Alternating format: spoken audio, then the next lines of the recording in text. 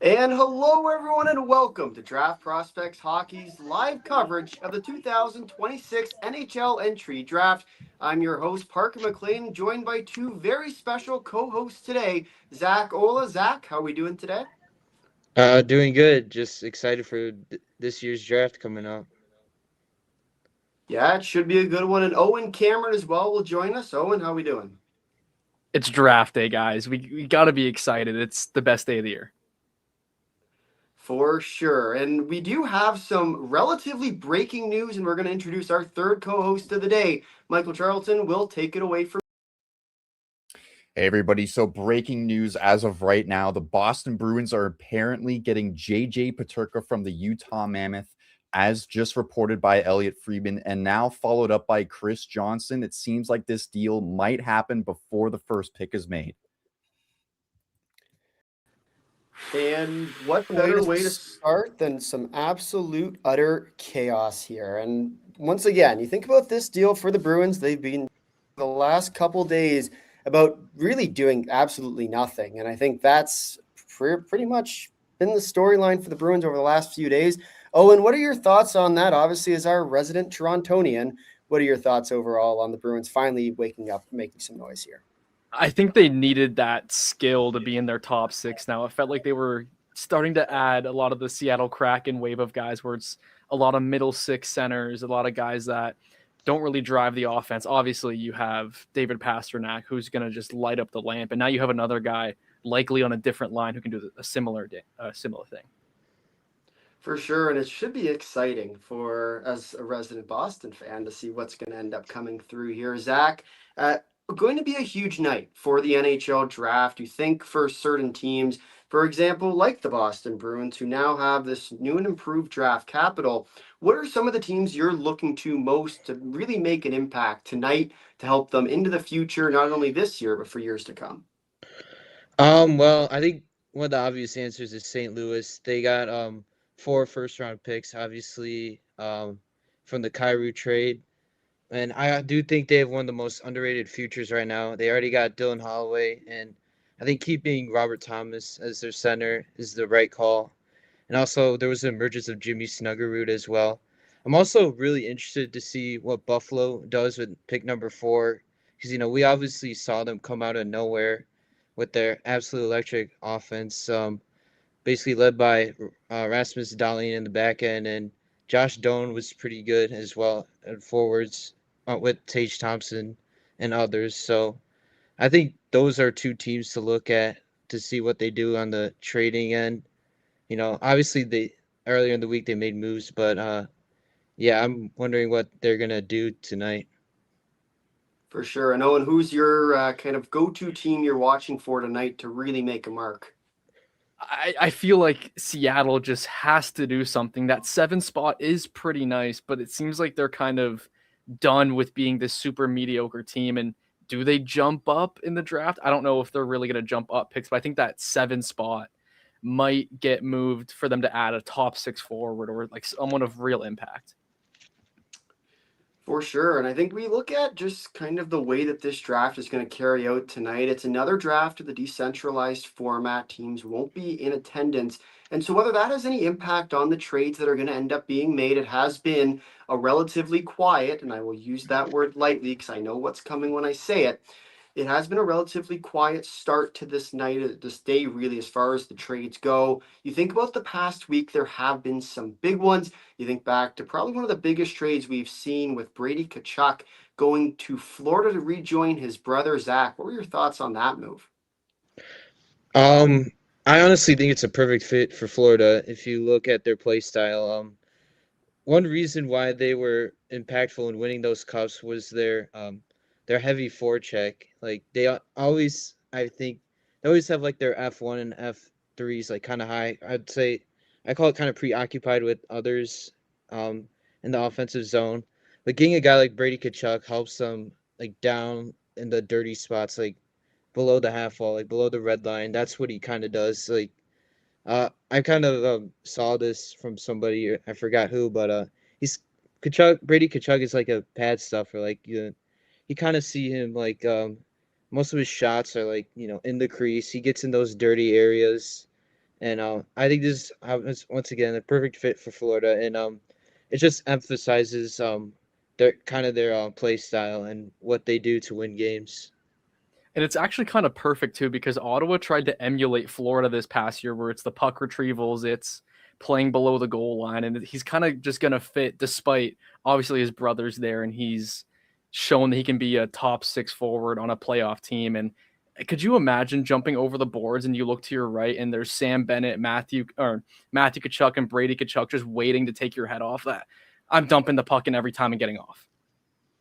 Well, that's exactly right. And you also think about some of the other additions they made, and one of the more recent ones with Garnet Hathaway joining the team, a bit of an underrated player and one that you're going to look to play a little bit more of that physical role to help on the bottom fourth, probably the fourth line at this point. Not to mention you have really skilled players at the top.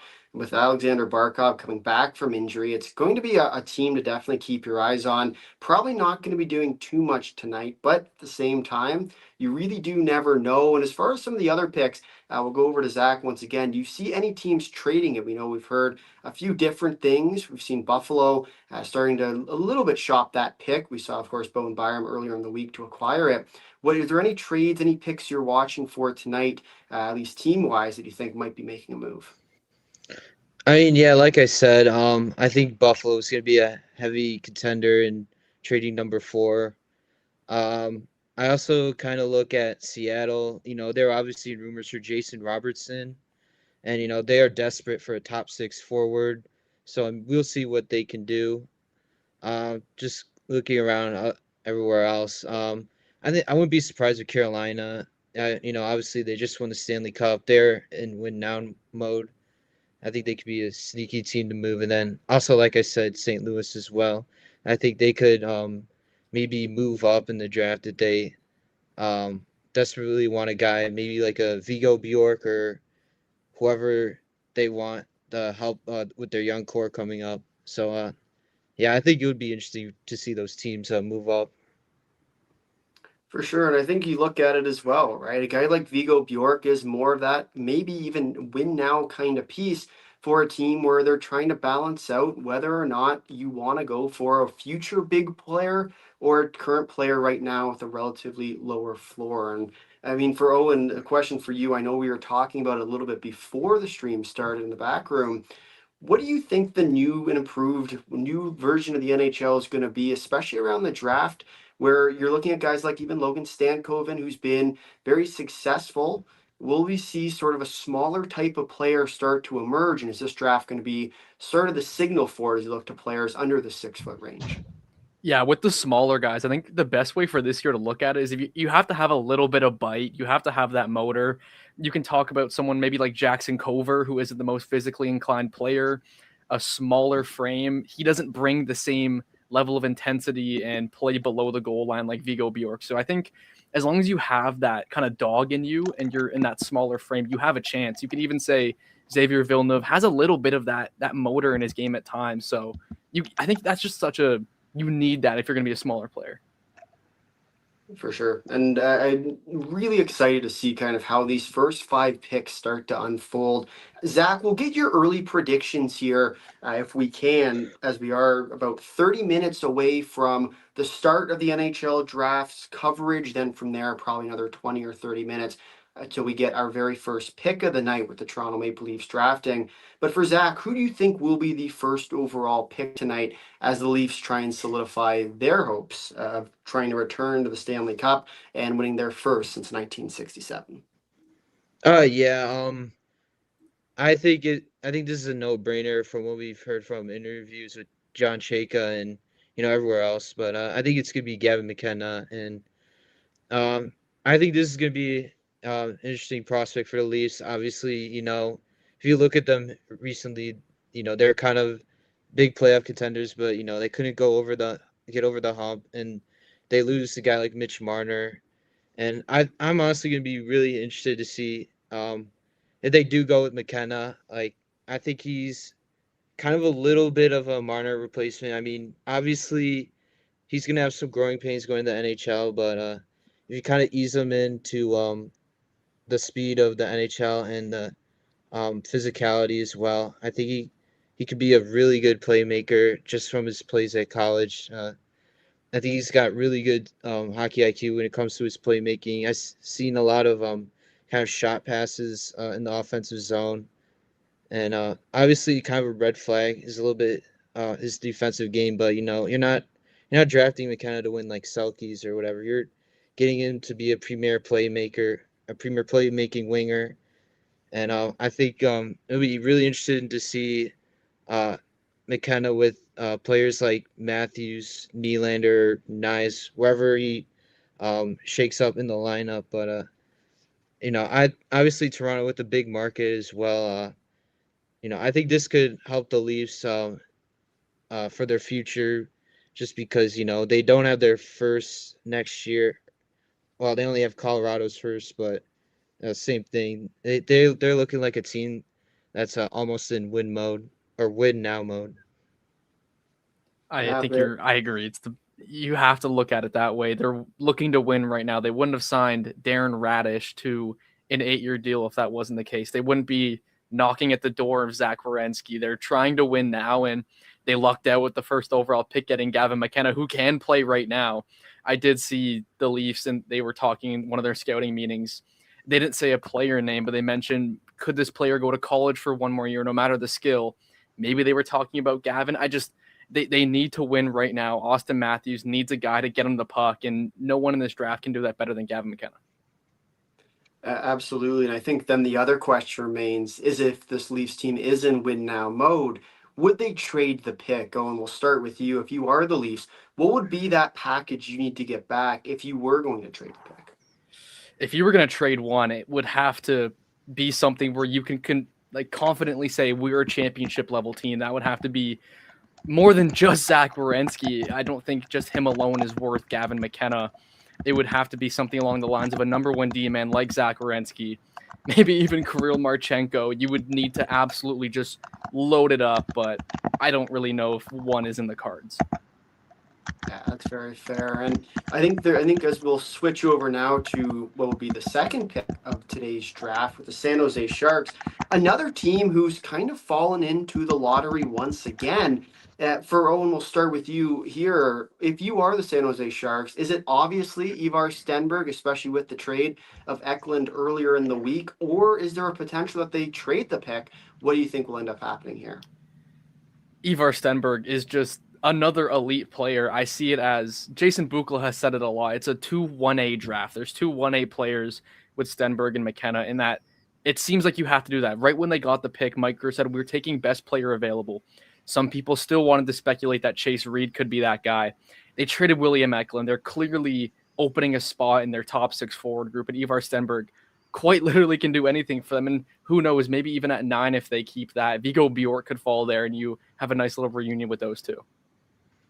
And Zach, what do you think you'd do if you were Mike Grier and the San Jose Sharks? I honestly just go for the pick, and if I were them, I'd like them to pick Ivar Stenberg, and I think it's obviously looking like that when they traded William Eklund earlier this week. But I think it would be really interesting if they do draft Ivar Stenberg, because I think he's one of the most intelligent prospects in the draft, and you already kind of have a guy in Michael Misa as well, being a highly intelligent as well. I think they already have like a stacked center core, and I think having a guy like Stenberg kind of perfectly balances out the wings, and I think they're gonna form a pretty deadly offensive top 6, obviously with Will Smith as well as pretty good supporting cast for their future core. But yeah, I think you're gonna get like a premier prospected Stenberg. So once again, if I was San Jose, I think I would take that. For sure, and I would too if I was the Sharks, especially when you have that kind of potential, that kind of win now player as well in a guy like Ivar Stenberg. Then on to pick number 3 with the Vancouver Canucks, a team who's fallen out of the lottery spot, a bit of an unfortunate situation for them there. Had high hopes that they'd be getting Gavin McKenna at this year's draft. The question now becomes, if you are the Vancouver Canucks, is what do you do with this pick? Do you reunite Caleb Malhotra back in Vancouver? Do you go out and you get your defenseman and Chase Reed? Owen, what would you do if you were the Vancouver Canucks? If it was me, I don't like the whole Caleb Manny thing. It just feels very odd to me. Like, imagine going out, they're having a bad season, going out for drinks after the game, and they want to talk bad about the coach if things aren't going well. And then his kid's there. I just feel like the dynamic just could be very weird. He's already, I swear, every question he's asked is about his dad and being with Vancouver. So the fit's weird. I would go Vigo Bjork. I just think despite him being a smaller player, the floor is so large. You can put him in your lineup right now. I just think it works. It gives you another suite if you want to tie him to the Sedin brothers, but I just see him as probably the best player available at this point. Yeah, for sure. Zach, your thoughts on it? What would you do if you're the Vancouver Canucks at pick 3? If you're really invested in taking Caleb Malhotra, if there's obviously the nepotism in there, I guess, with Manny Malhotra, which I gotta say, I really like that hire for Vancouver. Oh yeah. But I once again just kind of looking at their prospects as well. I'm really interested to see like a future center core with Braden Coots and Caleb Malhotra. One thing that sticks out with Malhotra with me is his competitiveness and his drive with the Brantford Bulldogs. But it's really hard to say for me right now. Like I also view Chase Reed as potential number 1D in the NHL. He can be deceptive in his playmaking throughout the zone. So but I mean, if you're really confident in Caleb Malhotra and like the dynamic of the father and son coaching, then I think I think they could be fully 100% on taking him as like their first pick in this new core they're trying to build with the Sedins at the front office. Yeah, and I'd agree. I think actually with both of you, if I had to guess what the end result is going to be, I think it will be Malhotra. But I think if you're asking me who I think they should take, I do agree it should be Vigo Bjork, and you can build, even if it is a smaller type center, around a pretty good piece and a player who's shown himself to be able to contend with professional players. Then we go on to pick number 4, and this is where it does get a little bit more interesting. I'd say there are a few options. One is kind of the glaring one where for the Buffalo Sabres, having just made the playoffs and snapping their long playoff drought, whether or not they would go and trade the pick. A lot of very quality prospect type players who might not necessarily help them win now, but more so into the future. Or if they go and they get out and get that young talent. Zach, what do you think the Buffalo Sabres will do, and what would you do if you were in their shoes? I would 100% trade and pick number 4. If you just looking at the past with Buffalo, like this was your first taste of playoff action in like 15 years, and you are basically one goal away of making the conference finals. I kind of like their core right now too as well. They got a good dynamic with like I said, Tage Thompson, Josh Doan. They obviously lose Bowen Byram, which is a big loss in their blue line. But I think they'll try to make some noise and try to go after. I'm just thinking off the top of my head right now, but like maybe Werenski, as we heard in recent reports, or maybe a Jason Robertson, but I don't know if he's willing to go to Buffalo. But like once again, I feel like the Sabres are in win now mode. I think the fans are, they're pretty antsy about getting some wins and bring back the glory of their teams back in the 2000s. So if I were Buffalo, I would explore the option in trying to trade this pick. For sure.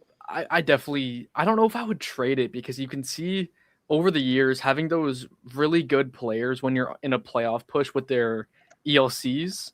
You saw it with Wyatt Johnston in Dallas, where he stepped in on a cheap contract and was absolutely unreal. And there's been multiple different instances of that. I think for them, just keep the pick and get an NHL ready player. Before the Olin Zellweger trade, I would have said Albert Schmitz, but I think that's maybe out of the cards now. They're looking for maybe more of a right shot. So Chase Reed, but if you want to go the NHL ready route, if Vigo Bjork's there, I know I keep pumping his tires, but he can just slot into their super competitive, like hound-like lineup. For sure. I think as well, you kind of think to what are some of the other big names that we're going to be looking at. And I think where you sit at pick number 5, if you're the New York Rangers, is you're kind of waiting to see what the teams before you end up doing. And there are still quite a few options that you might see. We'll start here with Owen. What do you think that might be kind of, if you are the Rangers, a team who have more or less fallen down the wayside over these last few years? What do you think their objectives are for this draft, whether it be to try and get themselves back up to the promised land level, or whether it be to kind of start through a little bit more of a quiet rebuild? What would you do if you were the New York Rangers? As it seems right now, they're keeping a lot of their core pieces. It's looking like Adam Fox is at least going to be there for the next, at minimum, 6 months. Maybe there's a Quinn Hughes type situation during the middle of the year, but they need to just be looking to add the best player possible, whether that's a guy that might take a year or two, that might need college, like Chase Reed or Albert Schmitz, if they want someone that can kind of slot in right now. I wouldn't mind them starting to build their center core throughout. I don't think Malhotra is going to fall. Maybe Bjork does. Maybe they reach on a center, maybe not at 5, depending on who goes before that. But a defenseman would make sense here. I think Albert Schmitz, if he's there, I've heard they like him, so I think overall that would just make sense. For sure. And Zach, your thoughts on what the New York Rangers should do tonight with pick number 5? I would just keep it, honestly. If you look at their pool right now, you know, they kind of had Gabe Perreault emerge a little bit through the end of last season, and I really want them to see. I want to see them to get a little bit younger as well. Like, obviously, it was a rough couple of past 2 years trading big time veteran guys in Chris Kreider and Jacob Trouba. So I think with the chance of getting like a premier guy, I heard rumors of maybe they want to target Carl's, or maybe if Bjork or Schmitz is available as well. I think that would be perfect for them to build up for this upcoming or whoever they want to bring in for the future. Absolutely. And I think then you go and you start to look ahead to, you get into the range after kind of the top 5, or I'd say there are definitely some players that you would expect to go there. Obviously, your main players, Ivar Stenberg. You can expect Gavin McKenna as well to go in there. Chase Reed, I would expect to be gone by the 5th pick. Malhotra, I'd say likely will go unless Bjork kind of takes over that center spot.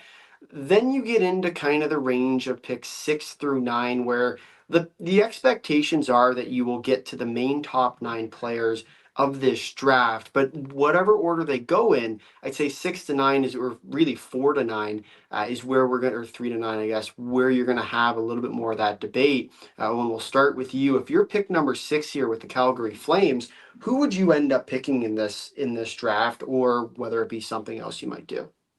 Carson Karels has to be the number 1 guy on their board, at least for this slot, is the best way to put it. He fits exactly what they need. He's a do-it-all guy. He's a really efficient skater. The physicality's there. He feels like the perfect piece to put next to a Zane Parekh, where Karels can kind of sit back a little bit, play the more defensive style of game that he's proven he can do, but he can also be a guy in transition, make plays along the blue line. It just kind of feels like it's perfect here. You get a Western Canadian guy. All things kind of point towards that right now. For sure. And Zach, you think about a move earlier in the week where they acquired Simon Nemec. What do you think that addition for another right shot defenseman? Now you have both Zane Parekh and Simon Nemec on your right side. Whether it be Carson Karels to add it on that left side, what would you expect the Flames to do tonight and really help bolster their future?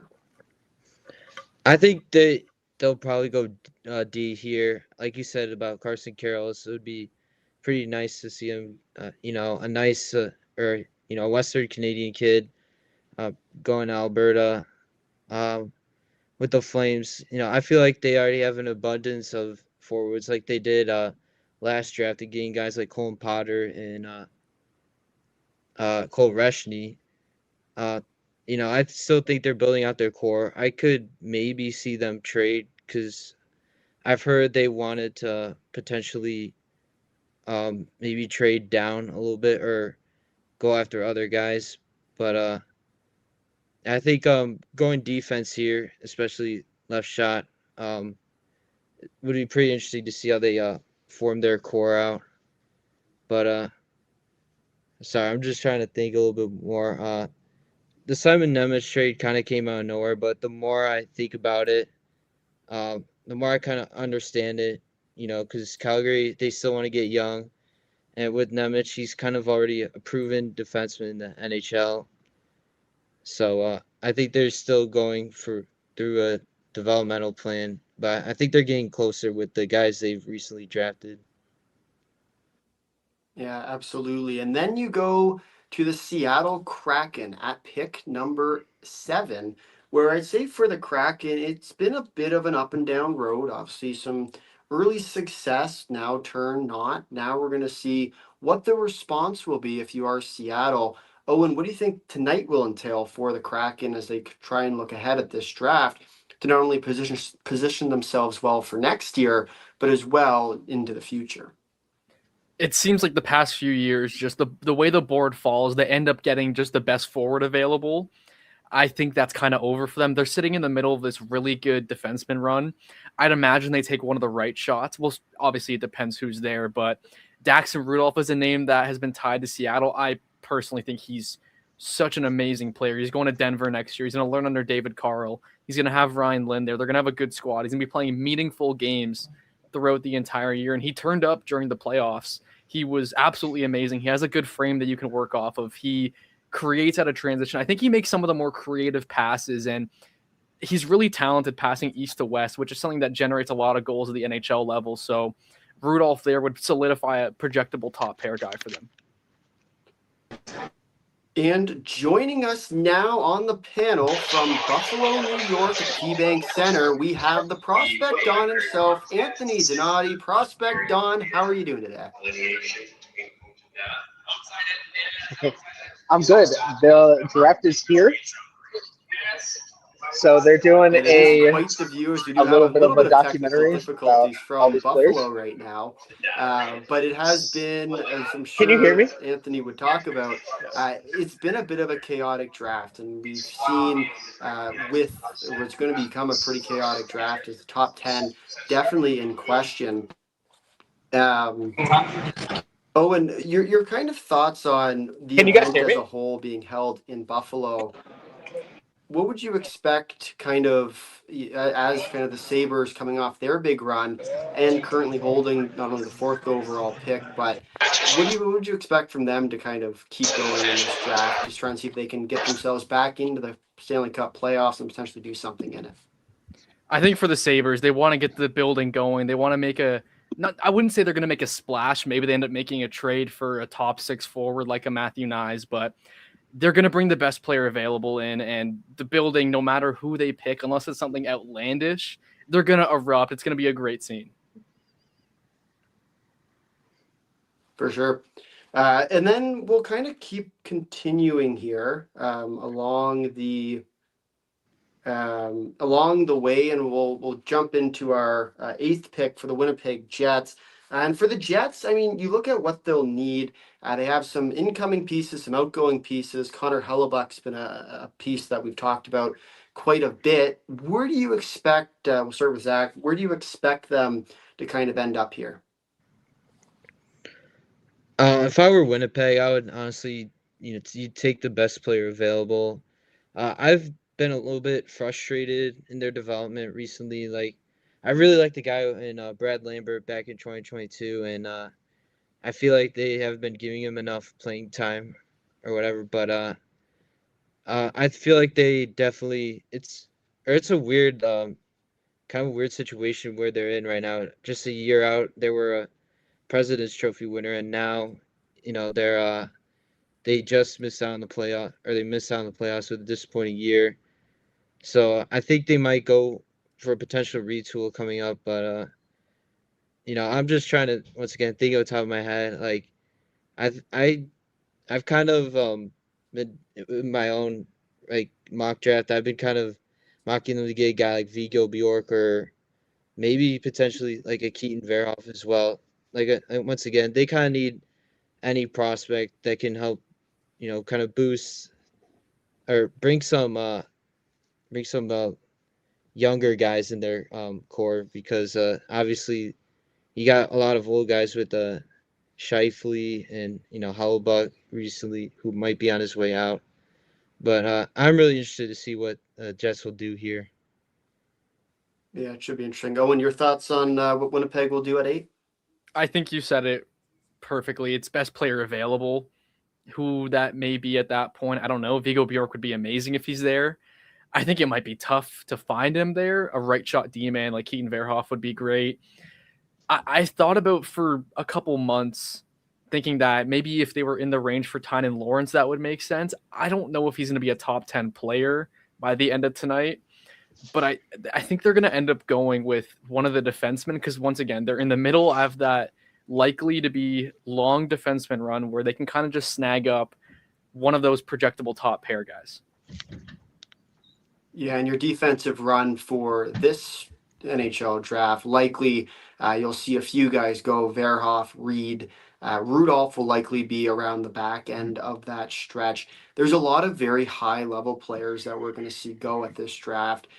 Carroll's is another one I think we could definitely see. And then as we kind of get to the end of that defensive run, with the San Jose Sharks, it was originally owned by the Florida Panthers, was traded to Ottawa in the Brady Tkachuk deal, and now ends up with the Eklund trade over in San Jose's hands. They now have the 2nd pick and the 9th pick, and in the 27th one as well. At number 9, do you expect them maybe to trade that one, assuming they do go with Ivar Stenberg, or is this the spot? We'll go with Owen here, where they'll end up taking their defenseman that they so much need. I know Mike Greer is just crossing his fingers that Daxon Rudolph's there. I feel like the talk was them needing that right shot offensive defenseman that can quarterback their power play. If he falls, that's exactly what they could use. And it would be seamless. I bet they would also be jumping for joy. Vigo Bjork was there. There's a lot of options, but it just feels like if they go Stenberg at 2, which is how it's looking right now, defenseman has to at least be in the cards. Maybe they're the team that shocks the world and goes Xavier Villeneuve. I don't think he's going to end up going that high. Those smaller D-men normally just end up dropping no matter the skill. You've seen it time and time again. But it's got to be defenseman at that point. You can't just take Stenberg at that 2 spot and then neglect defense. That's what it's got to be. And Zach, your thoughts on what they'll do there at 9? Obviously, in the rumors we've seen, they've been pushing hard to trade number 9. I think they're going to keep it in draft. I think the best D available. Obviously, go to San Jose. Their D core has been kind of struggling. It was probably like one of their weakest points in why they didn't make the playoffs. I really like the move when they got Michael Kesselring. I think that's a solid move. And you already have Sam Dickinson, and I think he had some struggles this past season, but I think he's still got a little bit of time. He's still got time to develop more, and I'm hoping for a better year this year out of him. And I think with the D available, I know I've said his name recently a lot. Like Keaton Verhoff could be a good fit. You keep him in North Dakota, maybe 1 or 2 more years, see if he continues to grow, or maybe a Daxon Rudolph, because I'm really interested to see a guy like him, what he can do at the University of Denver with David Carl and recently also the national champions. Yeah, absolutely. And I think that will likely round out that top 9. You think about kind of the players entering this draft. There is a pretty distinct, I'd say, top 9 picks. Then you get to the 10th overall, and I think we hit 10 kind of opens the field. You have a few different guys you could go with. Ethan Belchets is a guy who I could very well see going there at 10. Molte Gustafsson, you could see as well. Xavier Villeneuve. Tynan Lawrence has been a guy who's been climbing up the draft ranks. Alexander Command as well is a guy who could very well sneak his way into there. At pick 10, we do have the Nashville Predators. Owen, who do you think that the Preds will end up going with here if they do decide to select? Although Barry Trotz is done with Nashville, I still think they want to embody the team that he was trying to build over there in Nashville, where it's a lot of competitiveness. You're able to play that tough style of game. You see with Matthew Wood, who played a full NHL season. Brady Martin will likely be with the team next year. They're going for a lot of those guys that they can project in those tough games. And at 10, you're missing out on those high-end defensemen likely, but you get into that next tier where you can find those competitive players still. I think Tynan Lawrence is a guy who can play multiple different roles. It was a bit of a shock for him when he went to BU and he got thrown in this bottom six role, which he wasn't really used to with Muskegon. And it took him some time to adjust. And in the final weekend, he looked really good. So I think they could snatch him up. I don't think Brady Martin is a lock to play center for them. I think they could comfortably say that Tynan Lawrence could slot into their top six for the next 10 to 15 years. For sure. And Zach, your thoughts on what the Preds will do over there at 10? I really like T-Law as this pick. I think Lawrence, obviously, it was really interesting to see him go to Boston University early. I think you kind of have to appreciate that. He really wants to push himself as a prospect and wants to get better competition. When I saw him T-Law at Boston University, I saw him struggle a little bit, but also there were some moments where you kind of just I feel like he has this it's called the quick pick X factor in NHL 27 or whatever. He can pick off guys in the neutral zone and just steal the puck away. And I think he also created some really good chances for BU as well. Obviously that team struggled. Obviously it struggled and underperformed, but and then I thought he was pretty good at the U Championship or U18 World Junior Championship, and once again Canada did also struggle there. But I think Tynan Lawrence is a type of prospect that can round out the center depth with the Predators. They already have Brady Martin in there as well. I think he could be a perfect forward that can help tie in Nashville and get better prospects as they get along and develop. Absolutely. And that'll kind of round out your top 10 picks and what to expect. We're going to switch it up a little bit here and go with a little bit of a fill in the blank. We'll start here with Owen. If for whoever walks away with blank will be the winners of this draft, which prospect will it be that if they draft this player, they will walk away the winners with this guy? With one singular pick, I said it earlier, Daxon Rudolph he's such a great talent to me. I think he processes the game even under pressure. It seems like he's never really phased. I saw at times with a comparable Keaton Verhoff, where obviously he was at the college game, not in the WHL like Rudolph was, but the processing speed under pressure was a little bit iffy. But with Rudolph, it just felt like he was always composed in his own end with zone exits, with zone entries. He's very comfortable on the blue line. I see him as an all situations guy at the next level, and he can drive your offense, and he's one of the guys I'm most comfortable saying that he is a quarterback on the power play. For sure. And Zach, you're one player that you think if a team walks away with this guy will be the winners of this draft. For me, I feel like it's got to be Vigo Bjork again. Very smart center. Like I said, with Djurgården, he had a little bit of a hiccup his first half, but I really liked what he's done in the second half. I felt like he was a great combo to see him with Anton Frondel. And, I think he makes pretty good reads, whether it's in the defensive zone, neutral zone, all three zones as well. I'm just trying to think once again. I think he's an underrated physical player as well. He's not afraid to throw the body up in the SHL. And, I think Vigo Bjork's been kind of one of the highest risers recently, and I think a team could benefit from getting him, and from what I've seen. Yeah, absolutely. And he would be mine, but since you took him, I'll go with Albert Schmitz as my kind of guy that I think would be kind of that one player you look at who would be the overall steal of the draft. He's a legitimate win now type of player. We've seen him at the World Championships, we've seen him at the World Juniors, we've seen him on the Olympic stage.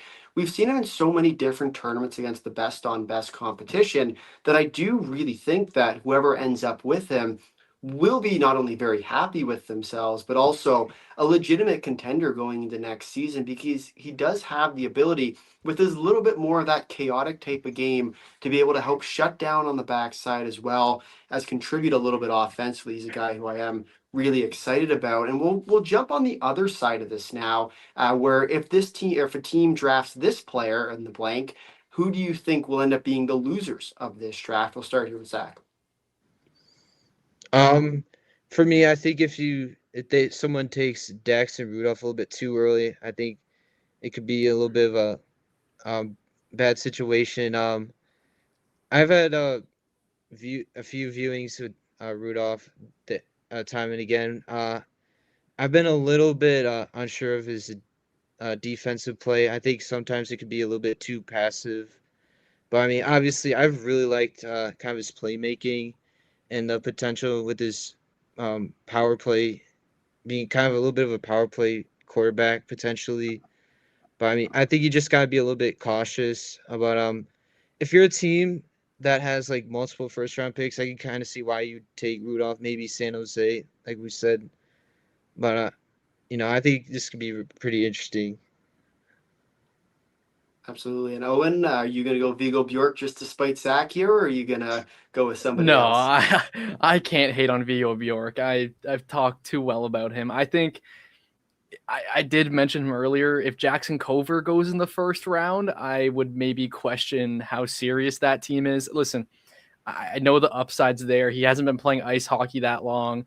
There's clearly some puck skills. There's scoring ability. He has the offense. It's just there was too many viewings where I'm walking away and going, did he even try tonight? Was his hair dry after? It's just there was a lot of inconsistencies that I didn't really like in his game. Yeah, for sure. And I would say as well that for me, if I had to pick my one player, it's going to be Maxim Sokolovsky. And for Sokolovsky, he's a guy who he will be a first rounder. He's huge. There's a lot of frame to build out. He's going to learn to skate much better, much more efficiently. But right now, I just think that you're betting on a pretty big risk, and I'm personally not convinced he will end up getting there. But we will, before we go over to Michael here in a second, who does have some breaking news for us. And we are ready. We are going to flip over to Michael right now, who will be breaking some news for us here. All right, guys, some breaking news. The LA Kings have just announced a 5-year extension for Brendan Clark at $7.4 million AAV. That's 5 years, $7.4 million. And also, Elliot Friedman reporting that the deal is being finalized right now to bring JJ Peterka to Boston. We'll see if that deal gets done before or after the first pick is made, coming right up. And some big news over there, Zach. Your immediate initial reactions to the big signing.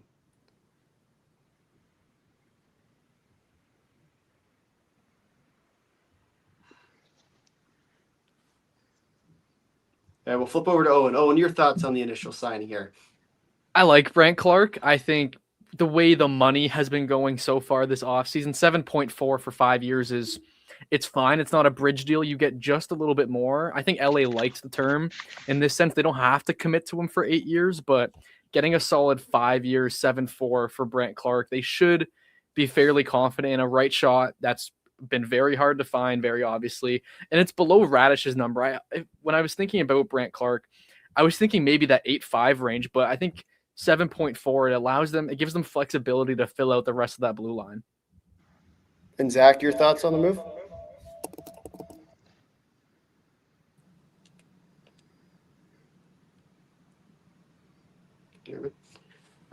We will go. We'll flip over now to the other part, and that's the deal for JJ Peterka. Owen, another kind of interesting move by the Bruins here. We talked a little bit off the intro of this show, but it does sound like we're getting closer to the finish line here. What would you expect the kind of return to be on this package?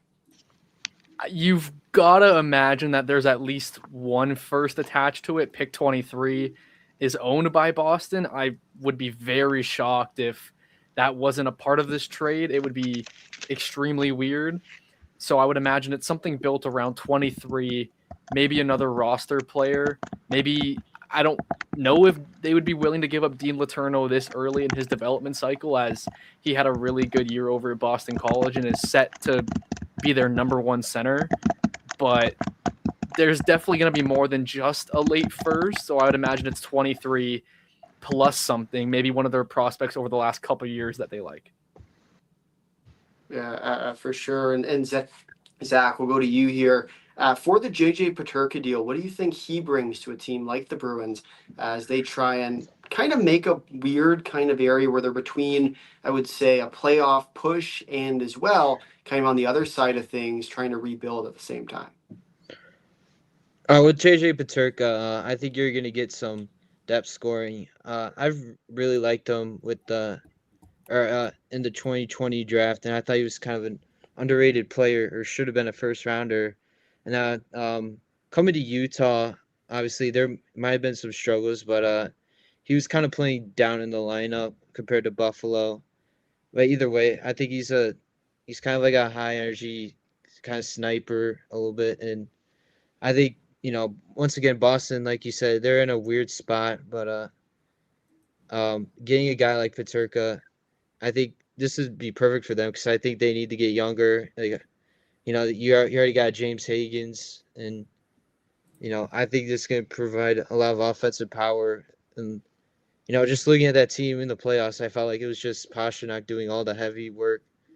So I think this is a great pickup for the Bruins. And on the other side with Utah, I think they're going to try to weaponize and get some more assets and potentially go out and try to get out some big names, like maybe potentially Larkin as well. Yeah, I think one of the players who I'm looking at from the Bruins' sake, if they are going to end up trading here for Peterka, is I think a guy like Pavel Zacha, who's been definitely rumored to be on the move. He's a guy I'm looking at here to see if the Bruins do end up deciding to try and trade him away. We are just about to get underway here for the draft coverage. The official broadcast has begun now as we have just past 7 o'clock local time here. Your final top five, we'll get both Zach's and Owen's top five final mock drafts here as to what you think will be that first 5 picks before we'll see who ends up actually getting drafted. We'll start here with Owen. If you're going to give me your top 5, where do you think it ends up? It seems pretty set in stone that it's going to be Gavin McKenna to Toronto at 1. San Jose, I think Ivar Stenberg, they've made that pretty clear. And then we have Vancouver at 3. I think it'll still end up being Malhotra. 4, Buffalo. I think it'll be Vigo Bjork. And then 5, Rangers, Albert Schmitz. For sure. And Zach, your top 5, you think will end up going here? Yeah, I'm gonna go with McKenna, Stenberg. I think Caleb Malhotra. Then Yeah, and I think for me, my top 5 likely ends up, I'd say Gavin McKenna is likely going to be the number 1. Stenberg at 2, I think, is fairly straightforward. I don't think there's too much explaining need to do there. I have Malhotra at 3, not necessarily who I personally would pick, but I think you look at with the connection, just kind of seems like that obvious pick at 3 for me going to Vancouver. 4, I'm going to say Chase Reed will be the number 4 spot. You just look at him, I would say that a very, very high ceiling type of player, a player who we're going to see definitely go pretty high in this draft. And then Vigo Bjork for me as that 5th pick going to the Rangers here. We'll see whether or not he will. I think it will be relatively high for him, but I'm also a huge fan of Vigo Bjork here. And I think he should be definitely in the conversation of kind of upper top 5 if he gets there, but at the same time, still we will see how it ends up unfolding here. Owen, your kind of, I guess, thoughts here on what is kind of your one team, once again, that you are kind of keeping an eye on throughout the rest of this draft, if there is one that might just jump on a player too high given their pick. If there's any one of them in here that you'd say you're looking at as kind of that trap pick on their position. I would imagine that if St. Louis keeps 4 of their picks, they're going to get risky with at least one of them, maybe a Nikita Sherbakov. Maybe they just try something kind of weird, maybe getting both the Ruck brothers. Personally, would not do that in the top 16, especially. I think the team I'm looking at is the Blues because they have so much capital. They're going to try to maybe do something a little bit wacky. Absolutely. And Zach, your team you're looking at that might kind of take a quick stab at a player who probably they should have waited on or maybe have not have went out and got. I'm gonna go back earlier and say San Jose, maybe with Dax and Rudolph, but I also like what Owen said in St. Louis. I think they maybe will try to or they could do something big and maybe go after like an Ethan Belchets, although that's the same range I would draft him. Or I think maybe they try to go out maybe like a Maxim Sokolovsky or Brooks Rogowski potentially maybe, because I think in the past we kind of seen those guys come out of nowhere and get drafted pretty high. Yeah, it will be interesting to see for sure. And I think you also look at a team like St. Louis with their plethora of picks. They have 4 of them now in the first round. What they'll end up doing if they decide to trade one of them, try and get a player. What do you think about it? 3 picks in the top 16, which is kind of your halfway cutoff. We'll see whether or not they decide to try and move up with those picks. I think that could definitely be an interesting move for them here. But 4 picks, a team that's kind of in the middle stage as well right now. We'll see what they end up deciding to do. Oh, and if you were the St. Louis Blues here, is there a specific combination of picks or team that you're looking at that you might try and trade up for, whether it be 9 to San Jose, maybe throw together 15 or 16 or something along those lines that you're kind of looking at them to try and do? Or is it just better to take the picks they have, take the players available at these picks? What would you do if you were in St. Louis's shoes? I would definitely listen, but it's the first year of Alexander Steen really taking over as the GM, and I think he's going to want to really put his stamp into the organization right away by just using all 4 picks, or maybe using 29 to trade up a couple spots. I just imagine those teams in the top 10 are really, they're going to be kind of frugal with their picks, especially if you're not giving them a player back. If it's pure pick for pick trades, I think they're likely going to just have to keep what they have right now or hope that someone in the top 10 gets maybe some cold feet and wants to move back quickly. Yeah, and Zach, your thoughts on what St. Louis should be doing tonight with all 4 of their picks? I think if you see a player you really like, I think you should trade up for him. Or if, like I said, obviously before, like if Vigo Bjork's there, like maybe you want to try to potentially trade up, or if maybe Nelbert Schmitz falls or whatever. I think this is a perfect chance for them to trade up and try to get somebody who's good or who potentially is falling out of the top 5 maybe. And so that's what you say is kind of the top 5 is that pick you're looking at if they were going to go for it? I think so. Like I said with their young core, I think they're pretty much set, and if there's that premium guy, I'd be I'd probably 100% take that risk. For sure. And you think about as well how they got one of those picks with their trade with Washington, trading away Jordan Kyrou in exchange for Connor McMichael and the first round pick here. If you were kind of Washington, are you happy with the return there, getting a guy like Jordan Kyrou who will definitely help, or whether or not they will be kind of going somewhere else with it? I'll go with you here. Kind of a weird move. It seems like they're trying to replace Alex Ovechkin right now with the wingers they've added with Alex Tuck as well. So I don't really think it's great. I think Gastrin was a really great prospect that they kind of just threw to the side, I guess now.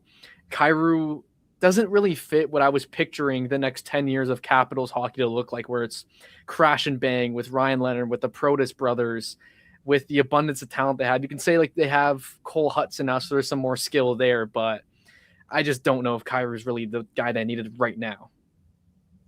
As the Toronto Maple Leafs are on the clock, they were just put on the clock here, and Gavin McKenna on the phone, which we can only assume is with the Leafs general management here, looks to be quite happy with himself. Will it be, or will we be seeing the Leafs making a bad choice here at number one? You think about the last time they held the number one overall pick came back in 2016, where they seem to have gotten a pretty decent player in Austin Matthews as well. I think the time before that was back in 1985, where they did pick Wendell Clark. They haven't exactly gone terrible on their first overall picks in the past.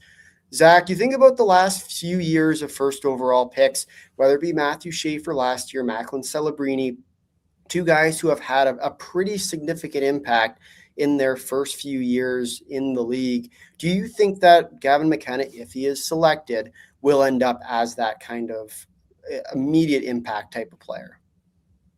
I think he's gonna have to like kind of grow out when he comes to the NHL. You know, obviously, like we saw in with the NCAA this year at Penn State, there were kind of concerns about him earlier in the year, but you know he continued to grow and learn, and I feel like kind of grew out his frame a little bit physically, but like you know he's obviously gonna be with once again like a Matthews and Nyes, so I think there's potential to see him like thrive on the Leafs power play, which is another thing they struggled with last year.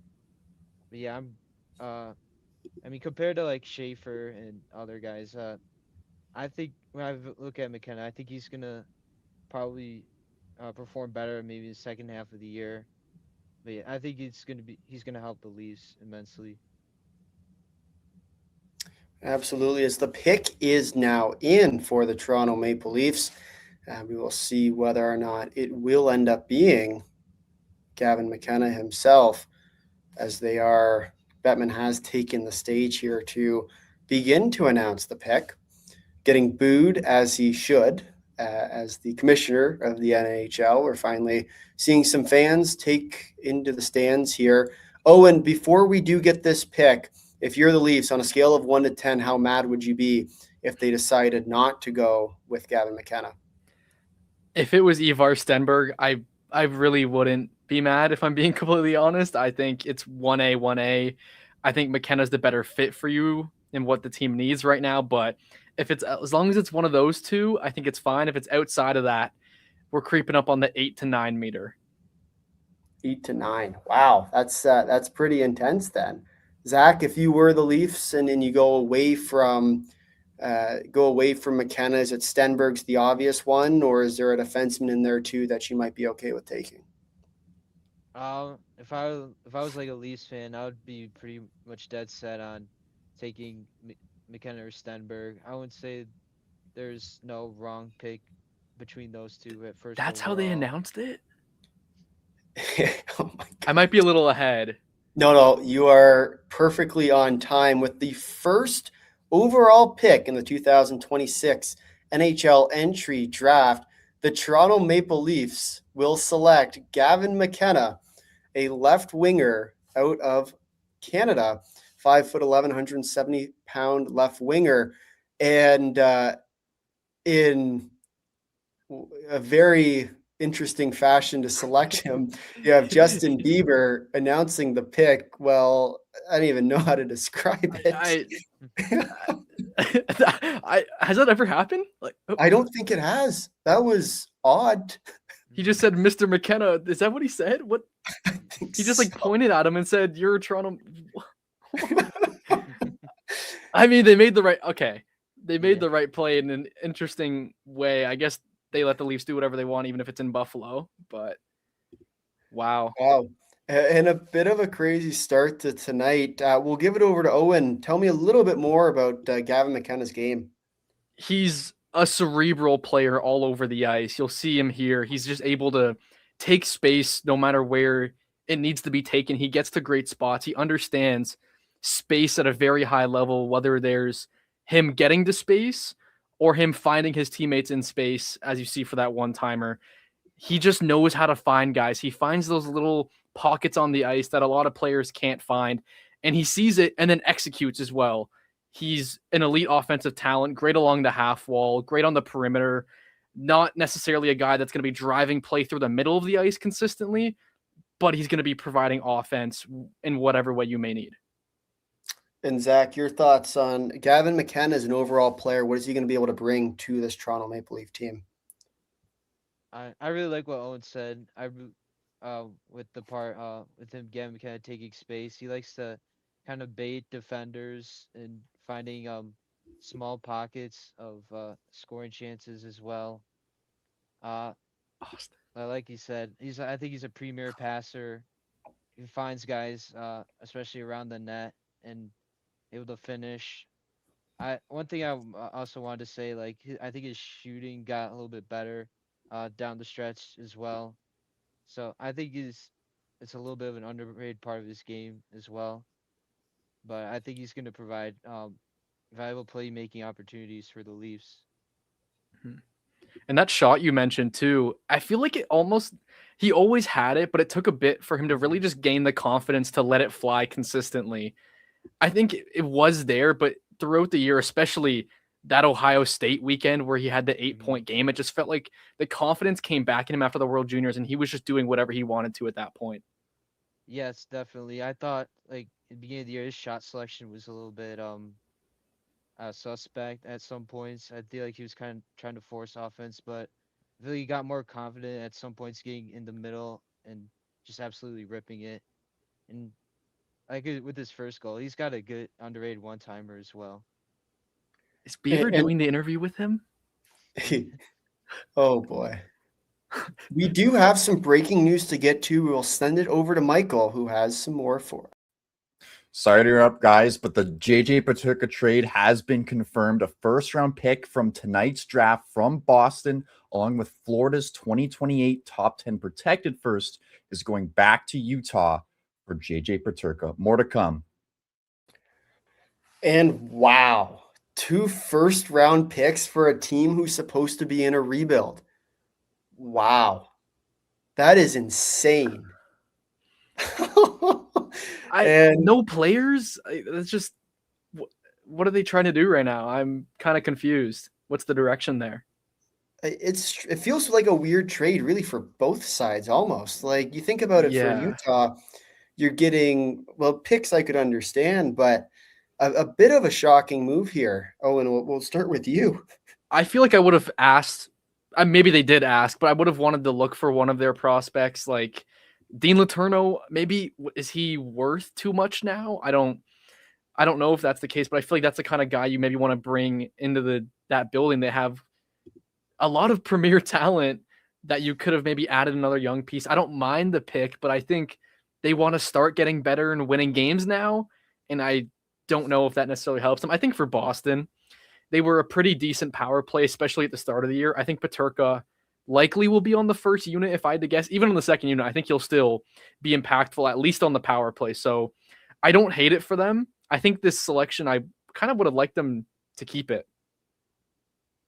Yeah, I know a lot of Bruins fans actually who would have liked to have seen the pick, especially with the direction of the team after what Florida's already done. You think about them bolstering up their team. I wouldn't necessarily say that this Boston team is feeling like they're going to be able to contend at least for a Stanley Cup this year, especially with the strength of the division. But I guess at some point you get tired of fans begging for you to do something, and I guess it was a bit of a panic move almost for them here. But the Leafs did end up taking Gavin McKenna first overall, right as the Bruins decided to try and steal a little bit of their thunder with their own move here. Zach, your overall thoughts on really both moves, but especially here for the Leafs taking down a guy like Gavin McKenna. Is he an immediate impact player? Is he immediately slotted into the lineup? If so, will he be on the top line? Do you think they'll go and try and put him maybe alongside a guy like Austin Matthews and William Nylander to get him into that immediate offensive impact? Or do you think they'll start him on the lower line? I'm a big believer in playing your prospects. You want to get them some playing time and try to gain some confidence as well. Uh, I like I said a little bit earlier. Like I'm wondering like what he could do with the power play because the Leafs really struggled with that, and I think he's going to be a huge benefit for the Leafs power play. And I think he's going to have perfect chemistry with maybe guys like Nylander or Matthews because I think Matthews has kind of evolved into like a little bit of a two-way center, and Mhm. you can have Matthews kind of do a little bit of the dirty work as well. But and you could get McKenna out around the perimeter. He can like kind of find guys in the slot as well. So I think I would um just get McKenna a lot of playing time, give him some experience. I think that's what I think is the key part in developing him. Yeah, and I'll be honest, I was really impressed with his game at the World Juniors this year. One of the interesting things for me was seeing him not elect to go to the Men's World Championship tournament, deciding to try and build up for the draft combine. This was a move that it makes sense. Obviously, you don't want to necessarily tank your draft stock right before you go as number one. Then we saw, of course, Ivar Stenberg put together a really impressive tournament for Team Sweden. And all of a sudden, it kind of opened up a little bit of debate, like the whole altercation did back when we think back a few months ago. But we did see now, finally, Gavin McKenna will go number one to the Toronto Maple Leafs. Owen, your kind of thoughts on the move? You're obviously heard you say would have been an 8 or 9 if they didn't end up taking McKenna or Stenberg. You're happy with the end result here that Gavin McKenna does go number one overall at this draft. You can't be mad about it. He's such an elite talent, and I don't even know out of a pure talent standpoint if Austin Matthews had that in his draft year. He was obviously by far the number one overall pick. But I think in terms of the puck skill that Gavin possesses, the high-end vision, the playmaking, the creating for others, I think it makes him projectable for playing on multiple different lines. He doesn't have to be with Matthews. I think he can play with a guy like Nylander, who is kind of similar to Gavin in the way where he can shoot, he can also pass. There's lineup flexibility. Gavin, I don't think will touch many minutes with the third or fourth line, even if it's just in a random game. They're going to keep him with skill guys, and I don't see a way where the Leafs should struggle again on the power play with this current core. If that's the case, then there's a whole other issue that's happening because Gavin McKenna is the best power play player in this draft. I'm confident in saying that. Absolutely, he is. And now we look ahead and start to take our early peek at number 2 overall with the San Jose Sharks. Are we going to see another singer decide to announce this pick as well? And I'm not entirely sure what the heck happened on that last one. But for the Sharks, feels like the obvious pick here is Stenberg. If it's not Stenberg, Owen, who would you end up taking here if you're the Sharks? I would take Carson Karls. I'm just very high on him in all situations, but I think it will end up being Chase Reed if it's not Stenberg. Zach, your thoughts? If it's not Stenberg here at number 2, who will it be? I think I would go probably Chase Reed here. I think it was pretty interesting you brought up Carson Karls. Like he was kind of one of my last guys I wanted to watch with film. It was like nice or like he's a little bit underrated in how he can join the rush as well, and he's obviously that physical two-way presence. I'm just worried, or I'm curious how his offense would translate into bigger levels. For sure, as the pick now is in for the San Jose Sharks, as they're going to bring someone out. I think we should go to Michael. It will be Layla Edwards, as we will quickly flip over here to Michael. Michael, what do you got for us? Hey guys, breaking news. Pavel Dorofeyev has just been traded to the New York Rangers. Announcement to come very shortly on the live broadcast. Absolute shocker out of nowhere. Whoa! Insane. And Absolutely insane. I can't even think about Ivar anymore. As Stenberg just got drafted to San Jose, but the big news, Dorofeyev going to New York, and the question now becomes, who's he going for? And You think about all those first round picks we were talking about earlier. Will it be pick number 5? Most likely it probably will be, but wow. It has to be. Huge trade. It has to be. There's no way that they get rid of him for not. Kelly McCrimmon is crazy. That's nuts. That's crazy. But the Sharks, at least right here, they made the right play. He looks ecstatic right now. I haven't seen a lot of emotion out of him in this draft cycle, but okay, it went away. Now there's the dead face. Never mind. Yeah, you get to see a little bit of it. Yeah. Owen, tell me a little bit more about Ivar Stenberg's game. It's kind of hard to point and poke at any holes in his game because there really isn't any. He can be a part of the rush as a great complement piece to somebody. He can drive the play through the wing and even going up the middle as well. I think he can play center potentially if the Sharks down the line want him to. The defensive details are there. He works so hard. We talked about that with Vigo Bjork, but it's there with Stenberg too. And he has these high offensive traits that stem from how he processes the game. He's always one step ahead, it seems, of guys, and he works hard and he finds himself in really great spots and he's able to execute. Zach, your thoughts on the overall game of Ivar Stenberg? Yeah, just kind of going off what Owen said. He's a very intelligent winger, can provide a bit of offense as well up through the zone. One thing that I really kind of stuck out to me, this was kind of coming from the World Juniors, was his being able to, or his puck protection along the walls.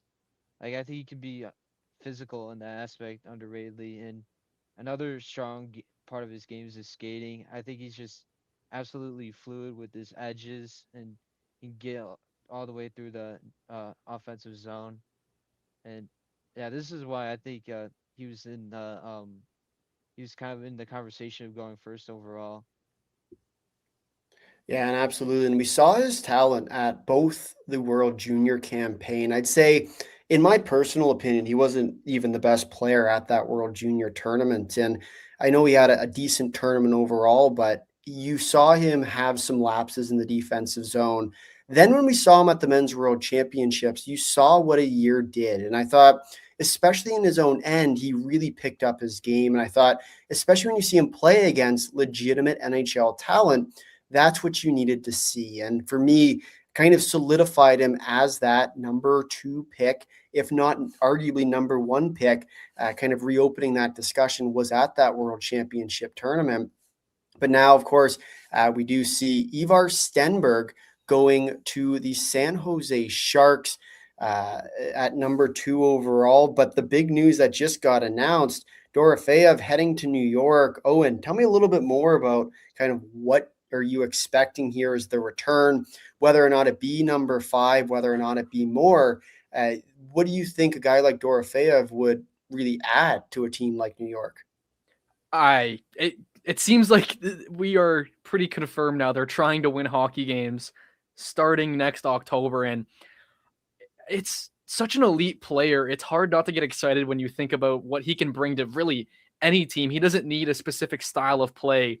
He's an elite scorer. He can score from range. He can score from close. He gets in those areas.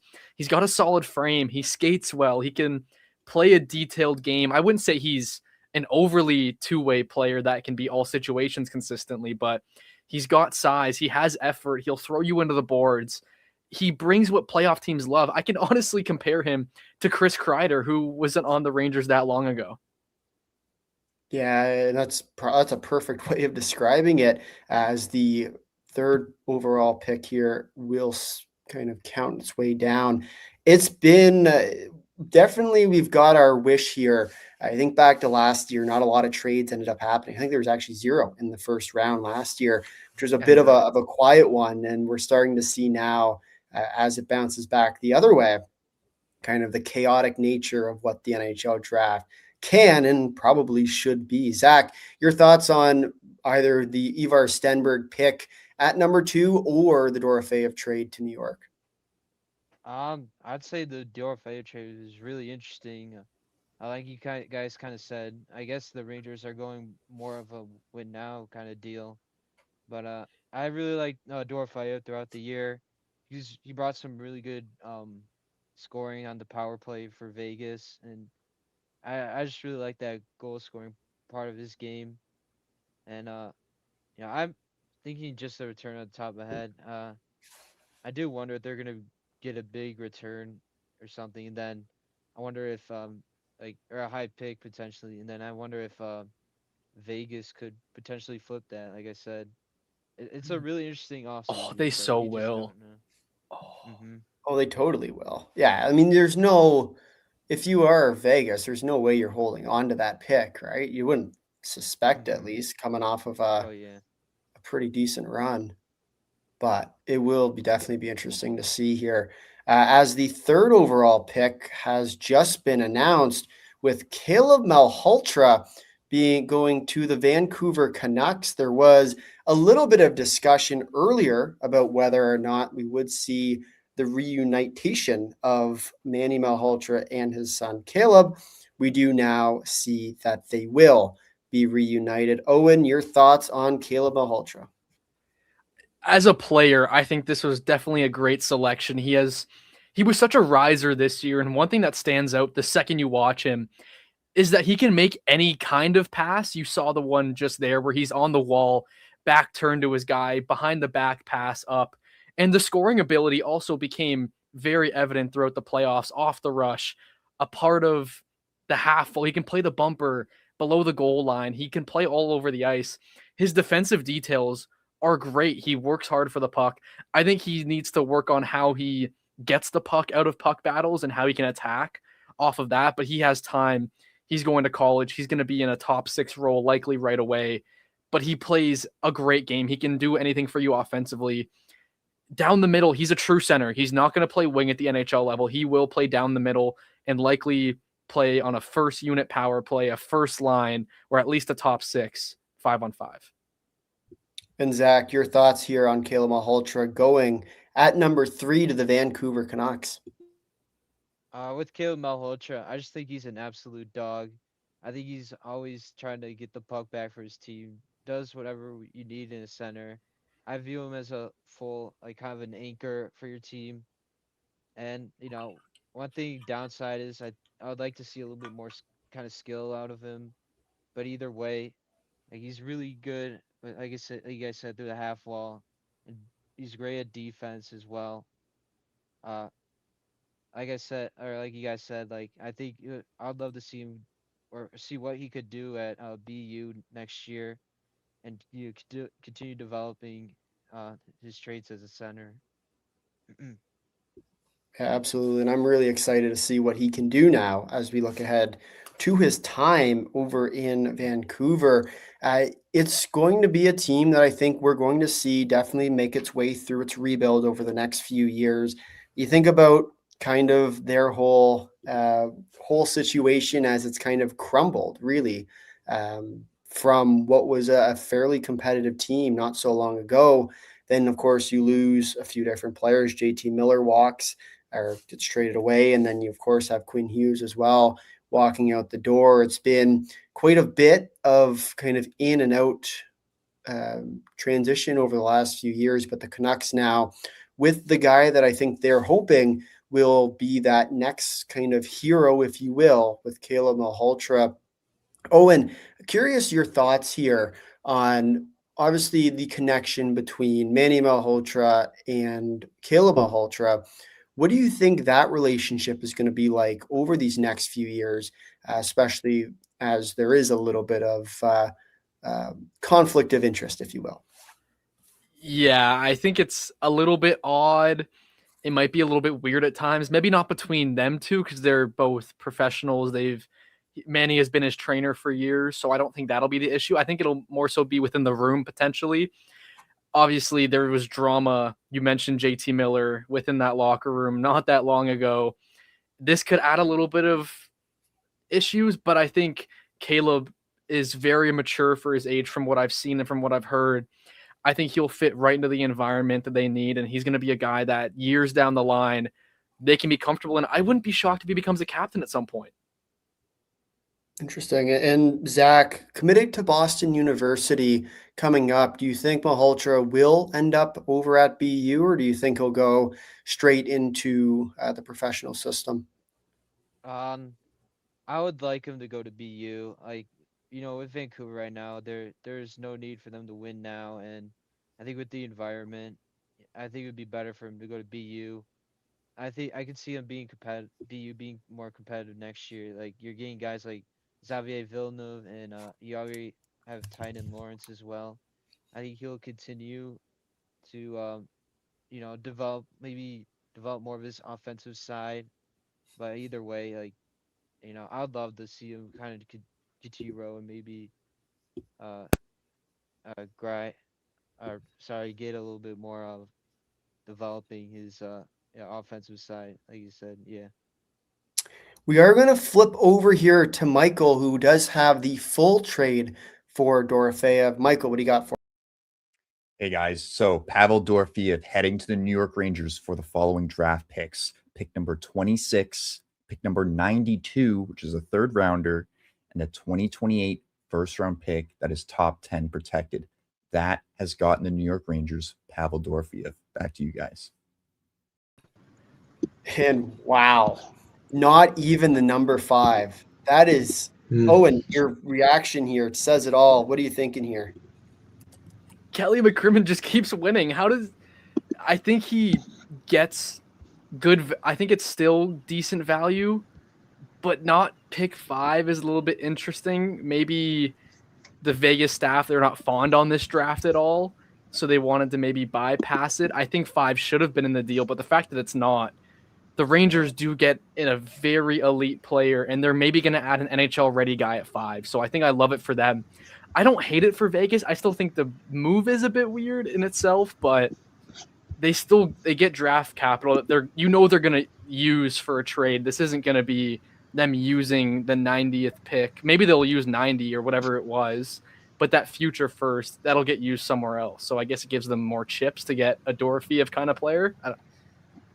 It's crazy. You get 2 first-round picks and a third in this market, which has been wildly inflated too, I may add, over these last couple of days. Zach, your thoughts here on this move? Obviously, the 2028 class a little bit more further out. Whether or not that ends up kind of obviously a top 10 protected pick, which means more or less it's the playoffs or bust at that point. If you're out of the playoff round, likely you'll end up with that pick. But for a team like the Rangers, who do have playoffs in their hopes, what do you think the addition of a guy like Pavel Dorofeyev really adds to their run? I just think it kind of like what you guys said earlier. Like, I wonder if it does kind of bring a little bit that Kreider replacement, like brings more offensive depth, and continue to get better at offense, and keep on elevating what they need for their depth as well. They only had, I think, Shesterkin last year, and they want to continue to build off their forward core.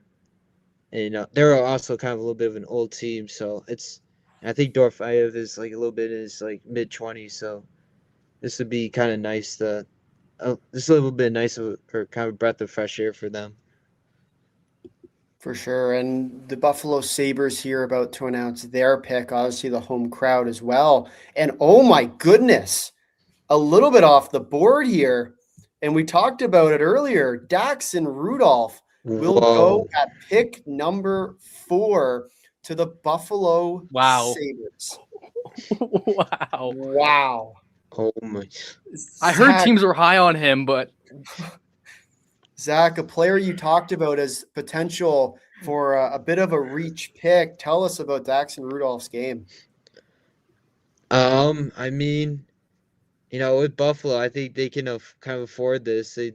They've already had like a kind of a big prospect pool as well. But with Daxon Rudolph, he's kind of a big playmaker. Like I said, I view him as potentially a power play quarterback. What kind of sets me a little bit off with him is his defense, and I kind of want him to give him more pressure with his pinching, and just forcing players to the wall.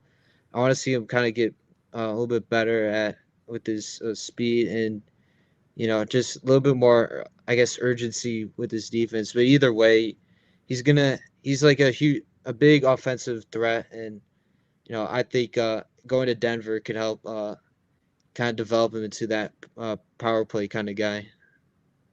And Owen, your thoughts here? I know you were somewhat high on him a little bit earlier. Were you expecting him at all to go here to Buffalo at 4? I definitely wasn't expecting it, but I honestly like the pick. I had him as my number 2 defenseman, number 6 overall. He just brings so much value along the blue line. He's still deceptive. He's calm. He makes simple plays, even if it ends up being what looks like a perfect play to him. It's simple. A lot of the game seems like it comes easy to him. He plays off of others well. He attacks space at a high level, and you got to put something along with producing. The amount of goals that he put together in the Western League this year was extremely impressive, and the defensive game obviously needs work, but he's around a 6'2", 200-pound guy. He's going to have a chance at least a year or two over in college with David Carl to kind of figure that part of his game out. But he has like that little wiggle to his game where he can get out of tight spaces. He works within the middle of the ice as well. He can create offense from really anywhere. And I think a little bit of an underrated part of his game is just simple as stretch passing right here. He's able to get guys for breaks. He's able to see these little seams to hit guys, whether it's to start the entry or to get a full rush chance off of. I think it's a really, really solid selection there. Yeah, for sure. And I mean, little bit of a reach, I would say. And you think about Probably. his 68 games played in the WHL this year, 28 goals, 50 assists for 78 points. But I mean, still, I mean, oh, what a pick for the home crowd fans. A bit of a surprise here with Daxon Rudolph going at number 4 over to the Buffalo Sabres. As we look ahead now to pick number 5 for the New York Rangers. And I mean, I think they have a few extra players that they might not have been anticipating. Whether you go guy like Chase Reed, whether you go a guy like Vigo Bjork, Zach, who would you go with if you were the New York Rangers right now? I'll just honestly go best player available, Vigo Bjork. I really like him, and I think I think you kind of let him play one more year in the SHL and then wait and see to come over. But I think, yeah, like I said, best player available. Owen, your thoughts here on what the Rangers are going to do after already picking up a pretty big name in Pavel Dorofeyev? I think the defenseman run is starting right now. We saw what was a bit of a surprising pick, but it seems like these teams are really comfortable and just, hey, I have my guy. I'm getting my guy right now. And those defensemen, whether it's the teams in this order selecting them, I think we're going to get a run right now. And if I had to pick one, I'd imagine Albert Schmitz goes right now. It looks like they're trying to put together a squad that can be playing meaningful games in April, May, and probably not June, but hopefully for them, June. Yeah, no, I'd agree. And I was just about to say the same thing. It feels like a team that's trying to win now. Whether or not they trade this one as well, I guess could become a bit of a question here, but they are now on the clock. And for the Rangers, I mean, you think about their run. We talked a little bit about Vancouver, how they fell apart. This Ranger team as well. You could just feel a little bit of that crumble from within. We're going to see next year whether or not they can kind of find their way back at this. But at this pick, if it is a guy like Albert Schmitz, whether or not it's Vigo Bjork, there's a bunch of different players that I'd say could be in that win now type of range. They had Pavel Dorofeyev earlier tonight. Zach, how much more do you think they need to add, and maybe at a specific position for them to be in that conversation for a legitimate cup threat? Well, I'm a little bit not sure, but I feel like they should really need to kind of build a foundation. Like I think with the front office, there was a lot of kind of controversy going on with Drury trading some of their key guys that have been there for a while. So like I said, I like to see kind of a little bit of a youth movement, so maybe potentially getting some game breakers as well for them. Try to help Shesty as much as possible, and hopefully, I think there was kind of this earlier about a way back in the season potentially Fox trades or whatever, but you also want to try to keep him happy as well. But I think a couple of pieces away from maybe getting back into that contention. Yeah, absolutely. And Owen, your thoughts here for the Rangers, a team that now it starts to seem like they're trying to contend right away. Do you think that this move here for this pick will be one that's going to strengthen them right away, or do you think it's more so a move that they're going to be looking a little bit more long term with?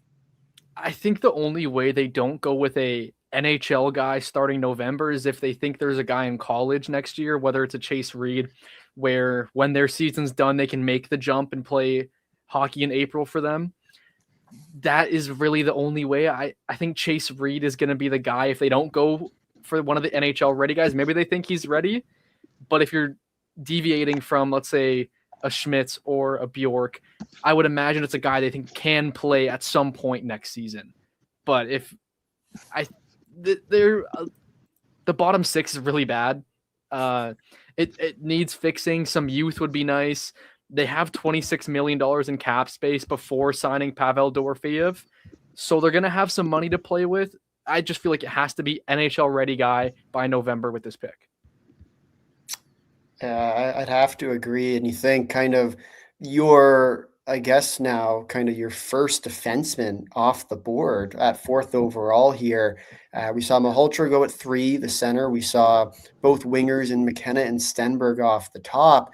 I'd say a little bit of a surprise to see Rudolph be the first one off the board, especially with guys like Chase Reed available. But Daxon Rudolph, the guy that Owen said would be a guy that you're looking to be that steal pick at the start of today, and Zach said would be a little bit of that reach guy at the start of today. We see him go at number 4 to Buffalo. Then New York gets on the board, and it will be Albert Schmitz with the 5th overall pick here, going to the New York Rangers. And you think about his track record, it's been a good one. Zach, tell us a little bit more about what Albert Schmitz will bring to this New York Rangers team. Oh yeah, I've been a huge fan of Albert Schmitz this whole year. Like you said earlier, he's kind of a little bit chaotic. He can like go all throughout the offensive zone. He could get a little bit crazy. Like I saw a little bit of a Lev Chanel vibe from his draft year. Also, like I hate to say it, but as a Wings fan, I hate to compare players, but I kind of see a little bit of Moritz Seider in the way how has that big frame and he can move the puck well up the ice and he can get physical. And like I just think Schmitz is also, like you guys said, NHL ready. With him being already playing at a top spot at Liga and then in Germany as well. He's been like all over the world. He also got Olympic experience as well. So I think this is a perfect pick for the Rangers if they want to go for more of that, being that more NHL ready. Yeah, and Owen, your thoughts on this pick? I know you said a little bit earlier this is where you thought they might go. Tell us a little more about what you expect to see from a guy like Albert Schmitz. It's kind of funny coming into this year. What I knew about him is I knew he had offensive tools. He was a bigger player, but there was still more to be desired on the defensive side of the puck. And I think that's kind of switched a bit. People have realized that he's not too creative with the puck, but what he's able to do with the space given to him, he's not a panic guy. He's going to make plays at his pace. He can play at multiple paces as well, whether it's in transition where you're trying to really stretch the ice and get the puck moving quickly, or he can slow the game down a bit and play a possession style. The defense, I think, is where he's going to eventually find a role where he can maybe be a shutdown guy, potentially. I don't know if shutdown's the right word for it, but a serviceable 3-zone defender, 3-zone attacker where you can be with the puck. So it really does make sense that they're picking up this guy who can contribute on their power play too as soon as next season. Yeah, absolutely. And I know for me, he was definitely a player that I was looking at and covering international hockey all year. He's been a guy we've talked quite extensively about, from the World Junior campaign to the Olympic campaign to the World Championship campaign.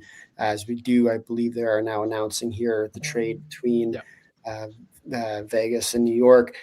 This was a player for me that I think for Albert Schmitz, he's quite literally a win now player. He's a player that's going to be able to be immediately inserted into a lineup. And I had him circled at number 5 for that exact reason, because you think about what the Rangers are trying to do, whether it be Bjork, whether it be Schmitz, both of them were going to be the go-to guys here because they're a win-now player. Bjork probably still half a year out.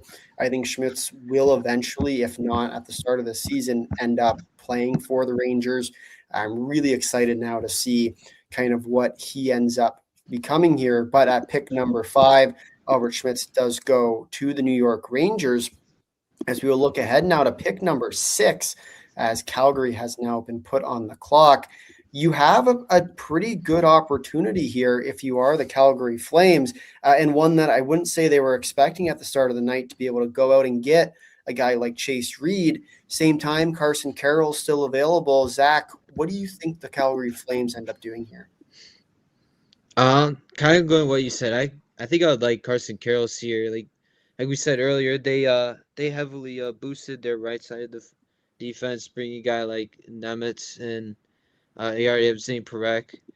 And if they do decide to go with a guy like Carroll's, I think it's definitely I think he could bring a bit of balance to what both sides of the defense what they already have, because I kind of see Carroll's, he's that two-way defenseman kind of guy. Like I said, big, physical, and he's also really good, I think, with his playmaking. I saw him perfectly thread passes. Like if you especially watch that last game of his last game at Prince George, we'll see what they do end up going here. And Owen, your thoughts here, what they'd end up going with, whether it be a guy like Carson Carroll's, maybe a little bit more of a culture fit there too, or if it be a guy like a Chase Reed or someone else who we might not have talked about yet. I think Carroll's just makes sense here. He's like a chameleon. He can do a little bit of everything. He can blend into any kind of style of hockey you want to play.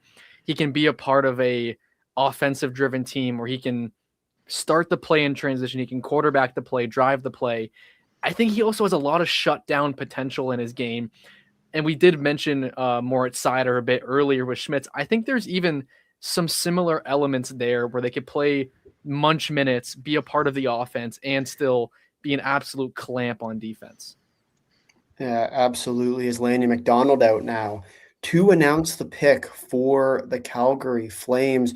And they are, with the 6th overall pick, going to go with Carson Carroll's. And we guys just talked about it. Tell us a little bit more. We'll start here with Zach about Carson Carroll's game. Yeah, what I was kind of surprised with what I didn't expect was him, like I said, the jump in the rush. Like he's not afraid to kind of go up the middle and get the puck with, and kind of have that confidence. But yeah, once again, like what we've been saying, he's kind of he likes to defend, kind of stick first, but then also gets physical when he's trying to pinch off defenders as well. One thing I'm a little bit worried about translating is his shooting. I think he needs to get a little bit of a harder shot, despite also having 20 goals in the WHL. But I'm really excited to see him develop at a college like North Dakota, and with the potential pairing maybe with Keaton Verhoff as well. But yeah, I think his skating's also been a little bit underrated part of his game as well. But like I said, I think with Calgary, you're getting a really solid two-way defenseman who can provide the minutes on the back end. And Owen, your thoughts here on this move for a guy like Carson Carroll's currently out on the farm? What would you say that he will bring here for this Flames team? He'll bring them a mix of everything. He can play, I mentioned so many different styles of game, but he's going to complement the play of Zane Parekh really well. He will likely lead the team in ice time for years to come. He is going to be played in every situation. He's one of those guys. I said this about Matthew Schaefer a lot last year, where his coaches can kind of relax a little bit when they're on the ice. They're going to make smart decisions. They're going to make winning hockey play decisions. And Carlos gets to just kind of just step into a pretty decent scenario. They haven't seen a lot of winning recently, but they have a pipeline starting to build, and I think he's going to fit right in. He can do just everything for them. Yeah, for sure. And he was a guy that I was really excited to see over the last little while on the international side, where, of course, we saw him play a pretty substantial role too, I might add, at the World Junior campaign. Didn't exactly have the most impressive stat glaring tournament, but I thought he did really well, especially on the defensive side of things, where he had a little bit of that maybe quieter tournament, but still looked very good. And for a guy who came in, not necessarily still a relatively higher end pick, but still not to the level I think we're going to see now with him kind of jumping within the top 10. I think that tournament was a really good indication of what was to come for a guy like Carson Carrolls. I thought he had a tremendous tournament at the World Juniors, not necessarily the most kind of tear it away, but you also get to see him a little bit. You just play alongside a guy like Zane Parekh a little bit there. So for Carrolls, it's been exciting to see his rise over the last little while, but now we'll see kind of what the future will hold for him as he does now here with the Calgary Flames. We move on now to pick number 7, who will be the Seattle Kraken. Will it be Chase Reed? And it kind of feels a little bit, you think back a few years to the Shane Wright draft, where you were waiting and you were waiting and you were waiting for a team to take a chance on a guy like a fairly high expected pick, and he kept falling. Is this where we'll see the Kraken do it once again and take a guy like Chase Reed? Owen, your thoughts? It's really tough because I don't know if I've done a single mock yet where I have Seattle getting Chase Reed. It makes sense though. We mentioned before that they could use that right shot D-man that can play in the rush, can be a part of the offense. So I think Chase Reed makes sense, but I've also seen reports that they love Keaton Verhoff, and maybe they want to bet on the upside. He's only been playing as a skater for, I believe this was his 7th year or 6th year, which overall is pretty nuts. He's a high upside play, but Chase Reed kind of just feels like fell into their lap. You get likely, I think when this draft class is all said and done, he'll end up as the highest point producer of this group of defensemen. So they need that high-end talent and skill in the top end of their lineup, which they're really lacking. And I think Chase Reed would just make sense here. Yeah, and for those who don't know, he was a goaltender back in the day, was Keaton Verhoff. So, and Zach, your thoughts here at number 7, will the Kraken go with a guy like Keaton Verhoff, Chase Reed? Will they go and go off the board? Maybe a little bit with a guy like Vigo Bjork as well, who I know you've been pretty high on here. If you are the Seattle Kraken, where do you think they end up in this one? I would love the Kraken to finally draft a defenseman in the first round. I don't think they have yet with their franchise. And, to get a guy like Chase Reed, you get a blend of like deception and playmaking. He's also got some great skating. Oh, and he just got drafted. Yep, there it is. And with the 7th overall pick, the Seattle Kraken will draft Chase Reed with the pick. 6'2", 195-pound right shot defenseman from the USA. Owen, we'll start with you. Tell us a little bit more about what they can expect from a guy like Chase Reed. All the stuff that I've seen in this pre-draft process so far of the person of Chase Reed, it seems like he's got a really good head on his shoulders. He seems like a really personable person that can fit in many different groups. And I think that's so important when you're drafting at this part of the first round, is you want to make sure you're getting good hockey players and good people.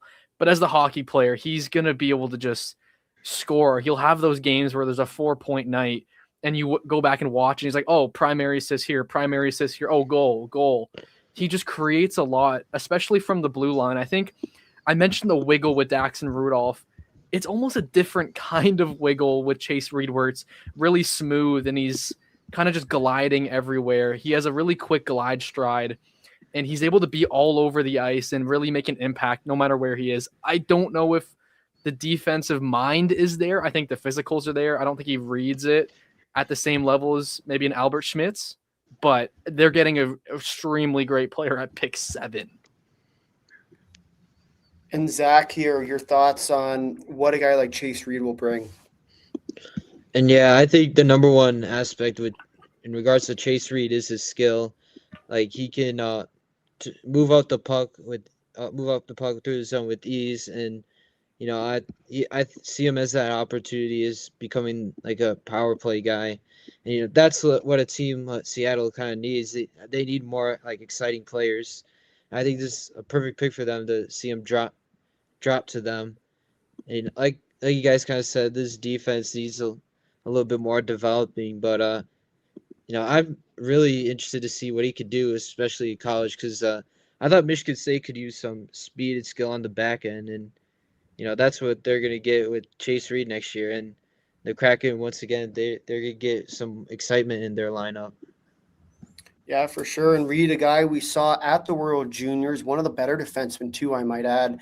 We saw at that World Junior tournament representing the Team USA, 5 games played, 2 goals, 2 assists for 4 points. Probably their best player on the ice for what was otherwise a pretty disappointing U.S. team at this year's World Junior campaign. Zach, I want to come back to you because you had just mentioned there a little bit about his college campaign going off to Michigan State. Do you think he will end up there, or do you think he's kind of an immediate play jumping right into that lineup for a team like the Seattle Kraken?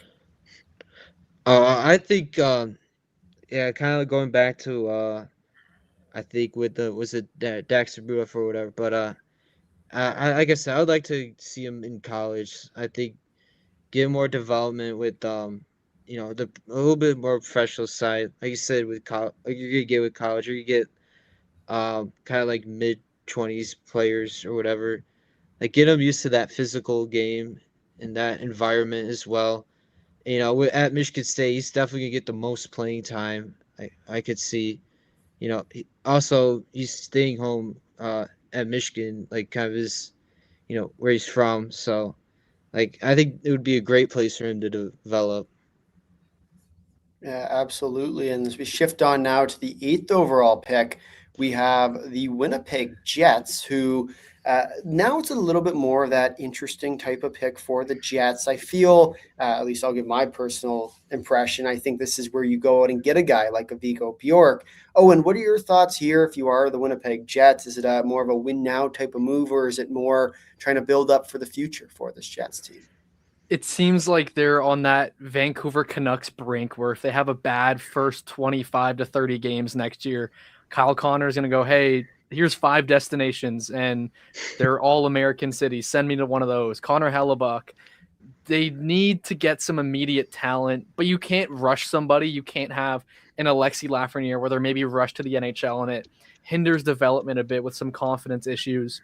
Vigo Bjork makes a lot of sense here. It's apples to apples. Do you want the big right shot D-man, or do you want the extremely competitive center, could play wing guy that you can maybe slot in right now? Whereas Verhoff, you can't do that, but if you want that right shot, projectable guy, you can go that route. If it's me, Vigo Bjork is just such a talent that you think about it later. You worry about the potential fit with your lineup. Oh, are we going to have to put him on a third line? I think he can play any role in the NHL. Just do it. Absolutely. And Zach, your thoughts here for the Winnipeg Jets. What are they going to end up going with here? I just feel like I've mocked Vigo Bjork to the Jets so many times. I feel like this would be an absolute perfect pick. Like you guys are kind of saying, I feel like the Jets are a little bit teetering towards a rebuild, or not rebuild, like maybe a retool as well. But I mean, like to get a guy like Vigo Bjork, I would leave him in Sweden for 1 year. Oh, and they just took him again. Yeah. And with the 8th overall pick in the 2026 NHL Entry Draft, the Winnipeg Jets have selected Vigo Bjork, center from Sweden, 5'9", 177 pounds. Owen, tell us a little bit more about what this Winnipeg Jets team is getting in Vigo Bjork.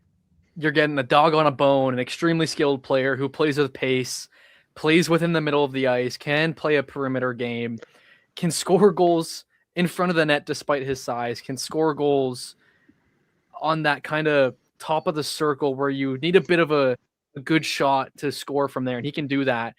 He knows how to make people look better than they actually are. There was times, I think, Parker, you mentioned it earlier, where Ivar Stenberg wasn't the best player at the World Juniors, and you can argue that Vigo Bjork was a top player. He could have looked like a 20-year-old amongst a lot of those guys. He's a smaller frame, but he's going to give you every ounce of what he's got on every shift, and then the skill to put on top of it. Winnipeg is getting an extremely great value here.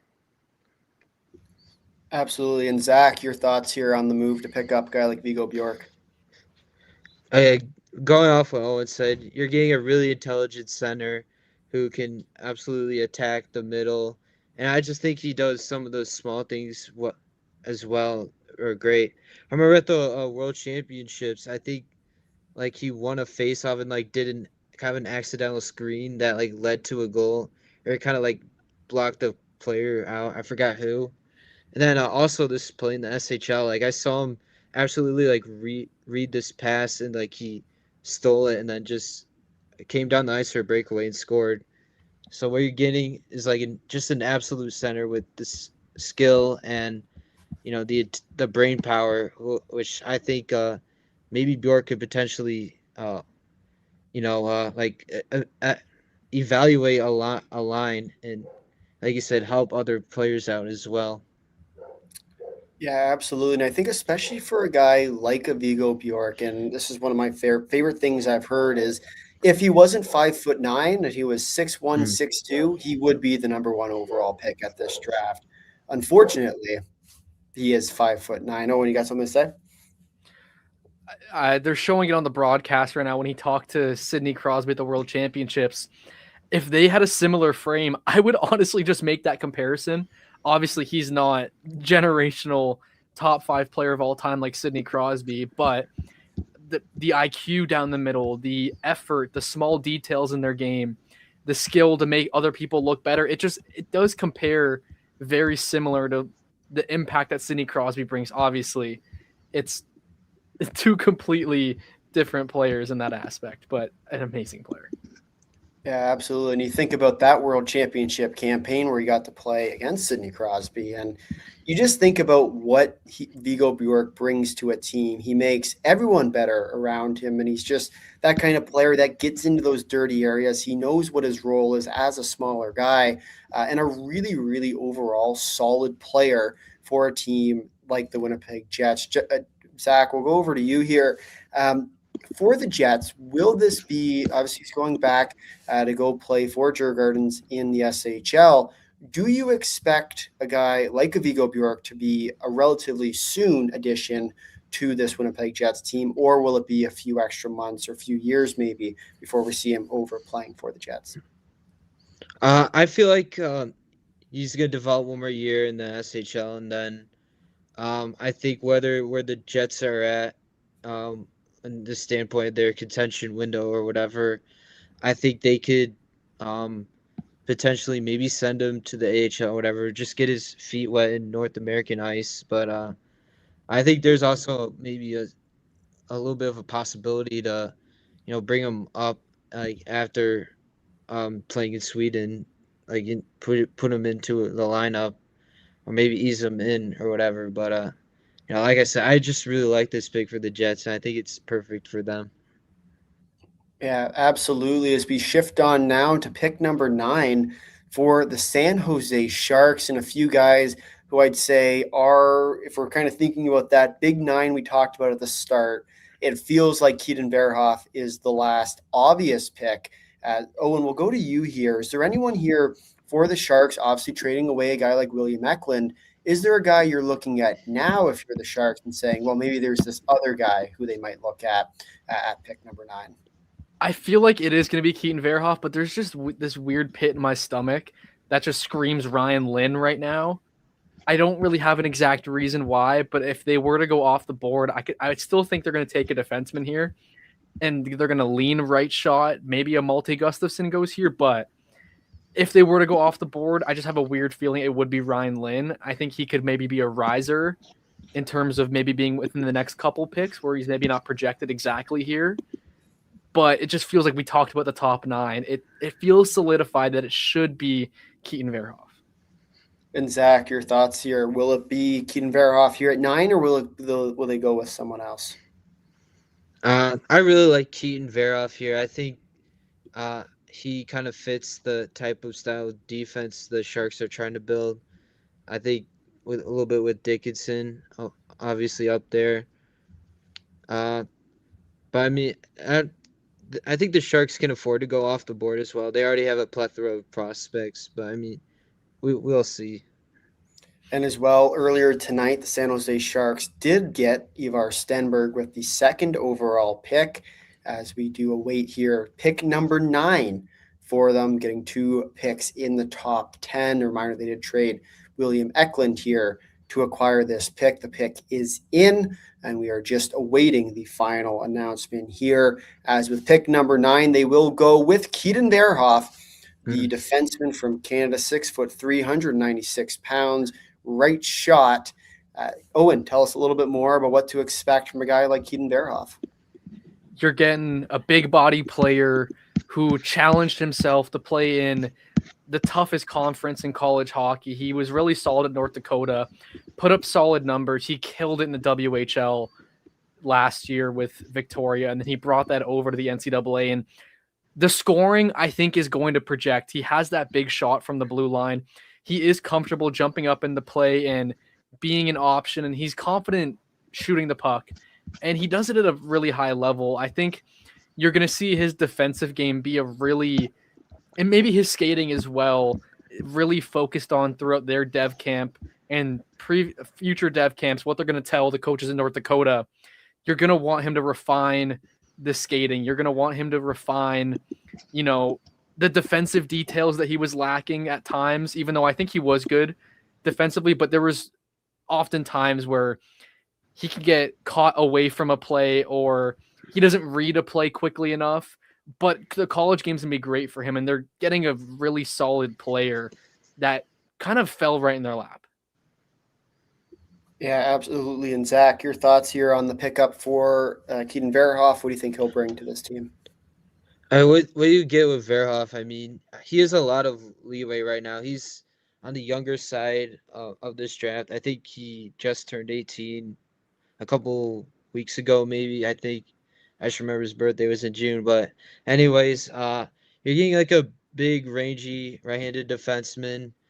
I really like his shot as well. I think it's a huge part of his offensive game.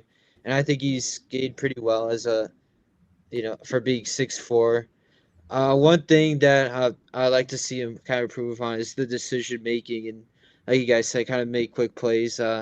He did kind of struggle. I remember from the Frozen Four game against Wisconsin, but I mean, Wisconsin was all over that North Dakota team. Like they were putting pressure on the boards and getting sticks and lanes. So with Verhoff, he's gonna need to develop more, but I could definitely see him thrive next year.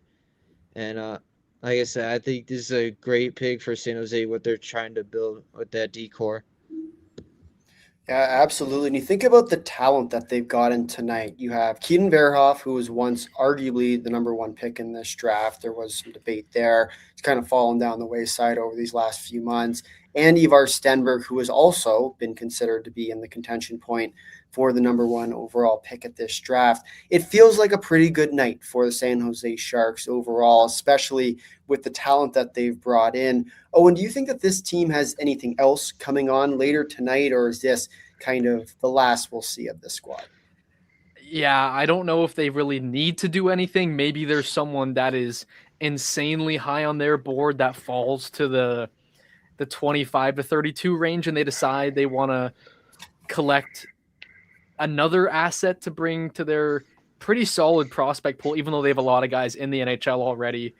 There's not many future spots in the top 6 and even the middle 6 with guys like Colin Graff, who's going to be holding that down likely for a while. Maybe they want to get in on another defenseman later on. Maybe Xavier Villeneuve falls and they want to take a chance on him, or they want to go for a shutdown guy like William Hawkinson later on if he falls. But I think this will be the last we see them. They can kind of relax now. Mike Greer's done a really good job. Yeah, and with the 27th pick, we'll see what ends up coming through with them, whether it be a guy like Xavier Villeneuve or whether or not it be someone else who might very well fall to that kind of later round, first round pick. Zach, your thoughts here for the San Jose Sharks and what they'll end up doing tonight, if there is anything more big of them coming as far as trades go, or whether they'll just kind of sit on their pick and see what falls to them at 27.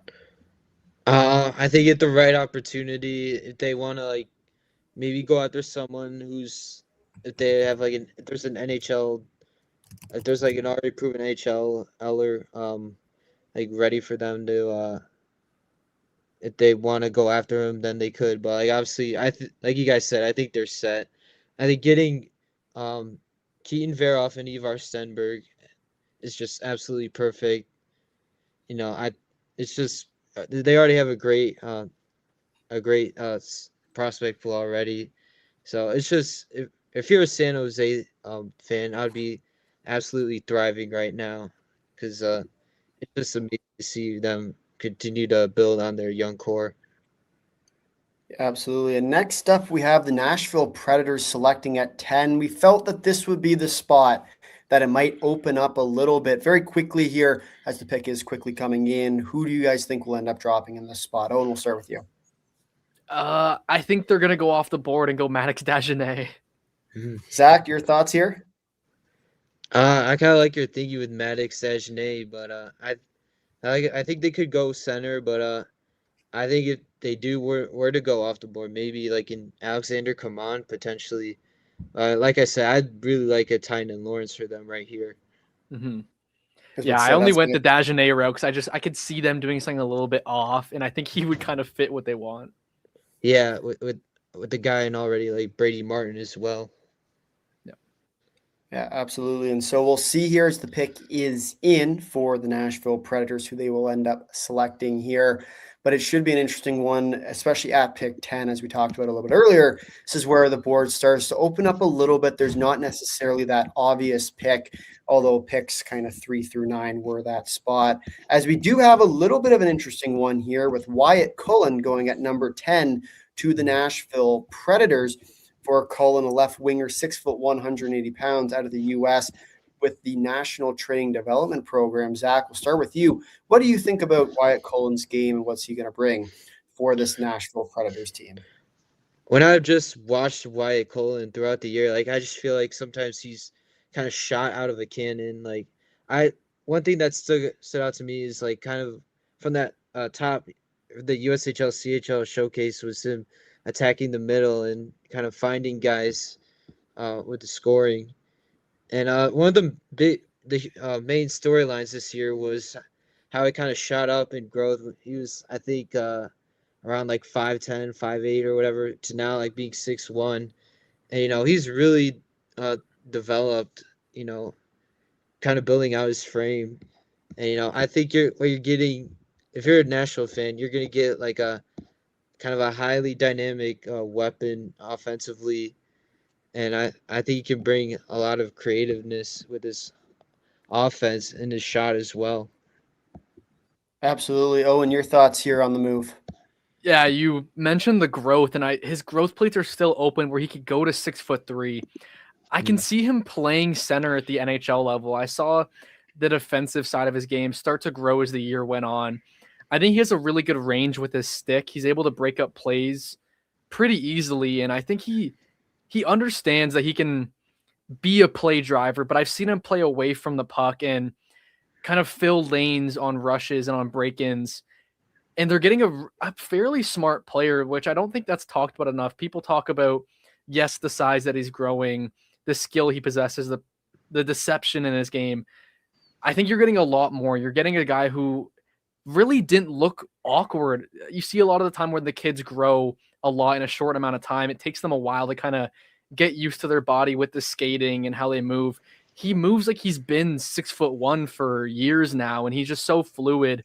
He's able to attack the middle of the ice, and he can kind of open the game up for the rest of your guys. I don't think he can be a number one play driver on a line, but he can be just such a great deceptive piece. Yeah, for sure. And I think even you think about, as you guys have mentioned, with the growth part, 5'2" in 2024, 5'8" in 2025, and 6'1" in 2026 now, as we see him being drafted, plus with room to grow. It really becomes a question of where is he going to go and how much higher can he get? I'm really excited for this pick. I think for the Preds, this is an amazing pick for them. You think about what a guy like Wyatt Cullen brought, especially at the men's under 18 tournament, where he was probably the best forward at that tournament, respectively, at least for the U.S. team. You think about his production 5 games played, 3 goals, 6 assists for 9 points. Probably one of their best offensive weapons, but as well took care of it on the backside for the U.S. team, which was upset by Latvia. Well, that tournament was a bit of a mess as well with all the upsets that happened in there. He was one of the best players on a team that underperformed, and so for this pick for the Nashville Predators, very excited to see what Wyatt Cullen will bring, which then does kind of bring us on to pick number 11 here as we do move it along. It should be interesting to see what ends up happening here, as we are going to quickly actually switch over to Michael, who does have some news.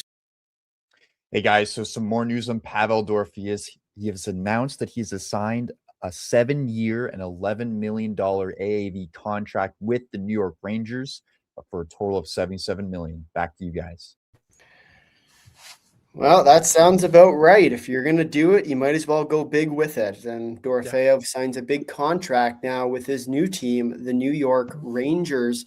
And I mean, Owen, your thoughts here on the sign and trade? You kind of figured that was what was going to come, but I mean, still definitely interesting to see there. If I had to guess, this is pure speculation that maybe he waited to see what Alex Tuck did, and then he brought that number over to Vegas, and maybe they weren't really happy with that, and he was not really wavering. The number makes sense with the way it's been going this offseason, especially the last week and a half. Guys are getting paid right now. If you score goals, you can play in the playoffs, and you've won championships, you're going to see money, and he's still in the prime of his career. I think there's maybe still a little bit more away from the puck that you can get out of him. And it's a really great player that $11 million it's not a number you can just kind of throw to the side, but it's very solid for a team that just needs top end talent right now. Yeah, for sure. And Zach, your thoughts here on the extension part of the trade? We talked a little bit about what it brought. Are you surprised to see that extension come right away? Or were you expecting it to drag out a little bit more? Or are we kind of expecting that to see be the extension so quickly on here? I don't think I was expecting an extension quickly, but I mean, obviously he was in RFA, and with the Rangers, or when you're trading for someone as like big and impact, you would want to get a extension out. So once again, this is great for the Rangers to lock a player like him down again, and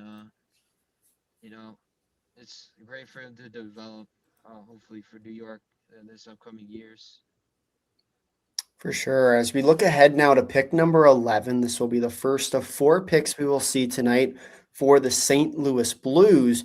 If you're the Blues here, who are you looking for to kind of be that first name off the board? And we'll start with you at pick number 11. I would have said Wyatt Cullen, but now he's gone. Tynan Lawrence feels like he might end up slipping, but I think he's the guy. And Zach, your thoughts here?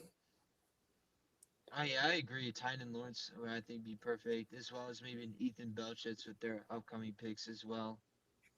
And with the 11th overall pick, the St. Louis Blues will select Tynan Lawrence, center from Boston University, 6 foot, 185-pound center from Canada. Owen, what do you think that this pick will bring for the St. Louis Blues? Funny, they're showing Keaton Verhoff's picture right now, but what you're getting from Tynan Lawrence is you're getting a guy who's going to compete, who's learned to play multiple roles. He has that bit of a dog in him. He reads the play well defensively. He's constantly engaged all over the ice. He has offensive tools. He can score goals. He sees the ice very well. He's a good skater. I think a projectable is a more current day Dylan Larkin, not exactly the 21-year-old that was the fastest player in the NHL, but you're getting a smart, dependable two-way center who can play with pace, play with skill, potentially drive the play. There's maybe not enough dynamic and elite offensive traits to hang your hat on, but he's going to give you a little bit of everything. Yeah, for sure. And Zach, your thoughts here on the pickup? I really like that Dylan Larkin comparison with Tynan Lawrence. Like you said, I would say the offense is, I don't think it's maybe game breaking, but he's still a very solid center who can absolutely move the puck down the ice. And kind of like us going off from what I said earlier, I think I just like to see. I've always liked him when he like steals the puck in the neutral zone, and really helps his team kind of drive play up and kind of create scoring opportunities. One thing I would kind of like want to see him like kind of get better at is sometimes I see him like kind of play hero puck a little bit, where he'd like kind of hang on to the puck too long, or like he kind of wants to like do everything for himself. But I'm sure that's just easily, that could be easily developed as he grows with his line mates this coming season. Yeah, for sure. And I think one of the big question marks we had coming in was his move to the NCAA going to hurt him in the end here? And obviously he's dropped a little bit since what we saw a year ago, I guess, to this point. But I do think that he's definitely prepared himself well. I think that U18 campaign at the Men's World Championship was a huge stepping stone for him to getting himself into kind of the top 15 of picks here, where if he had a poor one, not necessarily as guaranteed to find himself even in this first round. But for a guy like Tynan Lawrence, a good pickup for the St. Louis Blues, a good starting point too, I might add. First of 4 picks for them tonight, and we're going to see kind of what else falls its way. Let's move on to pick number 12 here, which will be the New Jersey Devils. Owen, we'll start with you. Who do you think that this Devils team is going to end up going after here?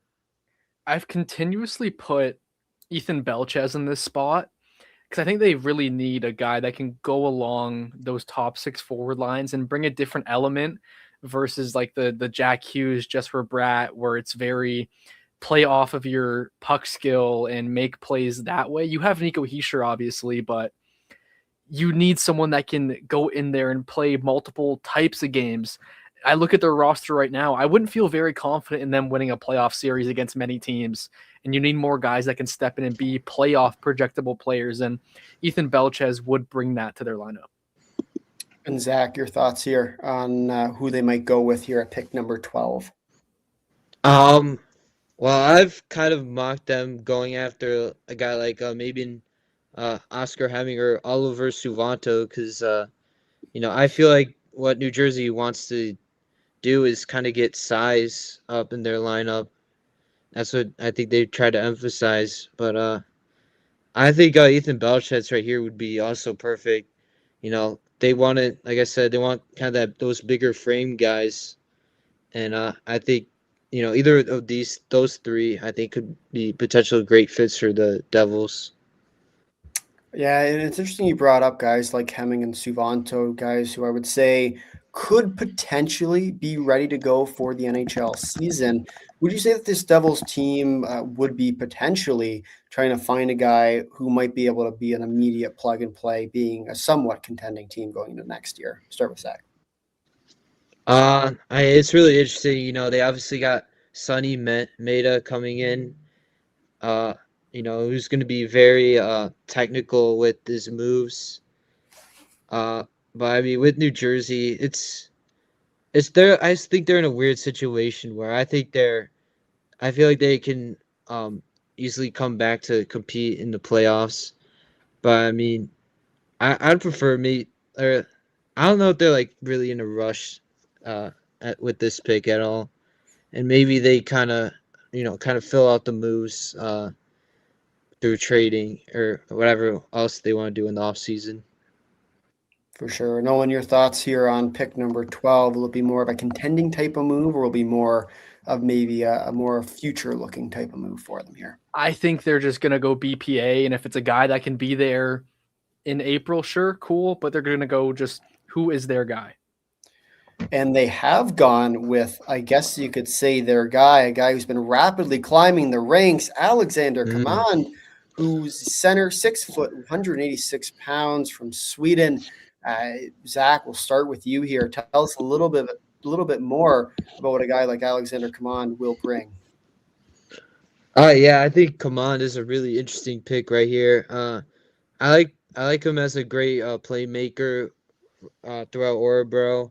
I think he's got some underrated offensive instincts. I really would like to see more out of him in the SHL, and I think that's something where he's gonna get more playing time next year.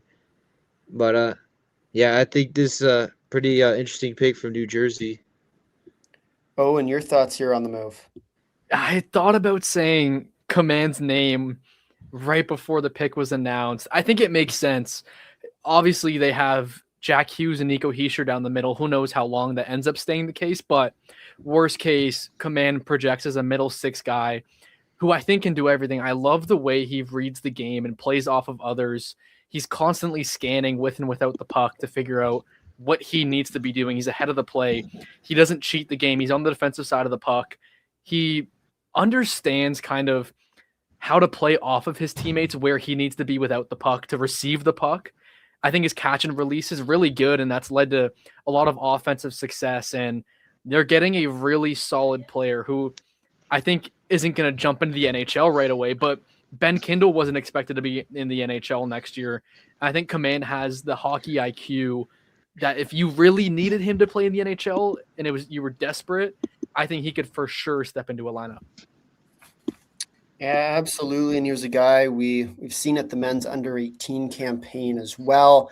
I'd say probably one of the players who really impressed me at that tournament. And I thought he was, you got to be careful saying the best player, but Elton Hermansson probably was the best Swedish player there.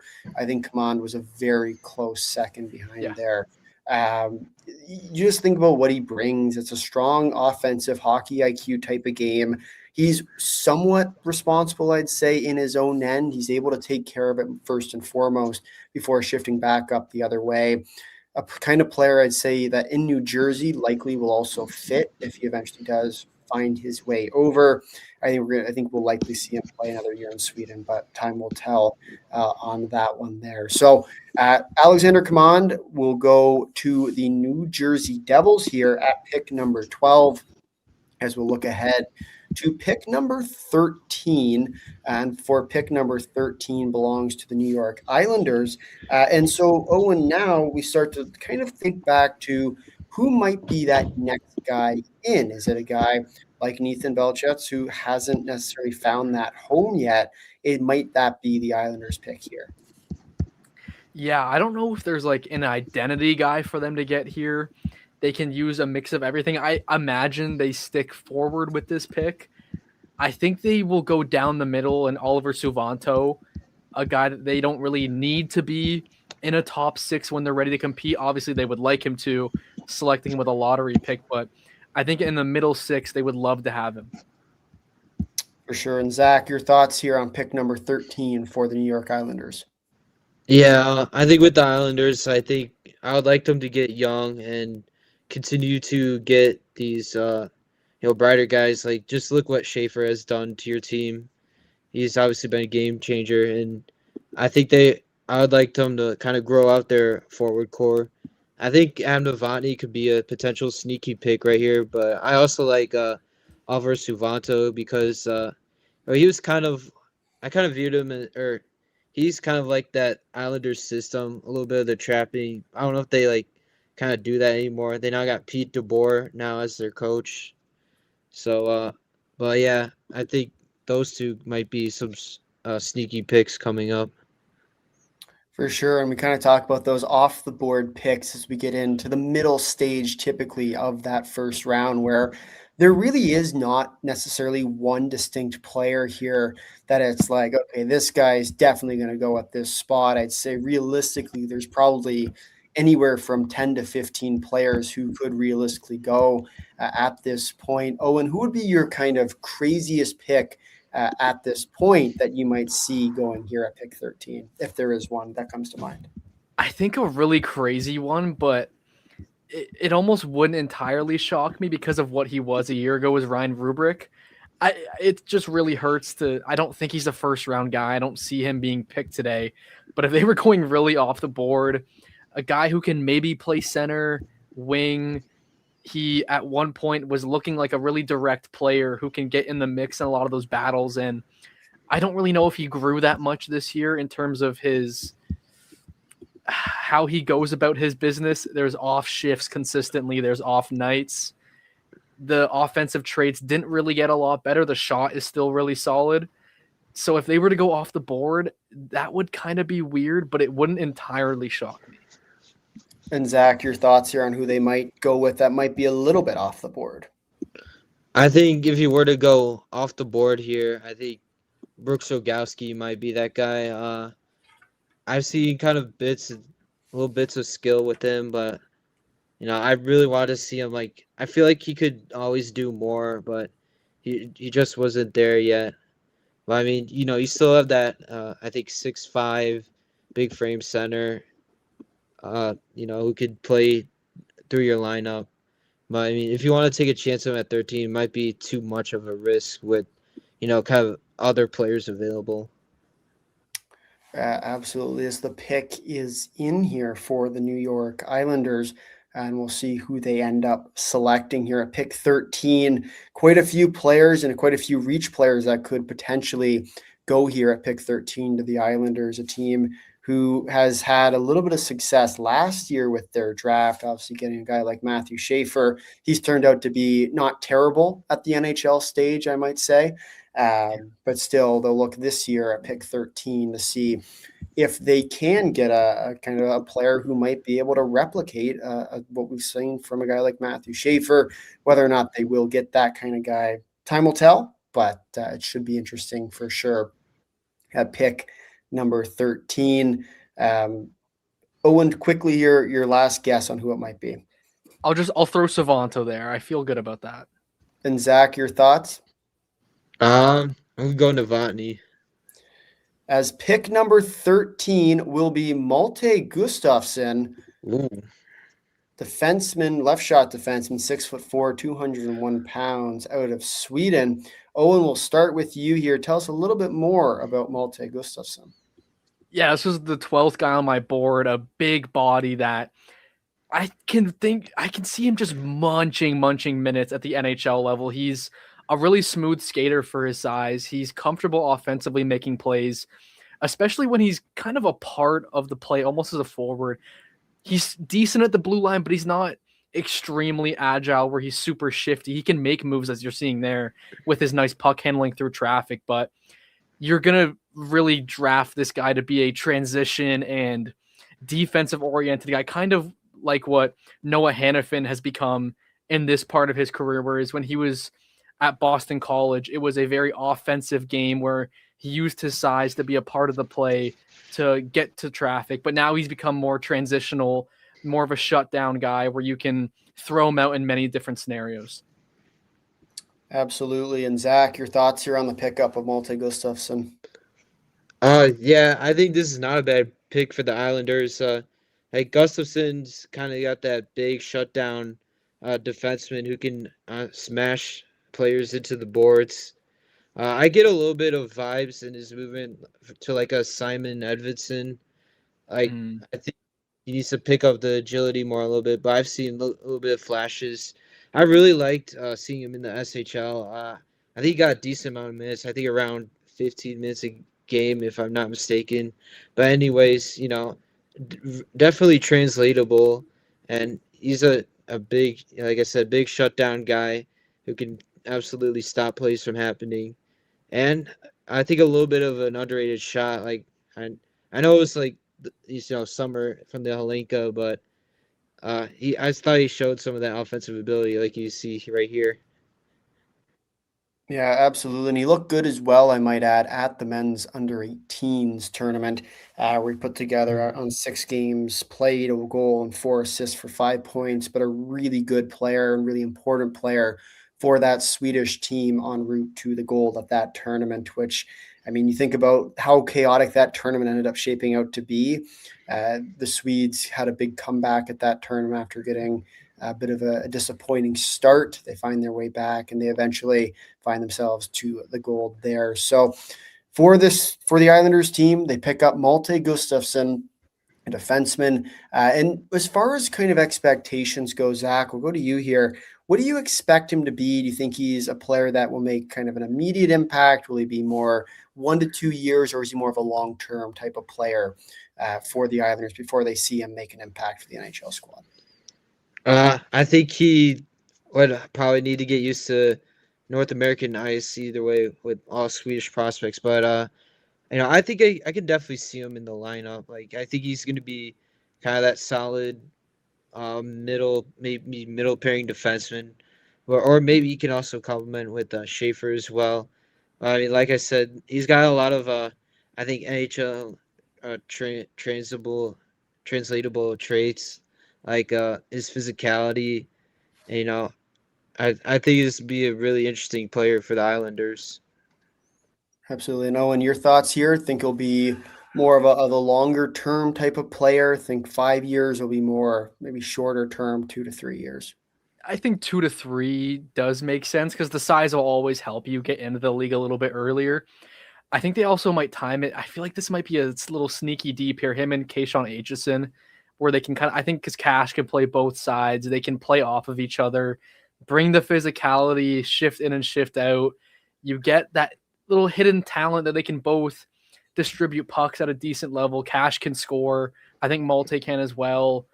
That would be interesting. So I think maybe one more year over in Europe, and then maybe they just decide to bring him over to Hamilton with the Hammers and have him play in the American League right away. But I think he will be a pro in North America fairly soon. Yeah, so it should be interesting to see Malte Gustafsson, the 13th overall pick to the New York Islanders, as we look ahead here to now pick 14 with the Columbus Blue Jackets. Kind of curious to hear your guys' thoughts here on what you think the Blue Jackets will do at 14. We'll start here with Owen.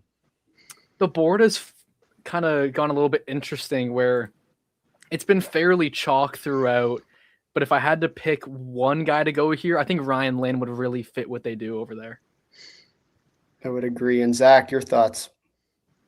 I mean, we have seen Columbus go off the board at some points. I think Lynn would be a good pickup because they already got a guy like Jackson Smith. But I mean, maybe they go for a big guy, maybe like a Belchetz. As they will select at pick number 14, Oscar Hemming, a Finnish left winger, 6'3", 193 pounds, playing at Boston College. Owen, we'll start with you. Tell us a little bit more about Oscar Hemming's game. He can drive the play. There were so many instances throughout this year where he was thrown with different line mates and he was asked to create at different levels. He's been a puck retriever at times in their season. He's been a really good rush attacker. I think he can just bring a lot of different elements to their lineup where he can come with skill. He has the size to play a bit of a north-south game at times as well, but he also has skill to kind of open the game up for others. He's a good complement piece that I don't see being a part of their future core of guys, but I think he's one of those connector pieces that when you want to be a championship level team that you just need guys like that. For sure. And Zach, your thoughts here? Yeah, with Oscar Hemming, he kind of had a little bit of a tumultuous year, with back a little bit of back and forth with the Hockey Finland, and it was like a mystery of where if he was ever going to play, and then eventually he got to play for BC. There's some instances where I kind of see him a little bit like his brother. Like I've seen him kind of be a little bit of a half-wall shooter at some moments. At others, you're getting a big physical guy who can cause turnovers and get the puck back as well. And like you guys said, there's a little bit of skill within him as well. So I think there's a long runway for his development. I'm really interested to see what he could do this next season as well. But this is a kind of a solid Columbus pick. For sure. And we saw Hemming at the men's under 18 tournament, 6 games played, 5 goals, 2 assists for 7 points. A big part of their offense. He also led the Finns at the Hlinka Gretzky in points. You look at his game, it can be a little bit of an offensive style when he needs to turn it on, but still a responsible player, as really all Finnish players are at this rate. Responsible in their own end, knowing how to take care of their own defensive style. And I'm really excited to see this pickup for the Columbus Blue Jackets. Oscar Hemming, does go to Columbus here at pick 14, which then brings up pick number 15, which will be another one where I'd say there's a few ways they can go having back-to-back picks. And this is one for me that I will throw one out there early here, having back-to-back picks. Is this where we see both Ruck brothers go? We'll throw it over to Owen. No, it would. I would honestly laugh if that happened. I think they're good players. They work well together. It would be tough to just use a 15 and 16. And obviously, there is a clear drop off in this class once you get outside that top 10, but it is still a decent enough class that you don't need to do that. They have another pick later on, and they can trade back in if they need to. Right now, you continue to go best player available, and you just churn out guys. For sure. Zach, your thoughts? Yeah, I would go best player available. As much as it would be cool to see, the Ruck Twins on the same team. I think there's a little bit of risk taking them this high, this early. But there's also some other guys on the board that I'm kind of surprised who haven't been taken yet. Kind of like an Ethan Belchetz, or maybe teams might be scared off of his collarbone injury, and also like an Am Novotny, who I've been saying. But like, I feel like this is the kind of range we could see him getting drafted. Yeah, for sure. And so it's really interesting. Owen, your final kind of guess here at who it might be for the St. Louis Blues? I think they want to replace the speed on the right wing that Kyrou had, and they go Mathis Preston. Interesting. And Zach, your final pick? I really like that Mathis Preston pick. That would be interesting, but I think they might play it safe, and I think they might go Belchetz right here. I was about to say, I'm feeling it might be Belchetz as well. Pick number 15 for the St. Louis Blues. Will be interesting to see who they decide to go with here. If they decide to go a little bit more off the board with their pick, or whether it will be a player that they are obviously still within range for at pick 15. As the pick is in, we are just waiting for it to be announced here. Having back-to-back picks is always interesting too, whether or not they have both players ready to go, or if they're going to take a little bit longer here to really think it through. If they have kind of the obvious one that they want to go with first, or if they decide it might take a few extra minutes here to see who might be their second player that they will go with. I think we have news. I believe we might have a trade to announce. We're going to flip it over here to Michael. Hey guys, breaking news: Elliot Friedman, Mason McTavish is going to the St. Louis Blues for picks number 15 and 29 in this year's draft. Hey. Wow. Wow. 2 picks. Wow. Wow. So that pick will now go to Anaheim, which is crazy. Yeah, Owen, your initial reactions here. Mason McTavish heading to the St. Louis Blues. I do like this for St. Louis, just to get NHL roster players in there right now. I don't think they're an awful roster, and adding McTavish gives you a two-way guy that can grow with your lineup.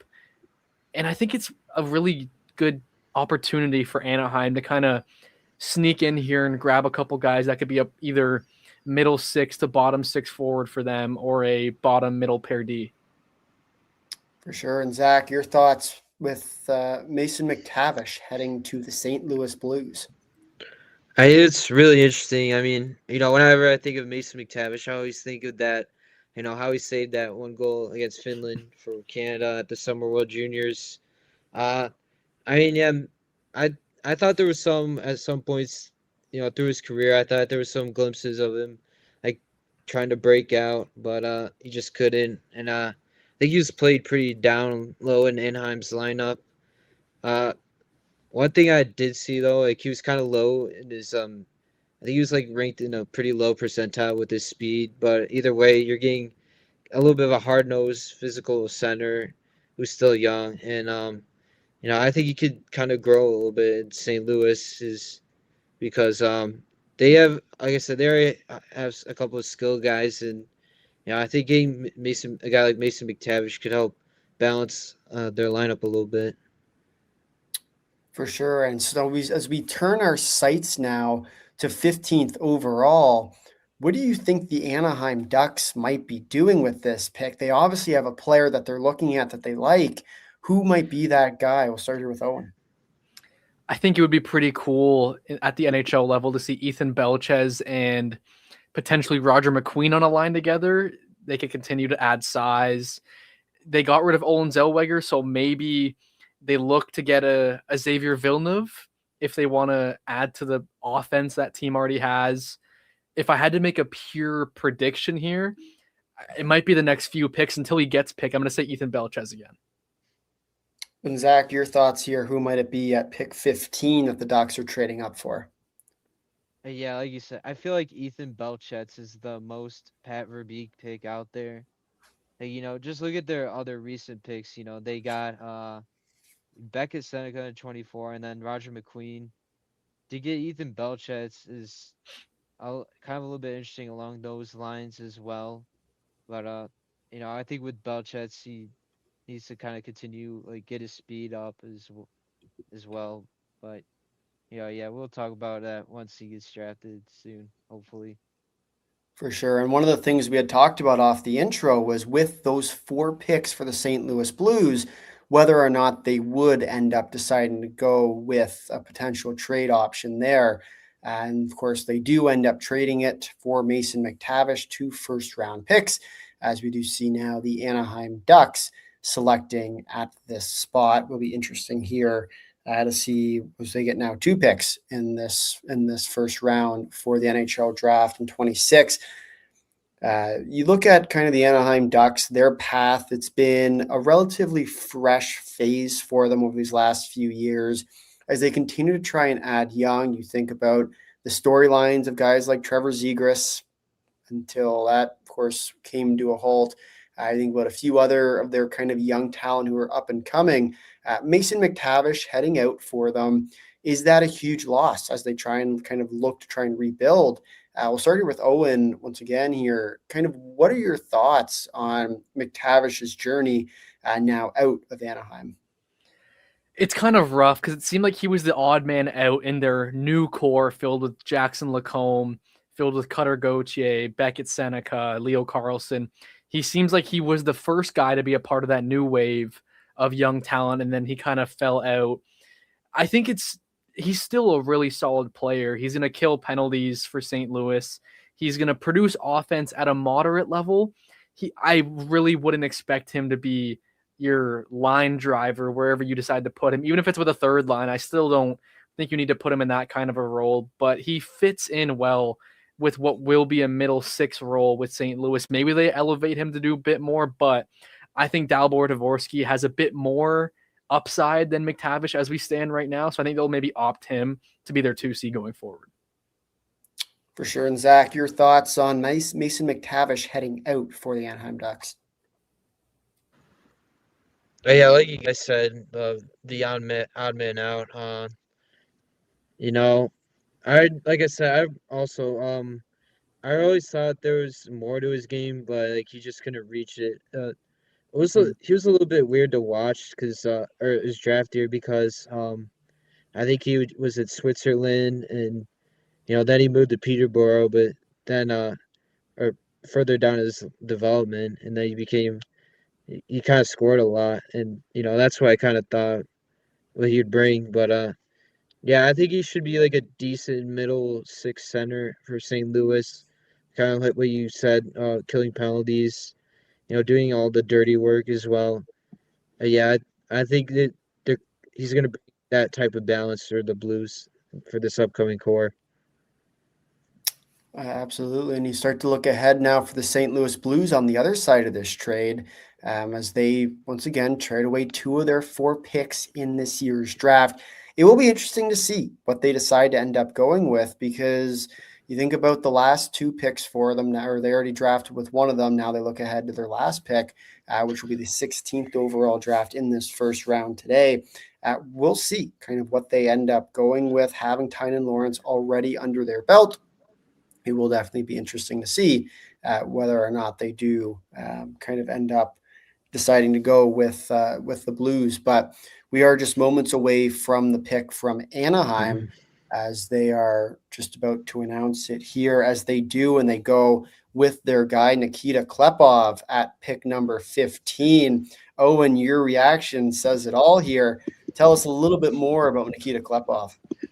Definitely wasn't expecting that, but he lit the lamp at Saginaw. He's able to put the puck in the back of the net. He's got some good puck skill and can kind of make plays happen that shouldn't be happening, whether it's below the goal line where he's being smothered, or as you saw there where he's getting collapsed on by three guys and he's able to make something out of nothing. I think the talent is undeniable. The inconsistencies in this game is maybe something you want to look at.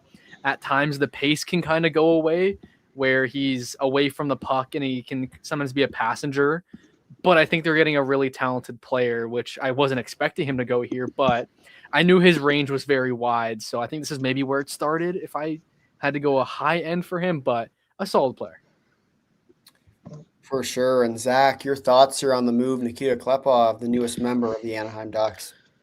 Yeah, I wasn't expecting Verbeek to take a guy like Klepov, but yeah, like you said, this is the start of kind of the range where you would take Klepov, I think, is a very fun, skilled player who, like you said, lit up the lamp at Saginaw. I think he won Rookie of the Year. Just one thing that he needs to develop is I kind of want to see more of his pace, and he kind of needs to kind of grow his frame a little bit. Just something they can kind of fall back on a little bit. And I almost forgot that he's also committed to Michigan State as well. And I think he could be maybe an interesting counterpiece or Riker Lee over there, or Shane Sinvaji as well on the wing. I think he would work well with Jack Hextall too.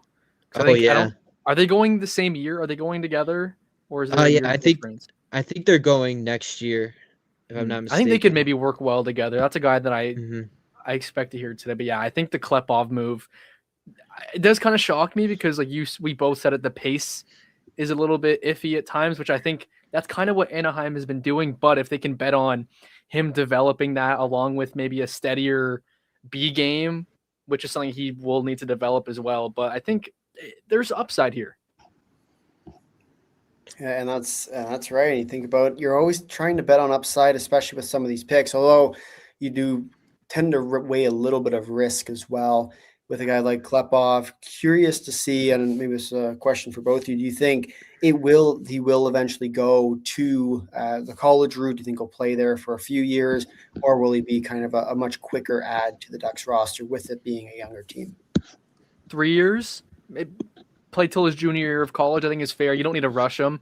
Their lineup, you definitely don't need to rush him, especially with the bottom six, which is filled with a lot of their salary filler and their older guys. So you give him time, you let him grow into whatever role that may be for him. Yeah. Sorry. I definitely agree with 3 years. I think next year at Michigan State he's probably gonna be, I think, playing in around the third line, maybe, and maybe having that potential power play 2 type of player as well. But yeah, I still think it's a great college for him to kind of develop the physical side, and that little bit of extra skill though as well. For sure, and it should be exciting to see as we do hit our middle pick of our first round, halfway through, as we get to pick number 16, which is going to be the second pick of what would have been the back-to-back for the St. Louis Blues before trading that away. If you do trade away your 15th pick, does it mean that you have a 16th pick kind of in mind, or whether or not they would have said, well, we don't have a guy right now? Might see what the Anaheim Ducks ended up going with. And so it's an interesting move here, trading away 15 and 29 as well. Now we'll see what they end up doing. Owen, your thoughts here for the St. Louis Blues, kind of trading away their first pick and now with their 15th pick, now trying to see what they're going to do on the backside of pick 16. I have a feeling that they were waiting to see if Kaman would fall. It felt like he just reminds me of Alex Steen. So I kind of just made that comparison as to why that would make sense for them. But if I'm going to keep saying his name, Ethan Belchez is still available. Maybe the teams don't like his medicals at all. So I'll go away from that And I think they might take an upside swing. I like Ilya Morozov and what he's able to bring. I think it would fit into their lineup. He doesn't have to play center. He can play center, wing. He can play in a middle six role. I think it would make sense, especially at 16. I think it's decent value. Absolutely. And Zach, your thoughts here. Pick number 16 for the St. Louis Blues, trading away their 15th pick and now on the second half of the back-to-back. Thoughts on this is whether or not they will have a guy in mind or if they're just trying to see who might have won at 15.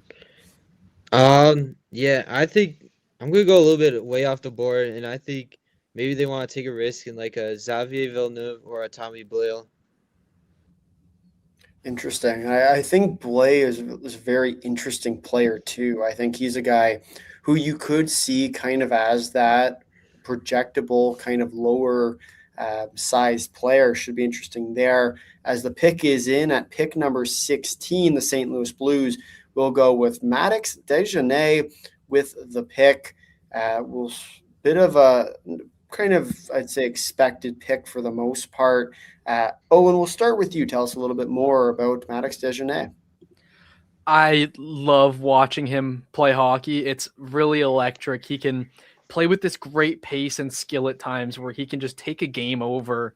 Obviously, the Quebec League isn't what it used to be, so you have to take it with a grain of salt at times, but he's still playing against really great talent night in and night out, and the reverse hits, the physicality is just really nice, and he's able to weave through traffic and play within space and then attack. I think the goal scoring is going to project at the next level, maybe not a 30-goal guy, but a 15 to 20 where he can play middle 6 minutes, he can play physical matchups, and maybe a power play 2 guy down the line. I do like the one-timer. Absolutely. It's certainly a pretty good asset for him. Zach, your thoughts here on Maddox Dejanay? Yeah, with Dejanay, he's the type of player that kind of grew on me. I think when he was drafted first overall for Quebec, I think he was kind of intended to be kind of that sniper, and he kind of was that in Quebec, even though he was still kind of hurt there. But I think he's really developed his like two-way game or his 200-foot game. Like I definitely saw that with the CHL top prospects game. And, he's like very physical. He can be relentless as well. And, I think his speed is a little bit underrated. Like I think he skates well for being 6'4". I think there's potential for him to continue to grow, or with his traits. Absolutely. And we saw Dejanay at the men's under 18s as well. 5 games played, a goal and an assist there for 2 points. And it kind of felt like he didn't really get his full game going at that tournament, kind of serving in a little bit more of a defensively minded role. They're obviously playing more of a physical type of role there as well. But for Dejanay, going to the St. Louis Blues here at pick number 16, the Blues did trade away pick number 15 en route to the 16th overall pick for Dejanay, and we'll see what he can bring there. So we do reach the halfway point in this first round. We'll give kind of some input from both of you here. We'll start here with Owen with kind of what has been your biggest surprise to this point in the draft. We've seen, obviously, we started today with Gavin McKenna going number 1. Stenberg went at 2. Malhotra went 3. Rudolph, maybe a bit of a surprise there at 4. Schmitz at 5. Carroll 6. Reed at 7th. Bjork fell to 8. Bearhoff went all the way down to 9, kind of filling out those top 9. Wyatt Cullen at 10. Tynan Lawrence 11. Alexander Command at 12. Molte Gustafsson at 13. Oscar Hemming at 14. Nikita Klepov at 15. And then Maddox Dejanay at pick number 16. Owen, your thoughts on the biggest surprise to this point for you? Although I am very high on him, Daxon Rudolph going to Buffalo there was pretty nuts. I expected that top 10 to be fairly chalk, fairly expected the projected top positional guys will go. That was pretty much out of nowhere. They had a lot of different options that people were saying, oh, it could be Bjork, it could be Reed, Smits, and they ended up going Daxon Rudolph. So I think as a surprise itself, I don't think anyone saw that coming. For sure. And Zach, your thoughts here halfway through this draft, who's been your biggest surprise? I mean, yeah, like you said, it's been chalk, but like I wasn't expecting Daxton Rudolph to be the first defenseman taken off the board, but I think if you're Buffalo, you can afford that, honestly. Like I said, they're a little bit in win now mode, and they can just have Rudolph develop 2 to 3 years at Denver. I was a little bit surprised in the Klepov pick, I guess, just because it's not really the typical player that a guy like Verbeek would draft. But I'm a little bit surprised that Belchets has fallen. Like I said, I'm assuming it's just because of the medical reports. Has to be. Mm-hmm. And I'm also glad Vigo Bjork got drafted in the top 10. I thought he could be a guy that would fall out just because of the narrative of his size. But yeah, like I said, this is a great pick for the Jets. Yeah, I think Rudolph's kind of the obvious one most people draw to, and it's outside of that, it's been, I'd say, fairly set to expectations for the most part. There hasn't been any kind of big pulls. Klepov maybe as one that could potentially sneak there, but it is certainly interesting to see as this draft has unfolded this year with a lot more trades too, I might add, than last year. Think back to last year's draft where there were 0 trades in the first round. And so this year, a little bit more entertainment as we got to keep Michael busy there in the background. But it has been definitely a more entertaining draft with the decentralized format, not necessarily the best introduction last year. So with that, we move on to pick number 17. We'll start here with Owen. Thoughts here for 17 to the LA Kings? They got to start to rebuild that center pipeline. Anze Kopitar is gone. Quentin Byfield didn't end up becoming a center. They need to start to figure that position out because they know more than anyone how important it is to have a number one center and a guy that you can look at night in and night out to win you faceoffs, play a 200-foot game, and still contribute offensively. So with that, I think Ilya Morozov is a good fit for this team. The fact that they need that mix of skill and a projectable two-way game. And I think there's still more to his game. He was at Miami, Ohio, which not a blue blood program in the NCAA. So I think getting him in a situation like that, they give him time to grow into his game. And there's already a lot of opportunity a couple years down the line because as it stands right now, the center depth isn't there in their organization. Absolutely. And then, Zach, your thoughts here. Pick number 17. Yeah, I think the Kings usually play it safe with Ken Holland. Obviously, they took Bruce Stevich last year. And I kind of agree with that Morozov pick. I think he's very physical. He could cover a ton of ground at Miami.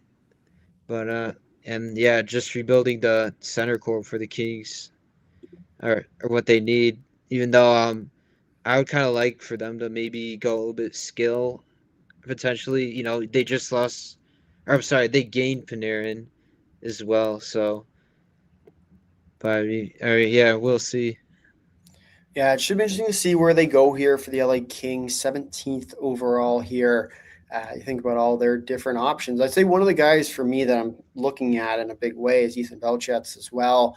Kind of a guy who you're expecting to be pretty close to the top 10, definitely outside of it. But obviously he's been falling quite a bit over this last little bit now. And so we're going to see whether or not it will be to the LA Kings here at pick number 17. But you look at it for the Kings, it should be definitely a pick to keep an eye on here over the next few years, especially for them, as they kind of sit in a bit of an interesting spot, whether or not they decide to go for that contention point. Wasn't exactly their best playoff run this year, but we'll see heading into the next cycle whether or not they will end up kind of jumping into that range. Should be interesting for sure. As we are just moments away from this pick for the LA Kings, as we might have some news to go to, as believe there may have been a trade to announce. It seems like it, yeah. So we'll see here whether or not there will be any kind of movement. Okay, Utah's moving up 2 slots. Yeah. And we'll flip it over here to Michael, who will be telling us a little bit more about this trade. Yeah, guys. So just out of the blue, LA has decided to move down 2 slots to the Utah Mammoth. So we'll see who Utah ends up picking. Very interesting pick here. And it will be interesting for sure, as the LA Kings did trade pick number 17 for the 19th overall pick and the 82nd overall pick in this 2026 NHL Draft, as the Utah Mammoth now will jump another pick here. As we remember back, did just acquire, through trading away JJ Peterka, the Bruins pick a little bit earlier on the night for 23rd. Your thoughts here, Owen, as far as kind of an early opinion here for the Utah Mammoth trading down? Is there any players you're looking at that they might want here? Yeah, there's clearly somebody that they've identified to jump Washington to get.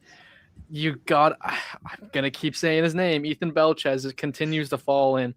I feel like Washington, they want to still add size, even though they haven't stayed consistent with the picking up of Jordan Kyrou. But you would imagine that that's who they maybe wanted to jump them for, and you get another forward into Utah. So I would imagine it's Ethan Belchez. Maybe it's a defenseman like Juho Piparainen. Piparainen would be an interesting player as well. Kind of, he's been a guy who we've seen go pretty high up earlier on this year, has really fallen out of the rankings, has had some disappointing international tournaments as well. Will be a very high upside pick too, with especially kind of when you think about him, he's definitely on his low end right now as far as the value goes. Could be an underrated pickup for sure. Zach, your thoughts here as the Utah Mammoth now have moved up in this draft? Yeah, I'm really interested. I kind of agree with what you guys said. Like, I think maybe they like a guy in a Belchez or Novotny here. They do like their big forwards. But I also like what you guys said about Juho Piparainen maybe here. I think maybe there's he's kind of a little bit the same as kind of a little bit of a Simishev. He's kind of he plays a safe game defensively. Maybe not that exciting offensively, but either way, I think those are some targets Utah could be looking at. For sure. And as far as final predictions go for this pick, number 17 for the Utah Mammoth, Owen, start with you. Ethan Belchez. Zach? I'll go with Belchez too. I hope he finally gets drafted here. Well, I'll complete the cycle, and I'll also go with Ethan Belchez. So Look at that. All of us in agreement on this one. But we'll see here for the Utah Mammoth, as they did just trade up for their pick. We'll see who ends up going here at pick number 17.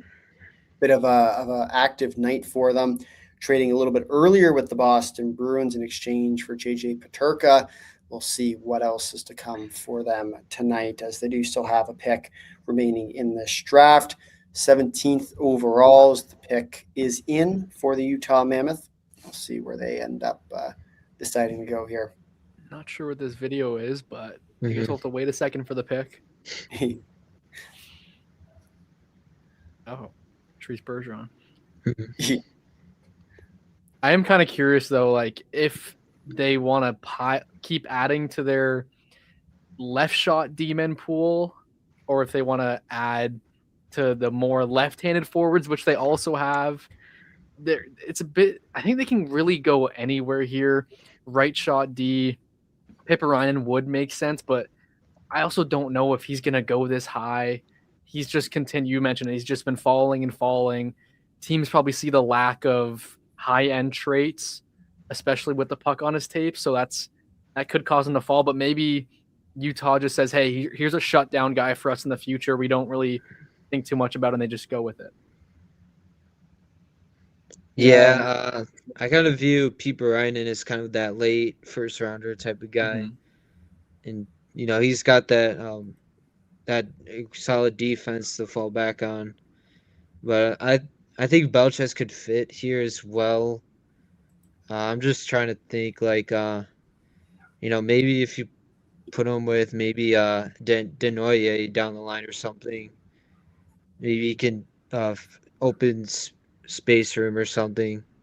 Just help with the defense as well. Yeah, it will be interesting for sure to see where the Utah Mammoth go here.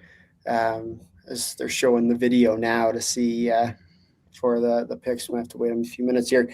But for the Utah Mammoth, it's been quite the active night so far, and their night's still yet far from being over, as the pick does slowly but surely try to make its way on to, as there's an award, I believe, being presented right now. So lots of different options that this Utah Mammoth team can go with. Lots of whether they go with the defenseman, whether they go kind of off the board with Piipurainen, should be interesting for sure here to see which way they end up deciding to go for this pick number 17 for the Utah Mammoth.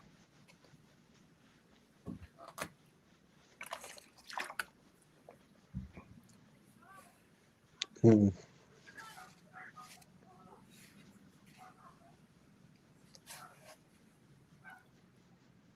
Oh, news.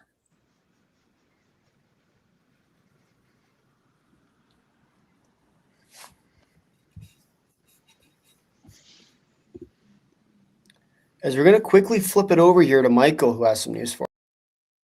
Hey guys, sorry for the quick interruption. It has been announced by Kevin Weeks on Twitter that Kirill Marchenko has announced he's not interested in coming back to the Columbus Blue Jackets and signing an extension on July 1st or going through the year. It's expected that he is going to be dealt either today or sometime over the off season. Back to you. Wow, some big news coming out there as Kirill Marchenko decided not to return. Owen, your thoughts on that news? Yeah, I think it seemed like that was slowly going in that direction. I think Marchenko is a really solid player. You can't get many of those heavy skill guys very often that can play have a good B game. I think Montreal's going to go for him. They have a pick later on today, and it could be just where they dump a bunch of assets just to get their guy.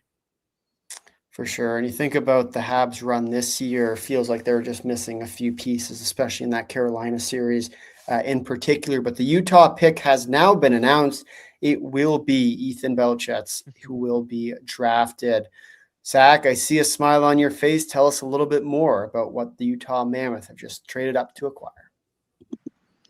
Yeah, obviously Ethan Belchetz is a 6'5" hulking winger.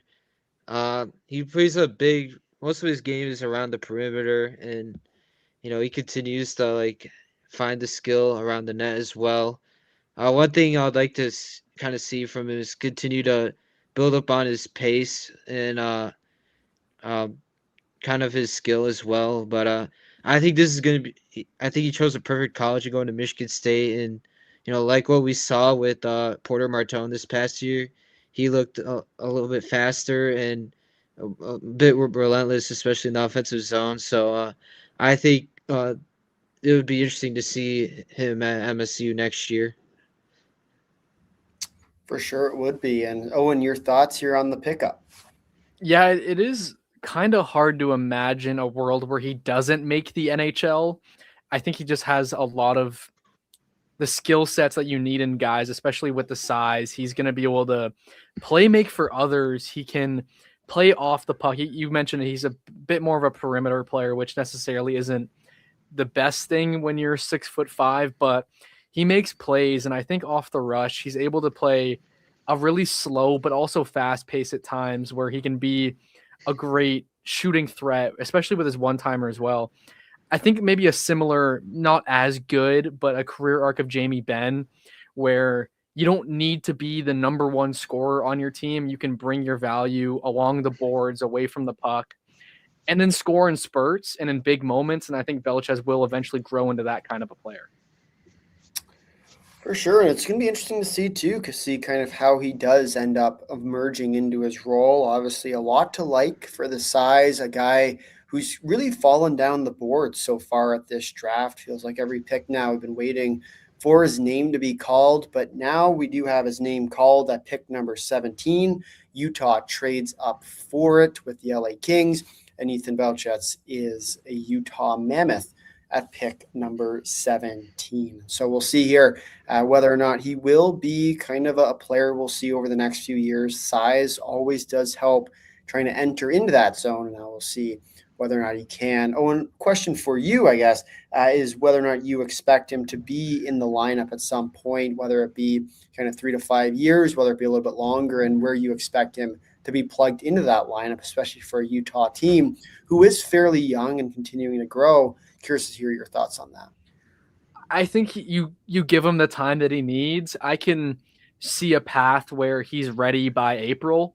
I can also see a path that it might take 3 Aprils for him to really be ready to make the full jump to the NHL. It wouldn't entirely shock me. It's kind of hard with the college guys to get those handful of games to start the year and then you send them back to wherever that may be.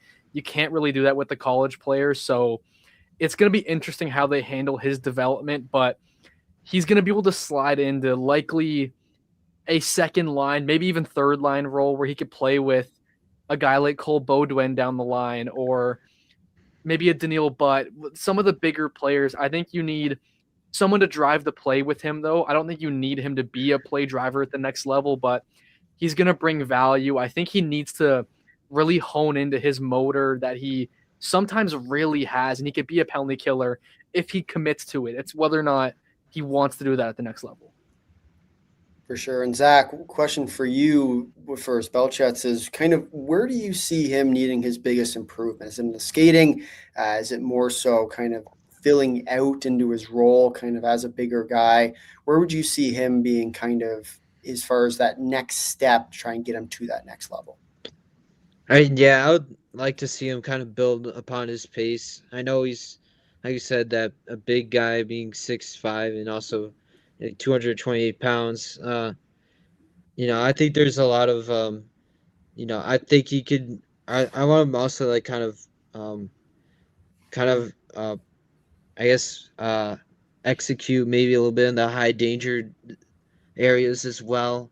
But yeah, like I said, I'm really excited to see him go to Michigan State, and I kind of hope he has that development like what Martone has had. But I mean, I thought Martone was probably a little bit more skilled than him. But either way, it should be interesting to see what he will do at the NCAA level. Absolutely. As we look ahead now to pick number 18 with the Washington Capitals, and with Belchets now off the board, it does start to raise the question for, I'd say, the next guy who I feel should be in this conversation is a guy like Ryan Lynn, a guy like Elton Hermansen, two guys who I'd say are definitely starting to get into that range where you could very well see them go. Question for both of you. We'll start here with Owen. Who do you see going at this pick, number 18, to the Washington Capitals? The center spot is something that their prospect pool hasn't produced a lot of so far. I think they have guys that can maybe make the change over to center, but that's something they should focus on, or maybe a shutdown right shot D. If I had to make one selection, I'll pick him again, Ilya Morozov, a team that does like their Russian players, or I guess Belarusian, but he's going to be able to step in within a couple years and make at least a bottom 6 impact. And I think they would work for their lineup where they don't need to draft a super high upside guy right now. They can kind of take a middling guy. And Zach, your thoughts here? I think Ryan Lynn would honestly look pretty good in a Caps jersey. Just like I think he could be a perfect fit with the. He's a little bit of compliment with Cole Hudson as well. I mean, like you said, I think they could use a center as well coming up here. And the center they will go with Oliver Suvanto, a Finnish center, 6'2", 207 pounds. We'll start here with Owen. Tell us a little bit more about Suvanto's game. He plays more of a supportive game, or at least that's what he's going to be in the NHL. He's great along the wall, and I was just really impressed with him when he played on the international stage, how there's some games where he's handling the puck a lot, and he's able to kind of distribute for others and attack zones and create pressure along the ice. But he does a really great job as a supporting piece, being a great net front. I guess one little underrated thing, it doesn't matter too much, but he puts a great screen down. He gets in front of the goalie. He understands how to play that role. He can make small little slight plays, but I think his defensive game and how he uses his size he's just over 200 pounds, but it just feels like he's a lot of brute muscle and he can play that heavy game. And I see him as just a pure shutdown guy that can bring you some skill at the next level. And Zach, your thoughts? Yeah, I view Oliver Suvanto as having the highest floor in this draft. I think he's, once again, one of those really big projectable guys to make the NHL. And I really like what Owen said, being a very good complementary player. And I think that's what he does. Like, he kind of gets down low and, like you said, screens the goalie well. He's really good at kind of cashing in those pucks around the net. I have seen a few moments on Tampa where he's shown some flashes of skill, and I'd like to see him continue to build upon that. But hey, I'm not sure if that'll project in the NHL. But either way, he's still a very good center, and I think this is perfect for the Caps from what they have building with their young core now with guys like Lyndon Lakovic, and they also have Tarek Parasak as well. For sure. And I think you also kind of think about how that team has been on a little bit of that retool as well, where now it's kind of that fresh phase of youth. And I think for a guy like Suvanto, we've seen him play in the Finnish Elite League, and he'll be a guy who I think is a lot closer to being in that NHL level than I think most people might give it credit for. He's a very responsible player. His floor, as Zach alluded to, is extremely high. It's not likely we're going to see him just kind of phase out. He's a responsible player. He's good in his own end. And I think that's going to be a spot where you look at and kind of see whether or not if he is going to be at that next level, the defensive side is going to have to be there, especially as likely what will be a kind of a lower line guy. Zach, curious for you, how long you think it'll take him to kind of get to that stage, if you think he'll be in kind of the Finnish league for a few more years, or if he'll be coming over to North America fairly soon. I guess I think North America fairly soon. I don't know about the NHL. I think getting him on American ice or North American ice, I think playing in the AHL would be really solid for his game, going against a lot of other guys that the AHL is filled with guys that have decent details in their game, and they have the bite elements and it's a lot of bottom six players where they can understand their own zone. So how is he going to go against guys that are already extremely refined in their own zone? The Finnish league, it's a slower paced game now. So how will he adjust when the game speeds up a bit? And yeah, Hershey has also been a pretty successful AHL team this past couple of years, and I think it would be a perfect way or a perfect spot for him where he could fit. I can honestly see him probably spend one more year at Liga, and then maybe he comes over to Hershey. And then I think he also fights for a spot in the lineup. It'll be interesting for sure to see as we head on to pick number 19 of this draft, as it will be back to the LA Kings. We just saw them trade their pick downwards from 17 to 19, and now we're going to see this LA Kings team back on the draft floor here. We'll see if they end up taking this pick here. We'll start here with Zach. Who do you think that they'll end up going with, as they did just trade down because they didn't necessarily see the guy that they were looking for? Yeah, I think it's a little hard right now because I thought they could have taken a chance on maybe a Suvanto or Belchets as well. But I think Navani could be another sneaky pick. I'm a little surprised he hasn't been taken yet. But, I think this would be a solid get for him for the Kings right here. Oh, and your thoughts here? Yeah, I'll just stick with the selection I had before they traded the pick. Ilya Morozov, extremely projectable guy that they need the center depth, and he can play wing too. So I think it gives you options here, and you're at 19, so you can kind of just pick the guys that fall on your board. And I would imagine that there's a couple teams that really like Morozov, and it wouldn't shock me at all if LA was one of those. Yeah, it will be interesting for sure, especially after they did just trade down. It's always interesting to see what the teams are looking for after making that kind of 2-pick down trade too, where they might even had 2 players or 3 players on their board that they all felt were somewhat similar as far as projectability. And we'll see if they trade it down again here, but likely they will end up deciding to make this pick for the LA Kings at pick number 19. Has been a bit of a more hectic draft than what we've seen in years past. If you are just joining us, Gavin McKenna, your first overall pick for this 2026 NHL Entry Draft, the player we've all been anticipating for number 1. Ivar Stenberg did come in at number 2, and then Caleb Malhotra, your third overall pick for this draft. With the LA Kings now with their pick after trading down with the Utah Mammoth, acquiring a third-round pick as well for this draft, or this year's draft, which we'll see tomorrow, which we'll be live for here on YouTube. So if you're watching, and as well as on Twitter, if you are watching on YouTube, be sure to smash the like button, hit subscribe. It does help out the channel a ton. So be sure to do that if you have not already. As the LA Kings pick is now in, we have Elton Hermansson going to the LA Kings, a right winger out of Sweden, 6'1", 181 pounds. Zach, tell us a little bit more about Elton Hermansson's game. Yeah, I had a little bit of an inkling they might take a chance on him. But yeah, with Elton Hermansson, he was a very intriguing Swedish prospect. He's definitely got he's probably up there with being one of the most skilled prospects this draft. And he's put up some decent points at the Allsvenskan this year for Modo. But like I said, the skill is the name of his game, and he's very talented. And I also really liked what I saw from the U18 tournament for Sweden as well. For sure, Nolan. Yeah, you're getting a skilled player who is likely going to be out on the perimeter more. I like his hands in traffic.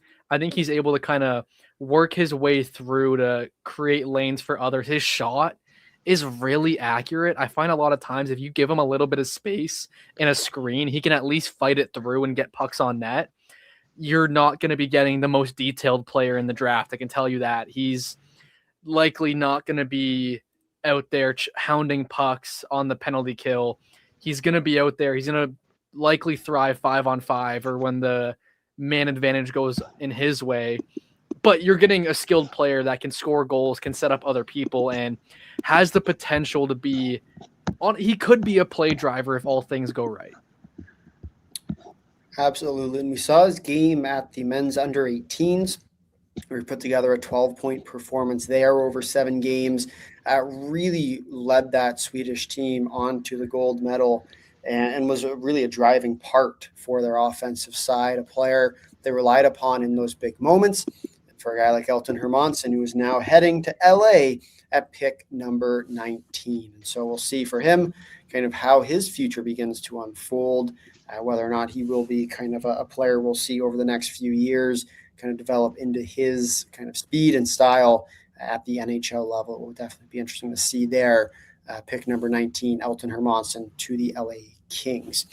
As we'll shift on to pick number 20 here with the Buffalo Sabres, we open up the conversation again. Who will it be? Whether it be Ryan Lynn, there's a few other guys who we could very well see. I don't know, Novotny as well as another guy Zach has talked about a couple times. Zach, if you are the Buffalo Sabres here, who would you end up going with? They already went off the board once. Why not go again? And I think it would be really interesting if they took a swing at a Mathis Preston. Interesting. Owen, your thoughts? I think Mathis Preston would be interesting. I think Adam Novotny just kind of feels like a guy that they can slide in there. He can create off the rush for them. He can sometimes be a dog on the bone. They like those guys. He's a middle six guy. I don't think you're going to get much more than that out of him, but they don't need another first line winger. They can slot him anywhere. He can play left and right. So it gives you some options as to how you're going to deploy him. And I think Novotny would be really solid. Should be interesting to see here for the Buffalo Sabres at pick number 20. For the Sabres, having already gone a little bit off the board, as Owen alluded to, with Axel Rudolph early on this night. Probably the biggest surprise to this point, I would say, of this draft so far. Will be interesting to see who ends up taking who here at pick number 20. But for the Sabres, a team who just snapped their playoff drought we'll see for them whether they can do that again next year in what is starting to become a pretty competitive Atlantic division. Owen, we'll go to you here. Who do you see as kind of that, maybe whether it be in free agency, whether it be here at the draft, player that they'll need to go out and get if they are going to try and make a deep run next year in the playoffs, or whether even be to get to that point?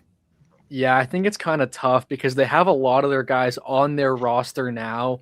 So bringing in NHL talent, I think they could go out and get a fourth liner, bottom six center, someone that can just simply win them draws no matter where they need it. I don't think they're going to get him, but Luke Glendening, that kind of guy that can play those tough minutes and win faceoffs and kill penalties. I don't know if that's necessarily going to be what they do right here, but I think free agency for Buffalo is just sure up your bottom six. Yeah, it should be interesting to see how they end up going here.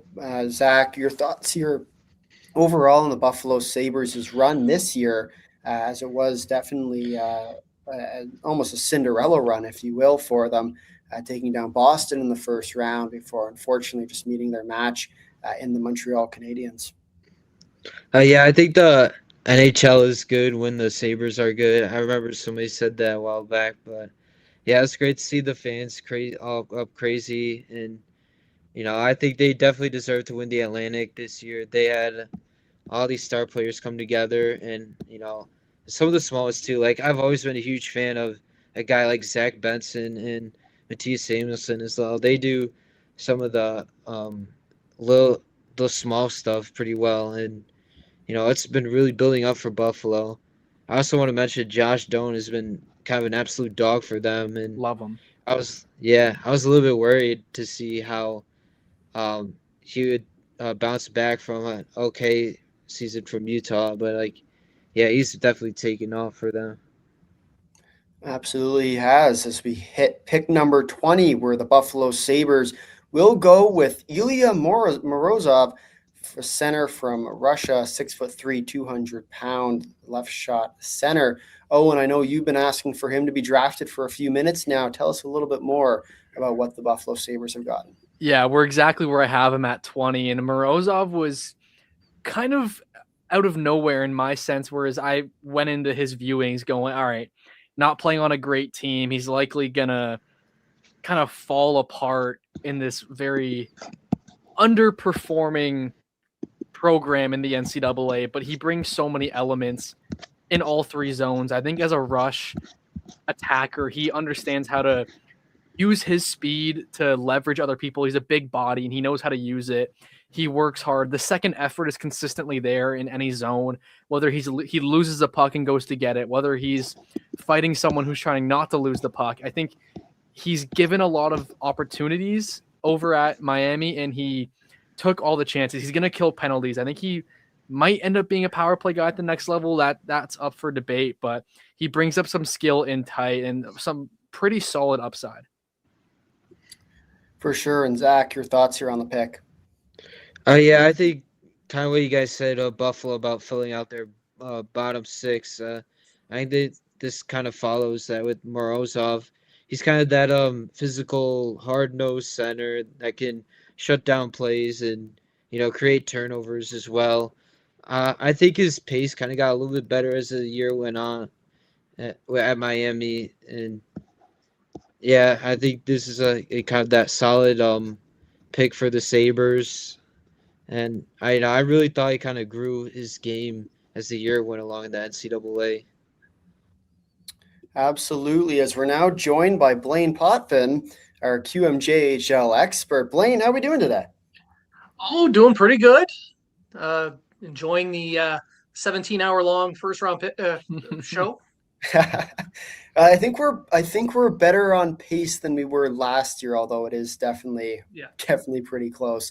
I believe it was 5.5 hours last year, I think was the final total. So we're definitely making our way. But Blaine, your thoughts overall, especially on some of the guys who have been drafted. We saw a pretty big surprise in Daxon Rudolph heading in at pick number 4 to the Buffalo Sabres, as well as kind of the expectations here with Gavin McKenna and Ivar Stenberg 1-2. Just your overall thoughts on today. Rudolph getting picked at 4 is a bit of a surprise just because I thought there would be a couple other right D ahead of him. Smith's at 5. A little bit of a surprise, but then again, NHL ready left D, plays the style that the Rangers love.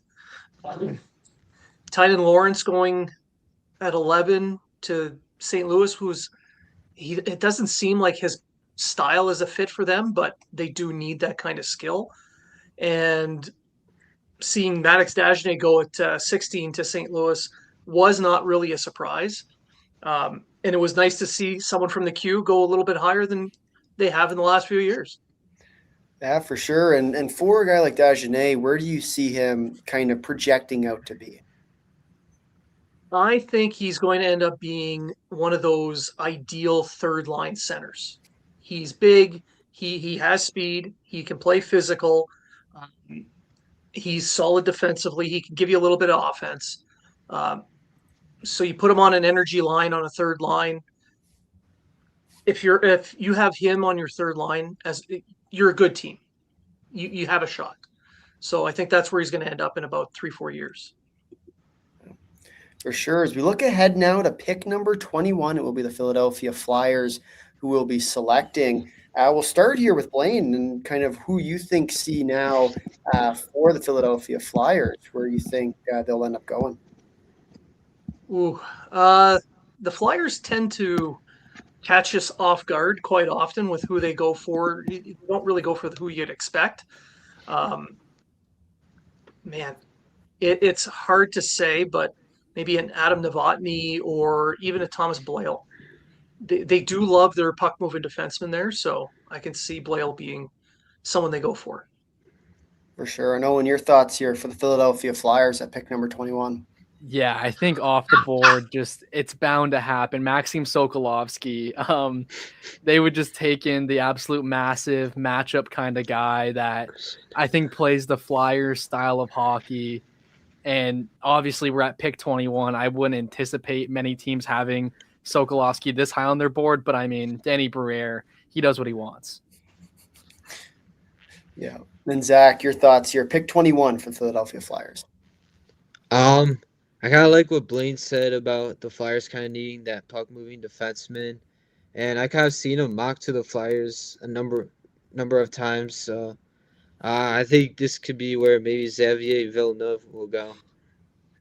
Interesting here. And for a guy like Villeneuve, Blaine, you've seen quite a bit of him. What would you say about his game where you see him kind of slotting in? He is more of a second pairing defenseman. He is definitely a puck mover. He does need support from a larger stay-at-home type, but he is going to be your power play quarterback. He's very good on the transition.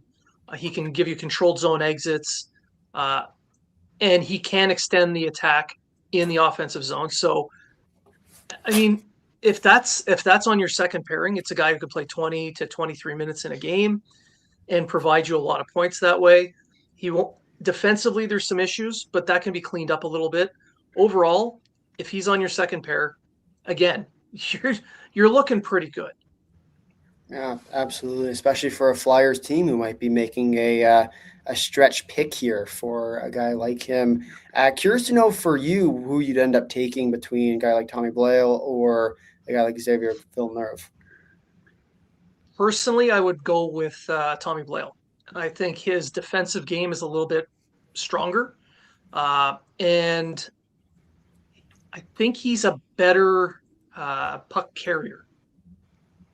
So he has more tools in his toolbox. Right. He said he made me say wow a lot more, especially on the blue line, the way he just kind of controls it. There was a lot of times where I'm watching, I'm going, that's not many guys in the class can do that. Yeah, and he walks the line really well. There's shades of Lane Hudson in that aspect of his game where he can skirt that blue line and hold the line. So that's definitely a skill set that I think he outstrips Villeneuve a little bit. But again, it's all what the GM likes, and Philly loves to just surprise everybody. as we are now just awaiting the pick for the Philadelphia Flyers here at pick 21. It'll be interesting to see where they end up deciding to go and if it is one of the more off-the-board types of picks here. But you look at this Flyers team, a team who has gone on a bit of a run this year, obviously returning back to the NHL playoffs, and now it's a matter for them whether they can keep it going into next season. Should be interesting for sure to see whether they do get kind of an immediate impact player now, or if it'll be a guy that they'll look to more so for the future here. Final predictions here for pick 21. We'll start here with Owen. Maxim Sokolovsky. Blaine. I do love that pick, but I'm going to stick with Blale. Zach. I'm going to lock it up with Villeneuve. And we have news. We have news. We will flip it over to Michael, who will give us some more breaking. All right, guys, breaking news. Pick is getting traded to the San Jose Sharks for picks 27, 62, and 120. They got to like somebody here. Who do you think it is? Wow. And so a big trade there as the Sharks make their way up. We'll go flip over here to Owen. Owen, who do you think that they're looking at? I think they want to completely shore up the blue line. I think we're going to get William Hawkinson here. Ooh, good pick there. Blaine, your thoughts? Man, it's hard to argue against Hawkinson. It really is. But yeah, I think I'm going to stick with that one. Yeah, it should be interesting here for the Flyers, who just made their trade up here. You look at kind of what they bring, and there's a few different things here. They very well could find themselves in, but for the Sharks making their way up into the boards, now it's a matter of what they're going to try and go for here. And about the Sharks earlier tonight, obviously they've already made some of their bigger moves of this NHL draft, taking down Ivar Stenberg as well as Keaton Berhoff, two of the kind of bigger names coming in at the start of this year for this draft. Now we'll see if they can go out and get maybe a third one, maybe a Juho Pipparainen as well. Would be another interesting guy if they're trying to go. Their scouts maybe took a year off and decided to kind of take the best available at that point, but we'll see here for pick number 21, who might it be. But Zach, we'll go to you here for the San Jose Sharks, a team that has obviously had quite an extensive night to this point. Where do you see them kind of jumping in here? I honestly wasn't expecting San Jose to move up, but yeah, I mean, clearly they like somebody, and I think this might be a perfect spot for maybe like an Adam Novotny. Would be an interesting pick for sure, as the pick actually is now in, and they will go with Ryan Lynn as the pick, which is a pretty good pick, if I do say so myself. Owen, tell us a little bit more about Ryan Lynn. You're getting a bit of a Swiss Army knife. There was times, especially, this is one of my favorite clips all year, where he's able to change paces and then attack. He's not obviously the biggest guy, but I'm pretty confident that he can play in all three zones with and without the puck. He can work the play in transition. He loves going north. I think his middle name might be North because it's the only direction he likes to go in transition. There's a lot of times without the puck, he activates, will be a part of the play, and he's constantly trying to make an impact on the game, whether that's his rush defense, which I think has been really solid despite not having the craziest length. And Blaine, your thoughts here on the pick? I mean, they're just shoring up their blue line at this point. They're very deep up front, and now they're adding all kinds of skill on the blue line. Puck movers, big shots, and in this case here, definitely someone who loves to attack. He almost like a fourth forward. And Zach, your thoughts here on the pickup for Ryan Lynn?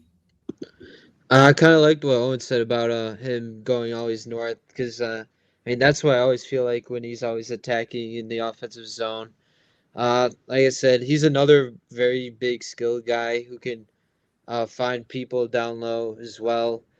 I mean, probably one thing that he's kind of struggled with is his kind of his skating, like skating backwards. I think his pivots can be kind of slow at times. But I think he's also been good at positioning as well. Like I've seen him been pretty good at like kind of pitching people towards the boards and kind of keeping defenders around the perimeter. I mean, I think this is definitely an interesting pick for the Sharks.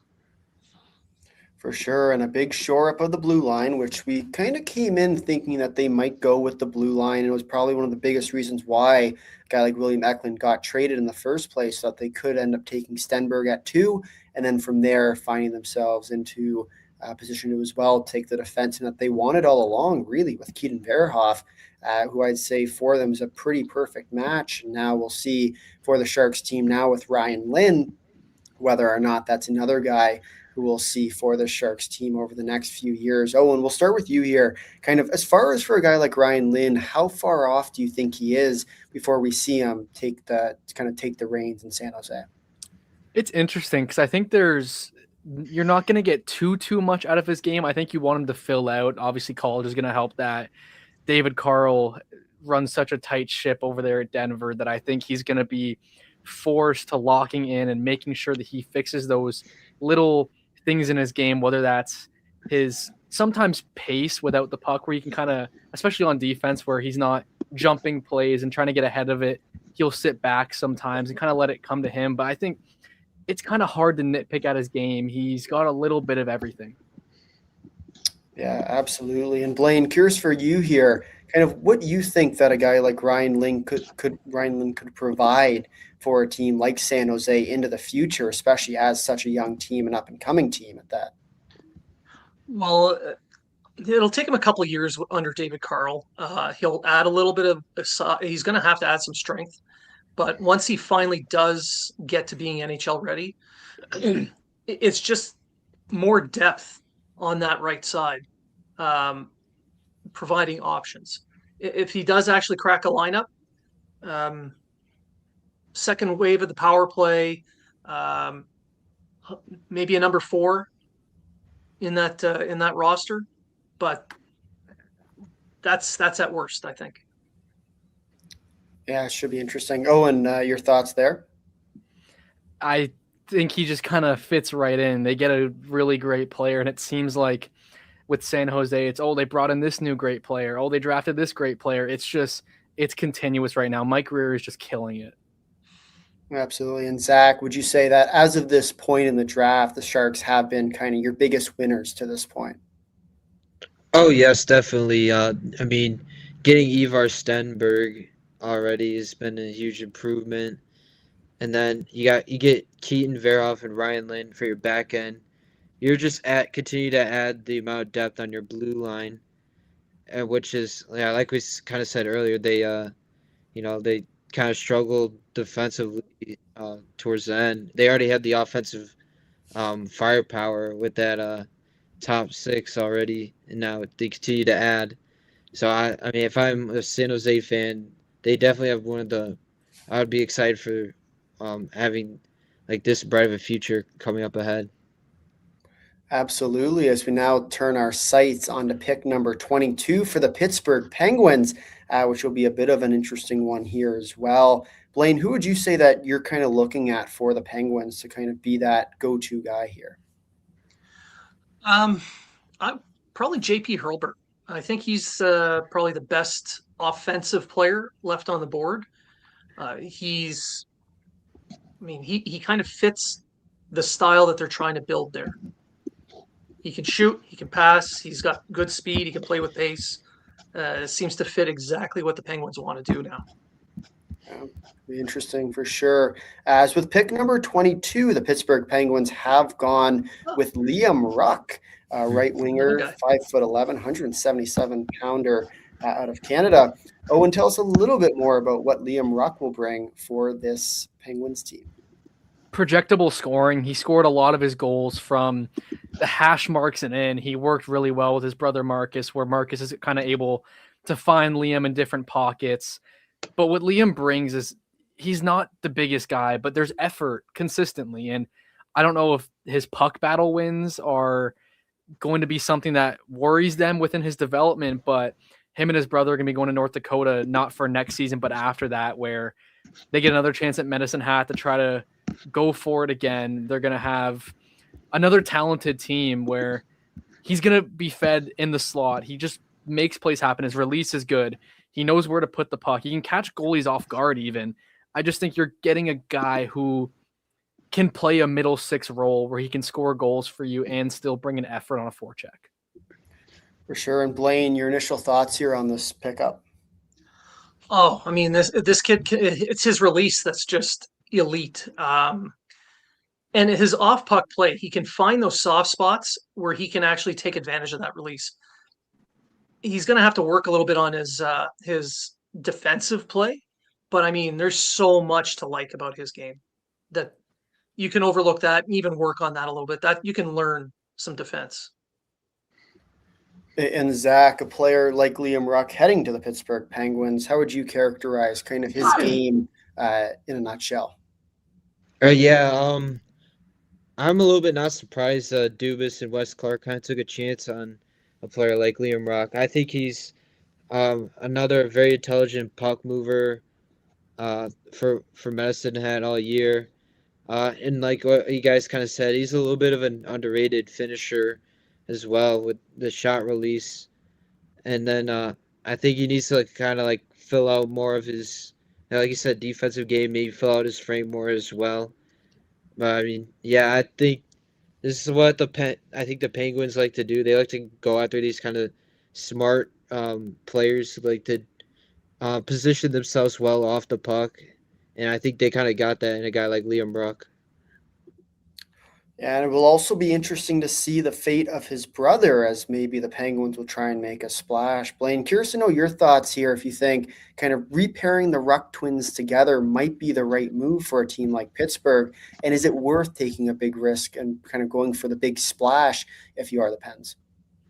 I mean, ideally, you would like that. It's also a good story, but I don't know if I'd want to take that risk or use those assets to move up to ensure that you can. It's better to wait until the second round and wait to see where the chips fall. For sure. And Owen, your thoughts here. Marcus Ruck, is it worth it, or is it time probably the best idea for the Penguins to kind of let it slip?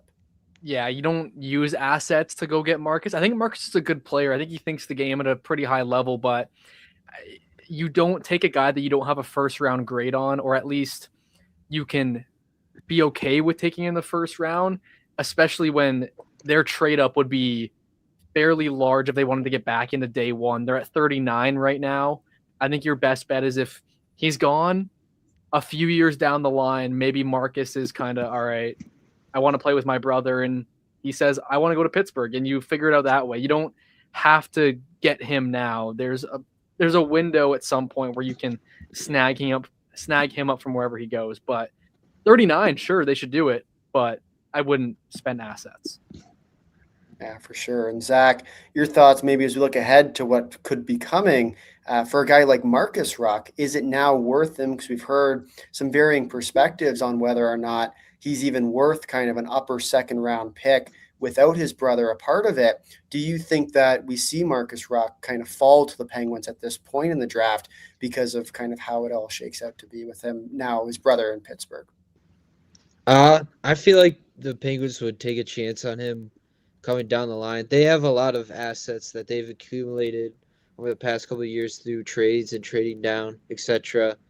But I think I forgot how many picks the Penguins have in the second round, but I think he's going to be available when he falls. They have 2. Yeah, it will definitely be interesting to see here for the Penguins, see if they can reunite the brothers with Liam and Marcus Ruck. But Liam Ruck off the board at pick number 22 to the Pittsburgh Penguins, which then brings around the 23rd pick of the night, or for 23rd overall pick at this draft for the Utah Mammoth, which was acquired through the JJ Peterka trade earlier on tonight with the Boston Bruins. Blaine, we'll start with you here. Kind of what do you think that the Utah Mammoth have in mind for this pick? Is there anyone in particular they're looking for, or is it more so just a trade to try and get themselves into this draft? I think they're just trying to fill needs. So they have some really good, solid players up front and Caleb Desnoyers, Ty Ginla, Cole Baudouin. But then you've got these huge mammoth defensemen like Simichev and Lamoureux. Someone like Villeneuve would be a good fit to help with their puck moving abilities. They're lacking a little bit there. Again, Tommy Blale, yet another puck mover. I know I'm pushing the Q guys pretty hard here, but it is a fit for Utah. They do need puck movers in the back end. For sure. And Zach, your thoughts here on what they might end up going with here?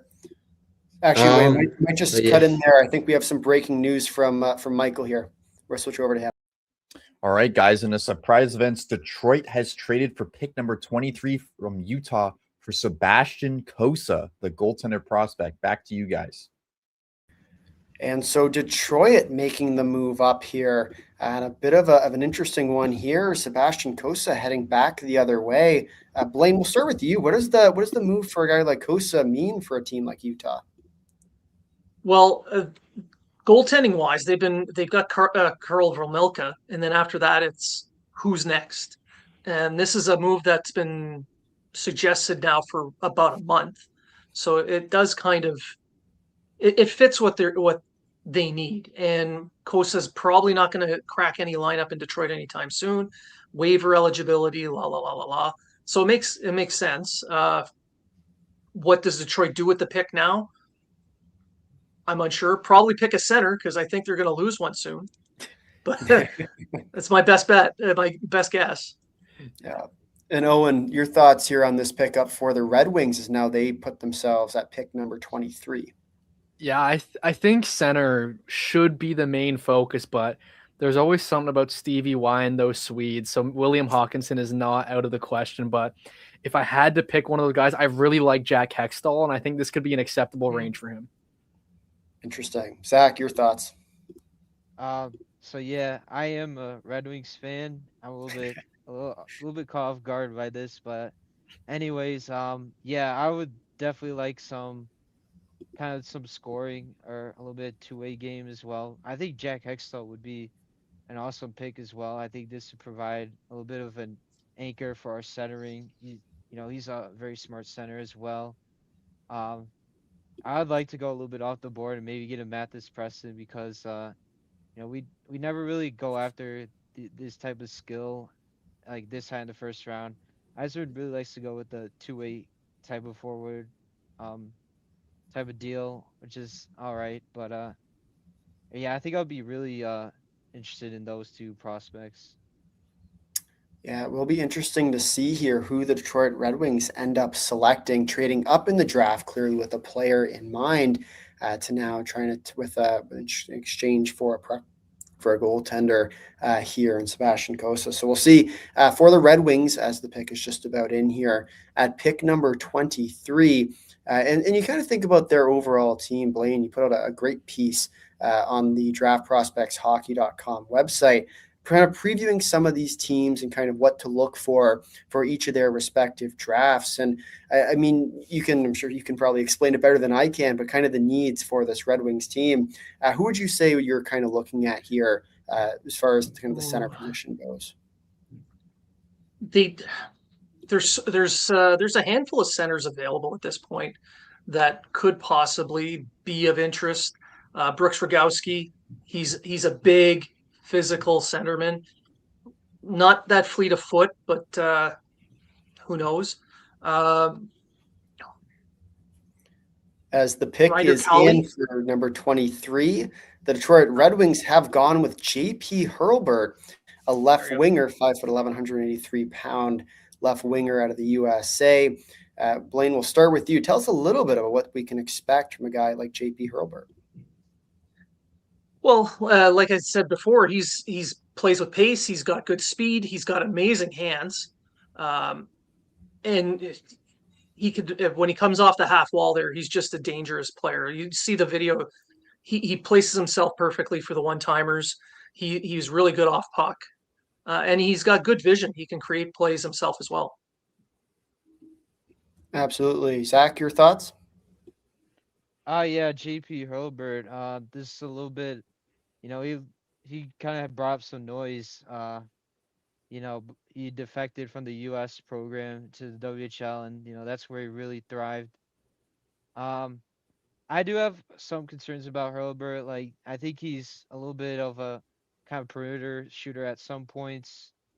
And also, like, I think he's kind of there's some points where, like, I think he's kind of skilled, or I'm sorry, he kind of scored off of from others where, like, he hasn't really created it that much. But either way, I still think he's got some good skill, good some pace to his game as well, and I still also really like his shot. But I think it'll be really interested to see how he can develop at Michigan, as they're expected to be pretty stacked next season. For sure. And then Owen, your thoughts?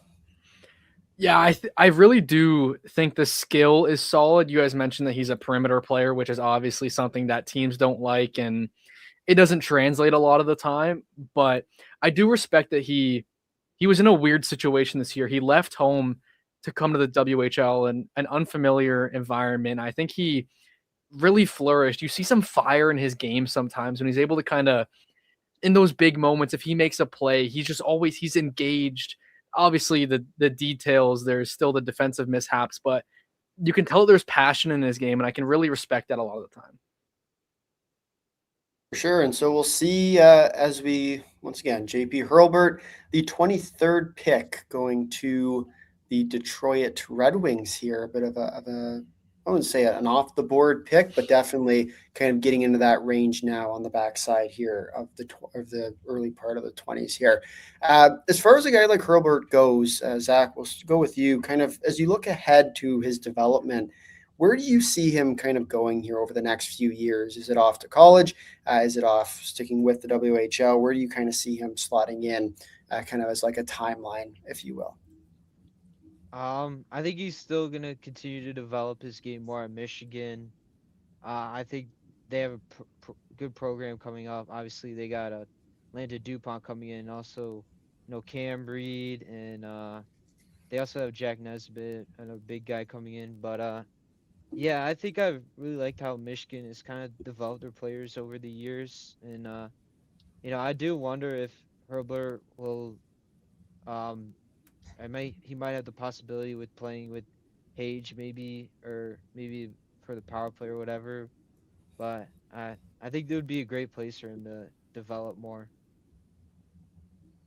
Yeah, it'll be interesting to see how he continues to kind of go along here. So move on to pick number 24, which will be with the Vancouver Canucks. Blaine, we'll start with you here. Where do you kind of see the biggest need for this Canucks team, and who do you think would fill that? Well, they're in a declared rebuild. They need a little bit of everything. They picked up Malhotra with that pick earlier, which was a great fit for them. Going up the middle that way. They might switch to go on D, but with the wingers that are available, I would not be surprised to see them go there, like a Mathis Preston, based on pure skill there. And there's all kinds of other picks they can make, but again, they need everything. They need defense. They need scoring. So they could just use a shotgun and whatever they hit, they pick. Yeah. And Owen, your thoughts here for the Vancouver Canucks at pick 24? At this point, you're at 24. You're clearly a rebuilding team. You bet on upside. I think one of those QMJHL defensemen, you just pick whichever one. If you want the right shot, the left shot, you just pick at that point. But I think those two guys are two of the more high upside players that are available right now. So if you're Vancouver, just go get the guy. And Zach, already having a guy like Malhotra down on this draft so far for the Canucks, do you think they do anything else with this pick? Potentially look for some trades, or do you think they're more so kind of dialed in on making sure they get the prospect that they're looking for? I think they're gonna stand put and stand pat, and I think they'll take whoever they have available next. I think there's still a couple of guys interesting who are left, but if there is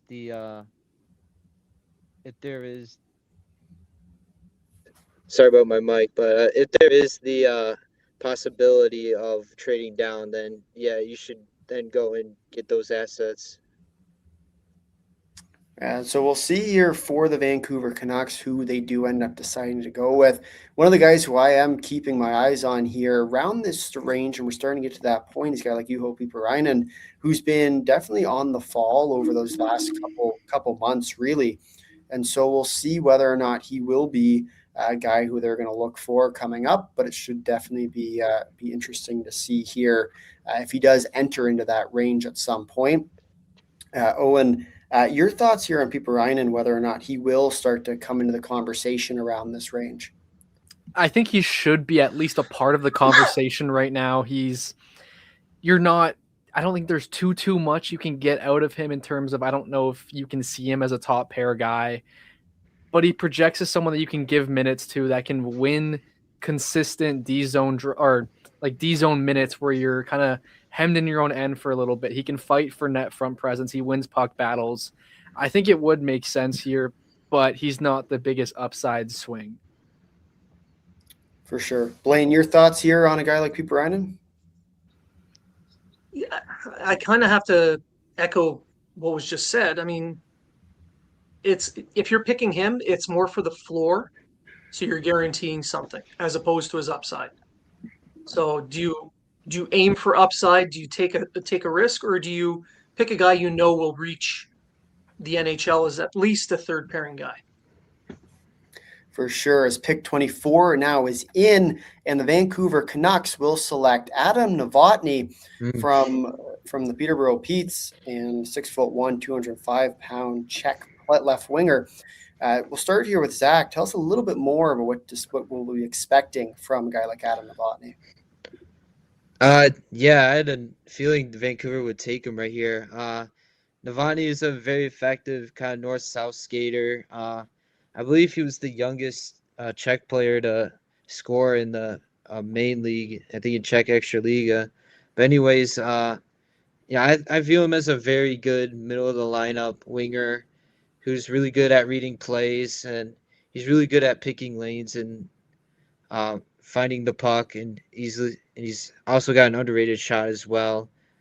So I think this could be a very good depth player maybe down the line for the Canucks. Owen, your thoughts?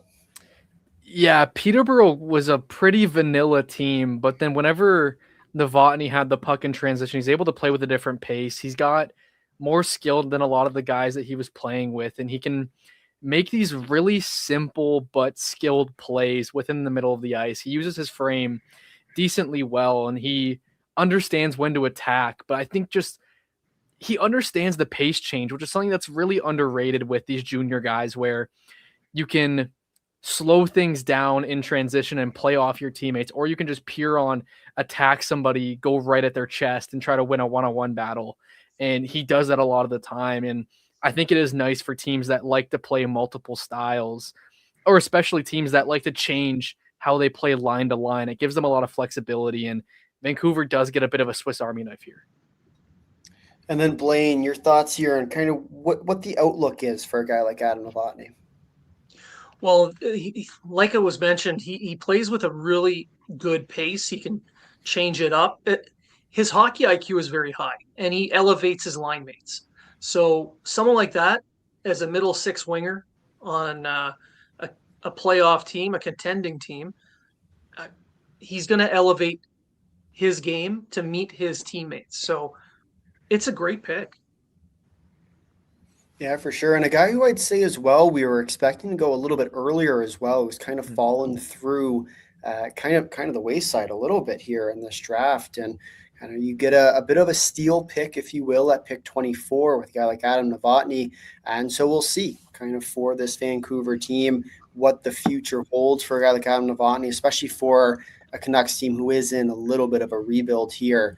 We will see kind of what they end up getting up to. We will now move on to pick number 25, which has been a pretty contestedly traded pick over the last little while. It's bounced around from a few different teams, starting off in Tampa, then went over to Seattle, then to Florida, and then came over to Ottawa in the Brady Tkachuk deal. And so for this 25th overall pick, we're going to see what the Sens end up deciding to go with. Blaine, we'll start with you here. For a team like Ottawa, who's kind of, once again, another team who's kind of on the playoff bubble a little bit, can basically go either which way with the departure as well of Brady Tkachuk.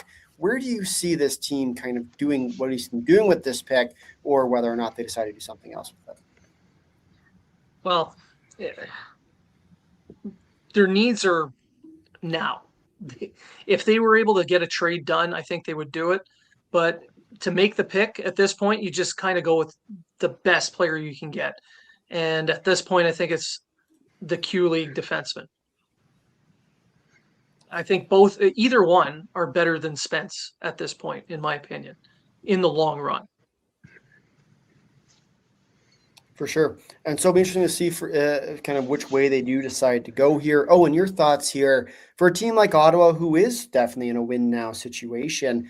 Do you see them going for a player that might be a potential trade chip down the line, or whether or not they decide to try and fill a need within their own respective team? I think they fill a need, and I don't know how long they see Linus Ullmark really staying and being a part of this team. We haven't seen a goal yet. I don't know if we will, but I think if there is a time to see one, I think Dmitry Borashev could be right now. That would make sense. One of those, it's kind of hard to rank the goalies so far this year. It's a mix of where Borachev's size went down to 6'2", whereas Brady Noling is a 6'5" goalie. So I do think they go in the crease here, though. Will be an interesting pick for sure. Zach, your thoughts? Yeah, I kind of like what you guys said, what Ottawa should do, but I think Ottawa should kind of get fun, and I think they should go with either the Q defenseman, both great puck movers in their own end, and I think they could benefit for that maybe as for their power play too down the line, because I've always liked Sanderson, as the first power play guy, either way. But yeah, I think they should maybe go with those two guys. Yeah, and I think for me, if I had to pick one player, a guy like Casey Mutrin as well, as another guy I'm kind of looking at that could very well sneak into that spot, a guy who has kind of been slept on really throughout this first round and hasn't really come up in conversation too much. He's a guy who I'm looking to see if he'll end up kind of taking into this role with the Ottawa Senators. It will be interesting to kind of watch along here. But for the Ottawa Senators, we will see who they end up going with. Oh, and it's a bit of an off-the-board one with Jonas Lagenberg-Hohen. And this is one that I would say not really expected and wasn't really in our conversations either. But this is who they will go with here. A Swedish right shot right winger, 6'2", 185 pounds. We'll start here with Blaine. What are your kind of thoughts, initial impressions here with this pick? Well, they get some size, they get some speed. He's got a pretty good shot. He's more of a volume shooter than he is a sniper. So, I mean, he does have a hell of a one-timer. It's a heavy, heavy one-timer. So maybe a good power play weapon in the future to play off of Stützle. Will be interesting for sure. Oh, and your thoughts here on this move? Yeah, I don't know how much they see of him as a 5-on-5 guy, but I think the shot projects to a second unit on the power play. I think there is a lot of confidence in his game, which is why you've seen the scoring already work. I think it's definitely off the board. I wouldn't have taken him this high, but I mean, it is sometimes hard in the later first round and even into day two to find guys that you are confident in goal scoring and projecting offensively. So, I mean, if they think that he will score goals at the NHL level, then sure. Yeah, it will be interesting to see there, see if he will end up being that kind of go-to shooter type of role for a team like Ottawa into that stretch for them. Zach, your thoughts here on this pickup? Yeah, this is a big reach for the Senators. I honestly wasn't expecting Lagerberg-Hohen to get drafted this high. I think he got hurt with a knee injury earlier in the season. That's what kind of impacted his play. Yeah, like you guys said, he's a heavy volume shooter. You kind of tell by his stat line in his D-1 year where he had like a lot of goals. I think it was like maybe 27 and like 9 assists. But either way, Ottawa, they're kind of in a win now mode. I think they can kind of afford this as a potential steal down the line. Yeah, I think this is very interesting by the Senators right here. Yeah, and so we'll see for the Sens whether or not he will end up becoming a piece that we'll be keeping an eye on over the next few years. But definitely our first kind of big pick off the beaten stretch that we were expecting. Jonas Lagerberg-Hohen going to the Ottawa Senators here at pick 25, as we'll shift focus now to pick number 26 with the Vegas Golden Knights, and what has also been a pick that has kind of bounced around a little bit. Started with Dallas, then went over to Carolina, then over to New York, and now to the Vegas Golden Knights here at pick 26. We'll see who they end up going with. As far as kind of expectations go, and we'll start with you. Who do you see Vegas taking here? Is it a potential trade chip into the future? Where do you see the Golden Knights kind of fitting in? Well, I'm kind of waiting for us to get Michael here to say that they've traded this pick, because it just feels like it's bound to happen. But if they are to keep this, it's kind of hard because you can't go off of, what have they done in previous first rounds, because you don't have a very great sample size. But it's going to be someone that projects as a very low guy in their lineup. Like, it would make complete sense if William Hawkinson went here and they could get another guy that on the back end in a few years can munch up minutes and penalty kill. For sure. Zach, your thoughts? Yeah, with Vegas, they're a pretty ruthless organization. They like to trade people down the line. I do wonder if they could go maybe take a risk with Mathis Preston, maybe. I heard there might be a few character issues with him, but either way, he's still a very fun, dynamic player. Yeah, for sure. Blaine, your thoughts on kind of what the Golden Knights should do with this pick? Well, if they don't trade it here in the next few seconds, which wouldn't surprise me, I can see them going off the board a little bit as well. Oh, we got a trade. We'll send it over to Michael.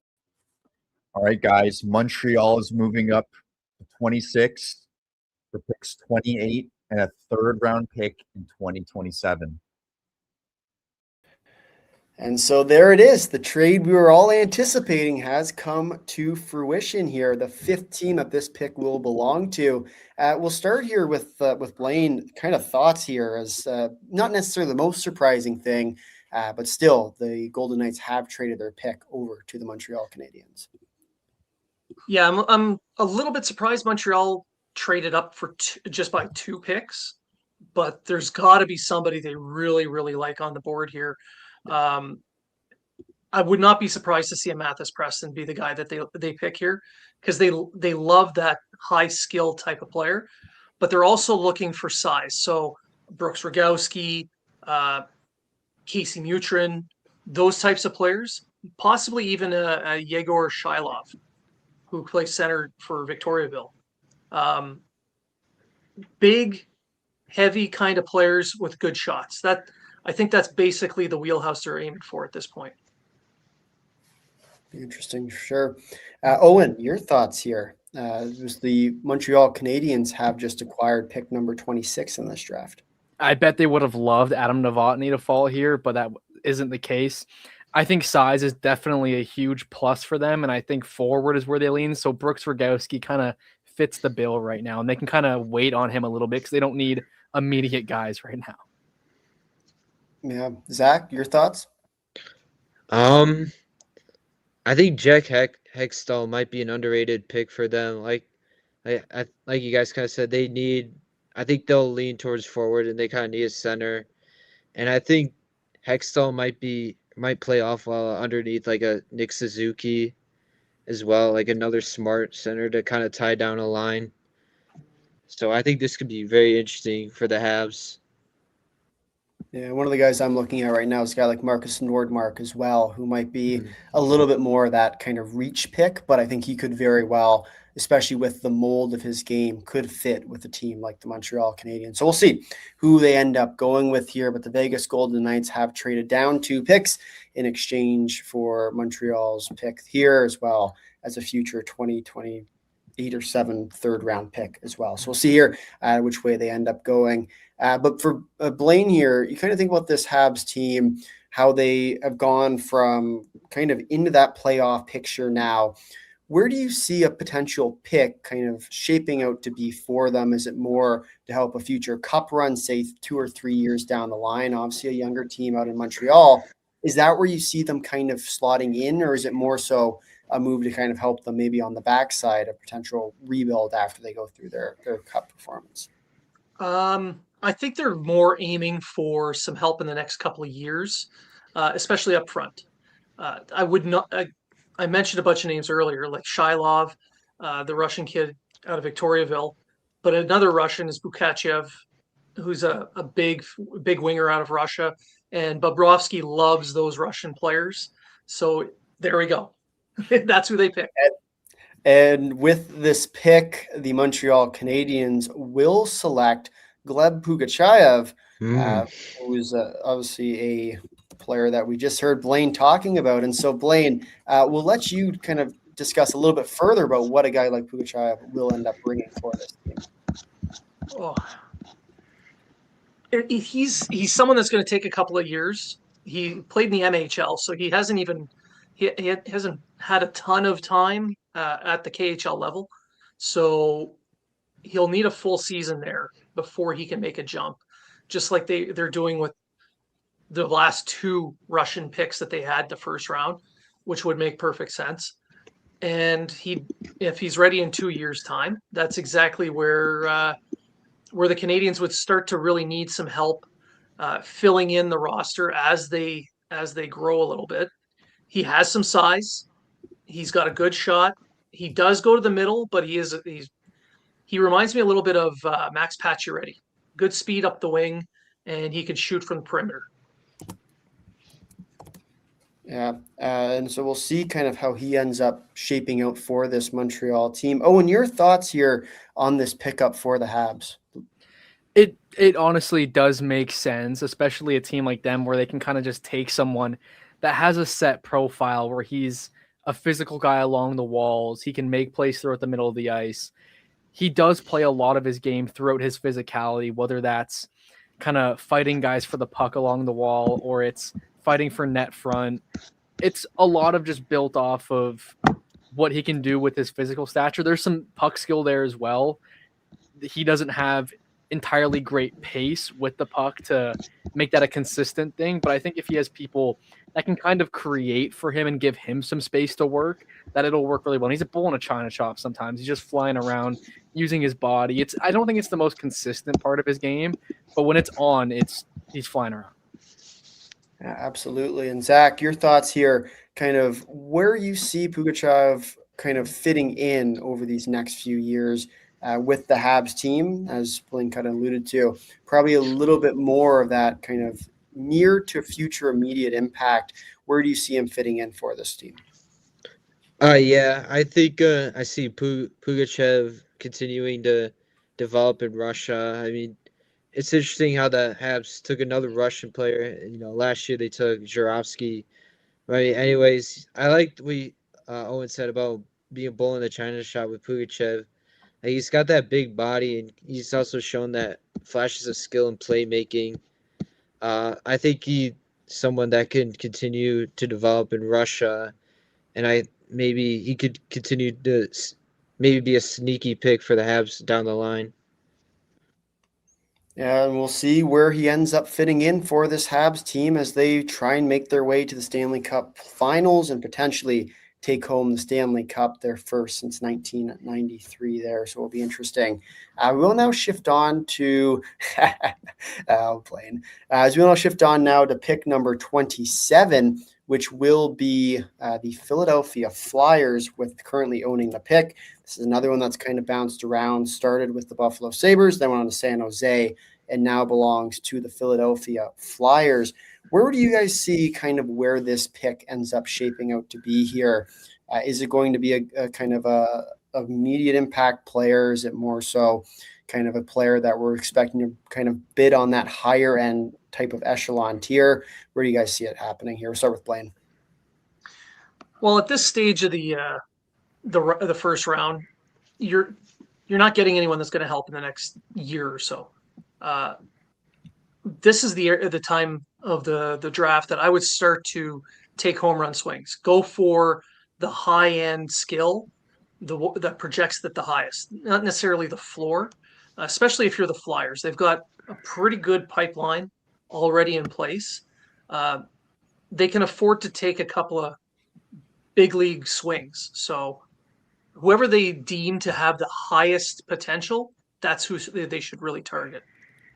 And highest potential they did with Maxim Sokolovsky, the 6'7", 238-pound right shot defenseman currently playing with the London Knights. Owen, tell us a little bit more about Maxim Sokolovsky.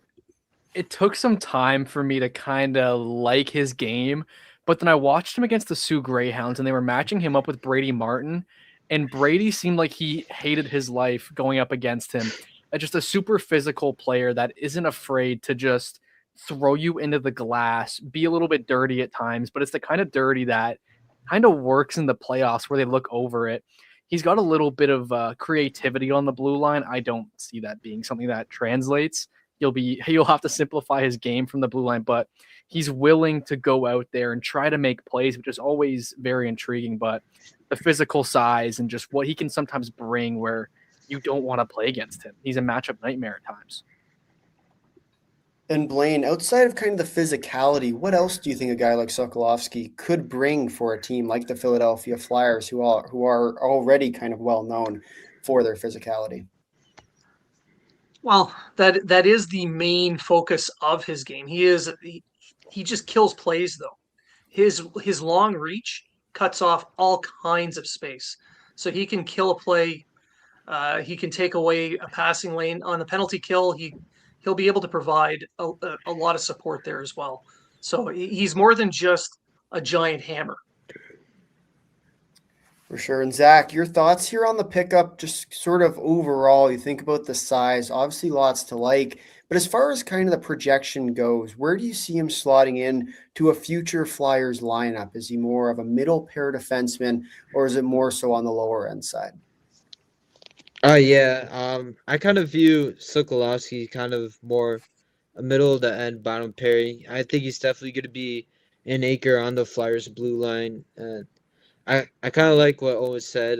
That's how I kind of like kind of watched a little bit more of him, is that playoff series against the Sioux Greyhounds where he just basically completely boxed out Brady Martin to the perimeter. And, I think he was maybe kind of coached to like more pick a guy out, and then, he was more kind of shifting to box people out in that playoff series. But either way, I think he's a little bit more of like a Zadorov type defenseman.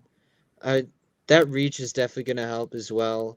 But, I think picking him this early is a little bit risky. But, the Flyers, once again, they have a plethora of prospects, and they do like their guys with big frames as well. So, I think this could, like I said, like kind of anchor the defense in the latter run.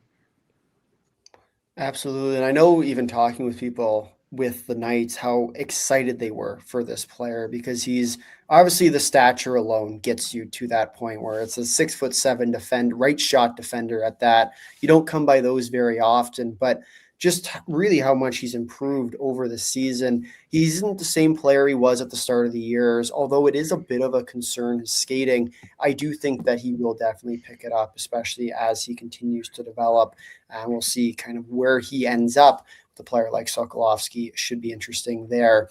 We will now shift focus on to pick number 28 in this draft with the Vegas Golden Knights, which of course we just see traded down.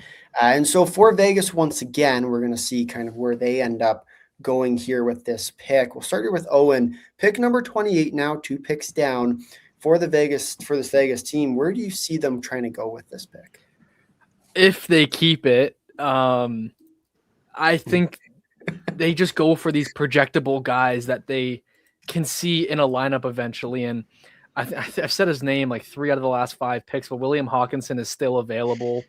He's just he's another meanie like Sokolovsky. He wants to hurt you, and it feels like that's a perfect matchup with Vegas. Yeah, and we will see whether or not they do decide to try and keep this pick, because it is definitely a question mark, especially after the last time. Blaine, question for you now is, where do you see kind of this Golden Knights team going, not just this year, obviously going to the Stanley Cup Finals, but whether it be maybe via trade or whether it be free agency, obviously clearing a little bit of cap along the way, where do you see this Golden Knights team ending up? Well, after moving Dorfeev out, they're going to need to find somebody else to fill some of those goals in, because that's a lot of goals to lose in one guy. They're going to have to find something via trade. I can't see anything really available on the UFA market unless it's Marchment that could even come close to providing some of the offense lost. Of course they did. Of course. I think we have a visit to go make. Michael, take it away. All right, guys, a really small trade. Anaheim moves up one spot with Vegas and trades 29 and 117 for number 28. Let's see who Anaheim takes. And so the Anaheim Ducks, potentially Vegas buying a little bit more time, will move up a single spot here to pick number 28, trading down. So the trade that we were all anticipating, not quite there yet, but we are one more trade in. Blaine, you're just kind of, I cut you off there to go to the trade. I'll let you finish off your point here. Well, now that it's Anaheim that has it, I mean, Vegas is going to do what Vegas does, and that's just aim for the biggest name everywhere. But with Anaheim here, I mean, I can see them going on the blue line again. Hawkinson, like you had mentioned earlier, this is a guy that plays that kind of style that they love. Yeah, I would agree that kind of feels like a fitting pick too. Zach, your thoughts? All right, yeah, I think I would have to agree with you guys. I think a Pete Ryan or Hawkinson pick would be a nice fit. They already have like a sort of like that shutdown guy in Stian Solberg in the system, but like another guy to like kind of round that pairing out would be honestly perfect for them. Or they could maybe try to go something off the board, or we'll see. And then Owen, your thoughts here on the Vegas Golden Knights doing Vegas Golden Knight things, trading down a singular pick. Shocker. I honestly don't expect them to keep this next pick either, but I think for this one, Anaheim, the blue line would make the most sense, so I'm gonna go Hawkinson again. Shocker, but yeah. As the pick is in, it will be Marcus Nordmark going to the Anaheim Ducks here. A bit of a, I wouldn't say off the board pick, but still a little bit of a stretch pick here for a left winger, 6 foot, 180 pounds out of Sweden. Zach, tell us a little bit more about Marcus Nordmark's game. Yeah, he's another skilled Swedish forward. There's some points where I kind of got a little bit frustrated in his game where I just felt like I kind of wanted more out of him at some nights. I think he was a bit so-and-so as the U18s, if I remember. But, yeah, it's an interesting pick. Once again, the Ducks did go off the board a little bit. But, yeah, I think he's kind of that interesting winger. Yeah, for sure. Owen, your thoughts here on this pickup? He's a good skater. It's kind of interesting that they went wing and then wing again. But Nordmark, yeah, frustrating player to say the least. I think it's going to take a little while. I don't expect to see him in an NHL jersey in the regular season for at least 3 to 5 years. It is kind of shocking that this is another Pat Verbeek pick where he doesn't go with a super motor heavy, get to the puck, go getter guy. But you get a lot of skill. Again, this is their second pick where we're sitting here talking about the high-end skill that they just brought in, and that's what Marcus Nordmark is. Yeah, fair enough. Blaine, your thoughts here on this pickup?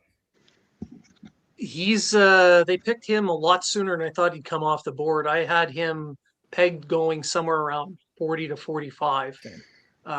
There are quite a few holes in his game still. He's very raw. So I am surprised he went this high, but the top end projection for this kid, if he reaches his top end potential, I mean, this could be a very good pick for Anaheim.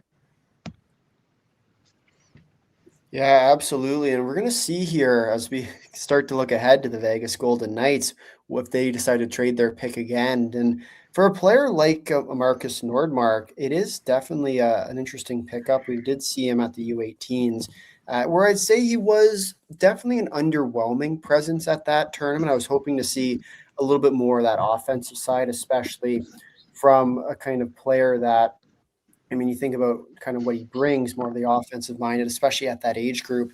I didn't think we saw it to quite the level that we could have seen. But still, I mean, you think about the talent alone, you could tell he was definitely a skilled offensive player at that tournament. Now we'll see kind of as he continues on here with the Anaheim Ducks that picked up at the 28th overall pick, what will end up shaping out to be for him as we do now talk about our favorite team once again, who's just been inching along here pick by pick with the Vegas Golden Knights. And Blaine, I'm not going to ask you again what you think about this team because I feel like I just keep coming to you for it. But for Vegas, simple question. Are they going to trade the pick or are they finally going to take it here? Hold on, let me just flip my coin. I think they'll end up picking at this point. They can't just keep trading down it, although it would be hilarious. But I think they'll end up picking at this point. And someone like, I don't know, Casey Mutrin, sorry. Big power forward type of player, kind of take over that bottom six power forward role in a couple of years. Or then again, the future is not something they look at. It's just draft schmaft for these guys. And draft schmath it is. Juho Pipparainen going as our right shot defenseman, 6'2", 201 pounds. Blaine, tell us a little bit more about what Juho Pipparainen will bring for this Vegas team.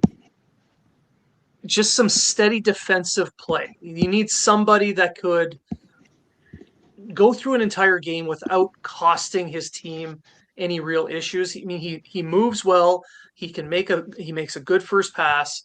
The whole point is someone that could eat some minutes without causing problems, and he could be that guy. For sure. Owen, your thoughts here on this move? Yeah, that was pretty much the best way to explain the player. He's going to likely be a physical guy on your team. He's going to no nonsense around him, no nonsense around the net. If you are in front of the net, he's going to try his hardest to get you out. I love the confidence. I don't think he's going to be a huge puck mover, but I do like the confidence that when he does have the puck, that he's able to make those plays. The first pass was mentioned. I think that's also a strength of his, just getting that first move. He doesn't panic with the puck on his stick, but he makes solid and simple plays. And I think there's a bit more to his transition game that can be untapped. He does at times, especially earlier on in the year, he liked to activate in his own zone a lot to become an option, which he dialed back a little bit. But I think if he continues to do that, he can add maybe a different element that could make him a bit of a different player. For sure. And then Zach, question for you here. You kind of think about Vegas's kind of inching back by kind of pick by pick. Do you feel like this was the player they had circled all along, just waiting to see if any team would even get an inkling of taking him before they eventually did here at pick 29? I feel like this is a good range to take a chance on Pipparainen. Once again, when you trade back, you want to get as much picks as you can, get as much assets you want, and hopefully weaponize them later down the line. With Pipparainen, he's like what you guys said, a steady defenseman. I think his offense is kind of limited, but I do think his skating, he's a little bit kind of strong on his skates, a little bit. I think it's an underrated part to his game. But I mean, for a team like Vegas contending now, I think this is an all right pick for them. For sure. And I mean, we're going to see now, especially for a guy like Puparainen, which was kind of unfortunate for him, was his performance at those international tournaments, which definitely did not improve his stock. I thought he was okay at the World Juniors. I thought he obviously, as kind of an underager too, I thought he took a little bit of a bigger role with that team than probably he should have. And so he played okay in that stretch. But then as soon as you put him in the U18s, just a really disappointing and flat tournament for him that had a potential to really move himself up in this draft. Eventually gets him into the first round, I guess, but in the end here, disappointing tournament for him there at the U18s. But then we start to talk ahead about the Calgary Flames picking at pick number 30, originally Vegas's pick here. Blaine, for this Flames team, what do you kind of expect them to do with this pick? I think they got to pick.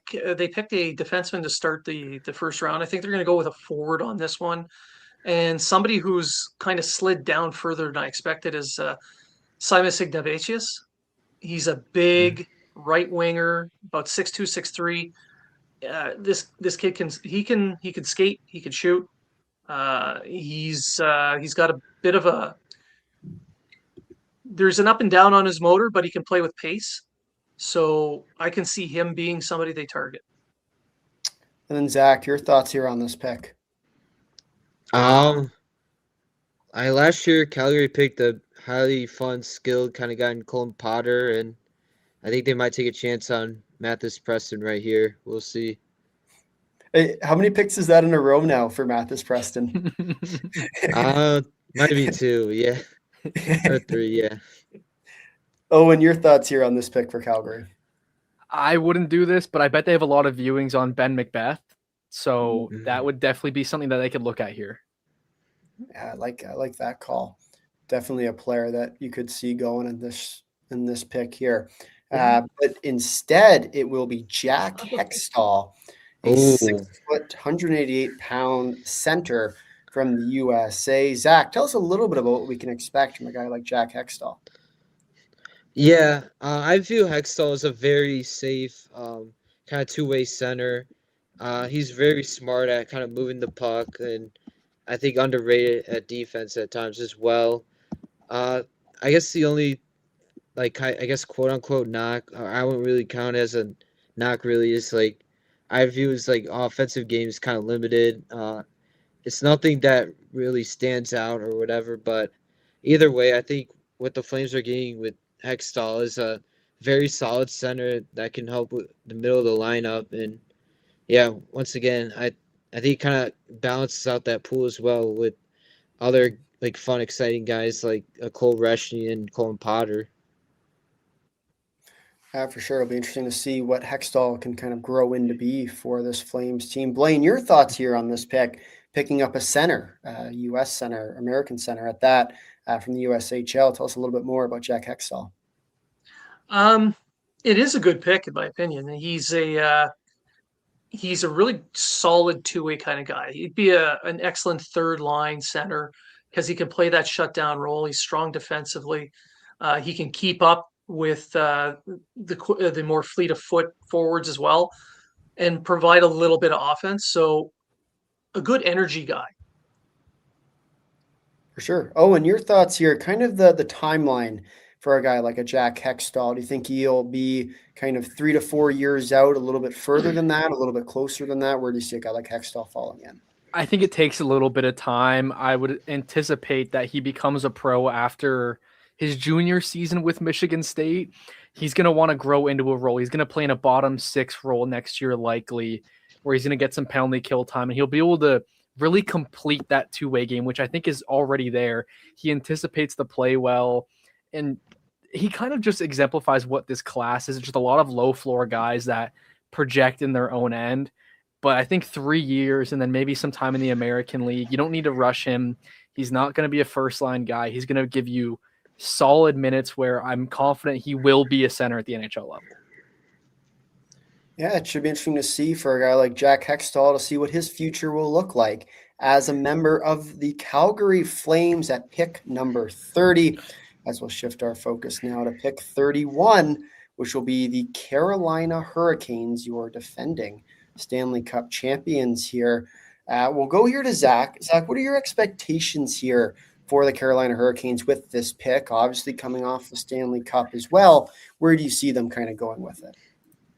I honestly think they might trade down. They're kind of like Vegas, where what the past couple of years they like to trade down. That's what Katowski does, and honestly has ended up working pretty well for them.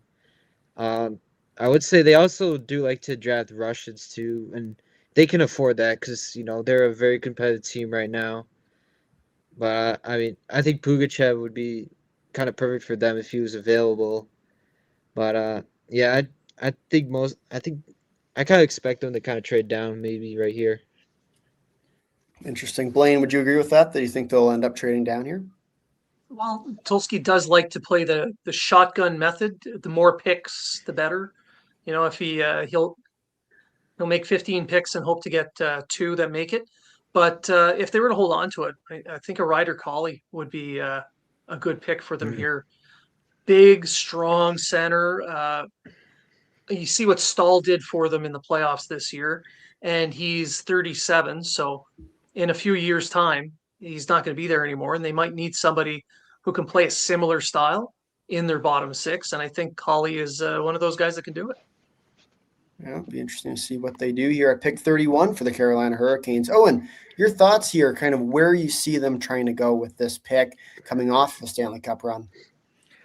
You got to add to that competitiveness that their team had throughout the run. I like Casey Mutrin and what he could eventually be in a few years. We're getting to that point in the draft where it's not going to be, all right, this guy could be there next year. You're going to have to wait a little bit for Casey Mutrin to kind of develop something he can hang his hat on offensively. I think he did drive the play decently well at times, whereas he's not going to really do that in the NHL, but he's going to play with decent pace. He's got decent size. He can kind of just project as a bottom 6 guy that can maybe slide up and down depending on who he's with.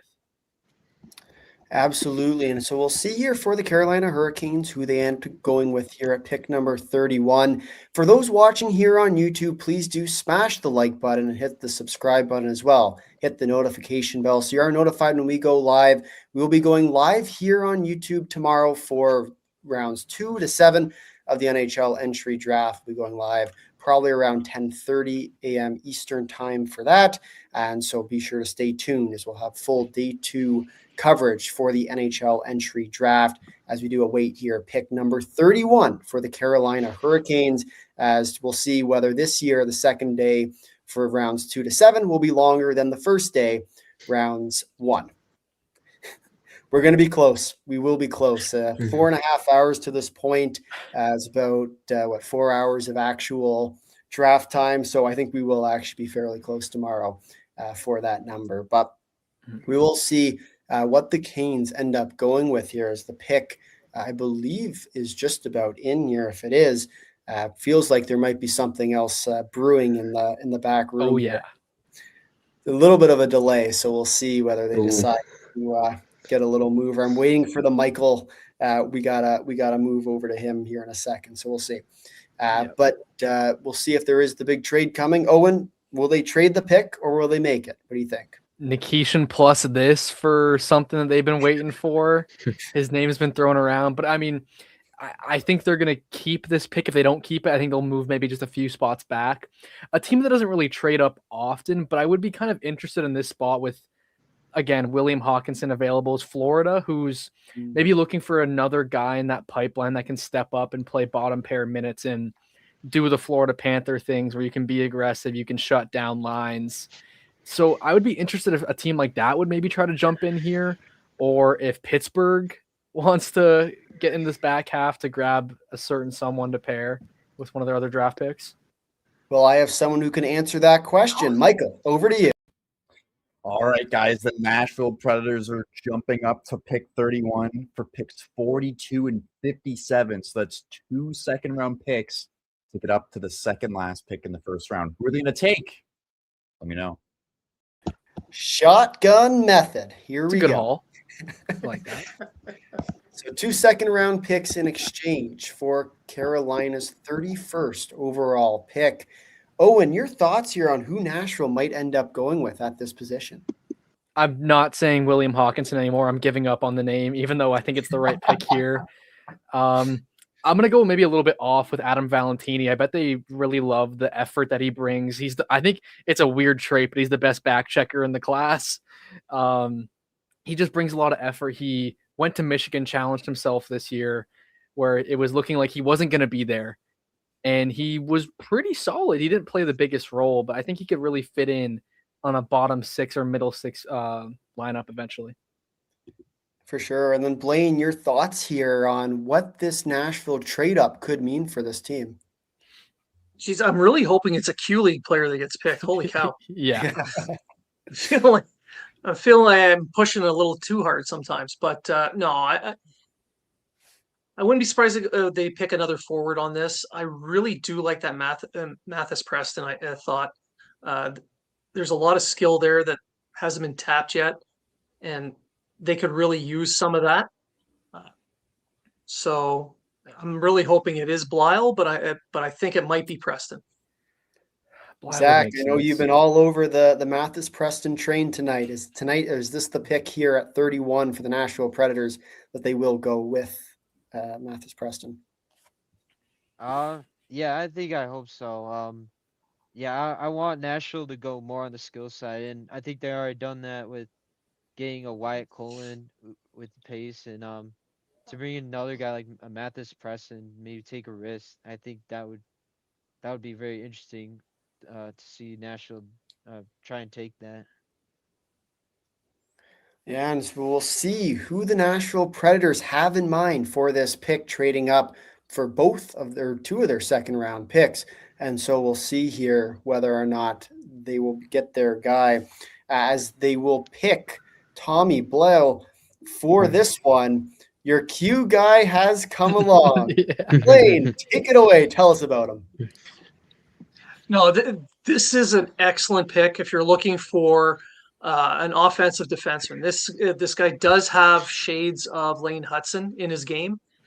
He's a little bit slight, but he skates so well. He's such a smooth skater. He handles the puck extremely well. He controls the game. He's a quarterback at 5-on-5 and on the power play. He'll put up a ton of points, and he can impact a game even defensively. Despite his size, he is a very solid positional defenseman. Absolutely. And Owen, your thoughts here on kind of what's the ceiling for a guy like Tommy Blale? Oh gosh, the ceiling, it's fairly large when you can do what he can with the puck on his stick. It's the ceiling of a top pair guy. It's hard not to say that's his ceiling. I can also say that his floor is fairly low, but you're getting a guy that has extreme confidence with the puck. He has it on a string, and I said it earlier, he has so much wow, and the pop in his feet when he just changes direction, it's really impressive. And on the blue line, he just commands so much attention. You have to look at him.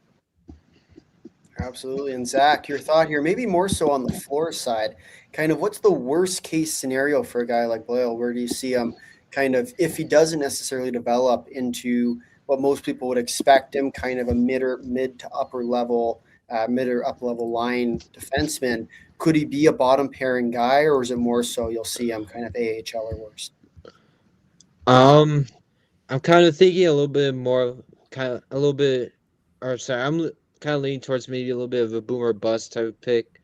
I think it's good that he has a really good skating. He's very fluid. I like the way he moves the puck. Obviously, he's obviously got the skill. Very fun to watch. But I mean, I think he needs to kind of round out his defensive game as well. And he's also a little bit on the shorter side at 6'0". I would have liked to see him at Michigan State this year, but obviously I think he wants to go to or he wants to be more of that power play quarterback, and I think Chase Reed's going to take that over. So I mean, staying in Moncton, I think will be all right for him as well. He's also been one of those players, playing I think high school hockey last year to now being absolute dynamo in the QMJHL. It's just really interesting to see, the development path that has opened up. But I mean, either way, I think this is a nice pick for the Predators and definitely something they kind of needed, in their back end. Yeah, absolutely. And Blaine, we'll go to you one last time here because I know you've been waiting all night to talk about a Q guy here. Tell us a little bit more about Tommy Blale. What are kind of his most underrated characteristics that you might not see the first time you watch him, but maybe the second or third time that you might get to see him? His positioning. He holds a pretty tight gap, and he keeps himself positioned extremely well so that he can react quickly to any changes in positioning or some kind of deke or anything a forward might be able to do. He has to adjust because he can't outdo them physically, so he has to outthink them, and I think that's an underrated aspect of his game. Very cool. Very in depth too. Like I'm sure most people wouldn't be able to kind of catch that, but interesting to see how you kind of pick it up over maybe the second or third time you might watch it too. As we do now shift into our final pick here of the first round, we have finally made it, and we're under 5 hours this or 5.5 hours, whatever it was last time. Whoopee this year, but this will be the Ottawa Senators pick, which, if you remember back, this pick was originally forfeited due to the Kenny Dodonov trade. Think back to that whole debacle. But now they have reinstated this pick at pick number 32, and it will still belong with the Ottawa Senators. Blaine, we'll start with you here one last time tonight. What are your expectations for Ottawa with this pick? Is it going to be one that they're going to kind of draft it through? Do you think they'll end up trading it? Where do you see the Sens doing with this pick? I mean, they have a ton of needs on their NHL roster. If they could trade this pick for something in the next few minutes, I would not doubt for 1 second that they would. But holding on to it, again, I think they're going to make a little bit of a stretch. They went with a Swedish forward with their last pick. I think they're going to do the same thing, and go with somebody like. He's not Swedish. He's Norwegian, and I'm going to mess up his name, so I apologize in advance. I think it might be Nicholas Aram Olsen. Mm-hmm. Not sure. I'm French, not quite Aram Olsen, but it will be Jackson Cover, the pick for the Ottawa Senators at 32 here. And Owen, we'll go to you. We'll start here with you here. What can we expect from a guy like a Jackson Cover? He's going to bring some really nice puck skills and comfortability with the puck in space. When the game tightens up, it gets a little bit tougher for him, but he's able to make creative plays and open the game up for others. He hasn't been playing ice hockey that long. He was in the Cayman Islands playing roller hockey until I believe he was 14 years old. So there's still so much hockey for him to get to develop and figure out his whole game, but you're getting a lot of skill, minimal of the off the puck stuff, but there's still a potential of someone who can crack an NHL roster and put up points. And then Zach, your thoughts here on this move to go out and get a guy like Jackson Cover? Yeah, I think this is a good pick for Ottawa. I'm really glad to see Cover get drafted in the first round. Like I said, he had a really great story. I think he started playing ice hockey 5 years ago. Either way, I do think there's like a kind of type of rawness to his game. Like I still think he needs to kind of flesh out more of his skill and a little bit of his kind of puck instincts as well. But I really like him, like kind of through moving up through neutral zone as well. And he's also a Penn State commit, which is, I think, honestly, a great school for him to develop down the line. Mm-hmm. I think he's probably going to stay in London one more year.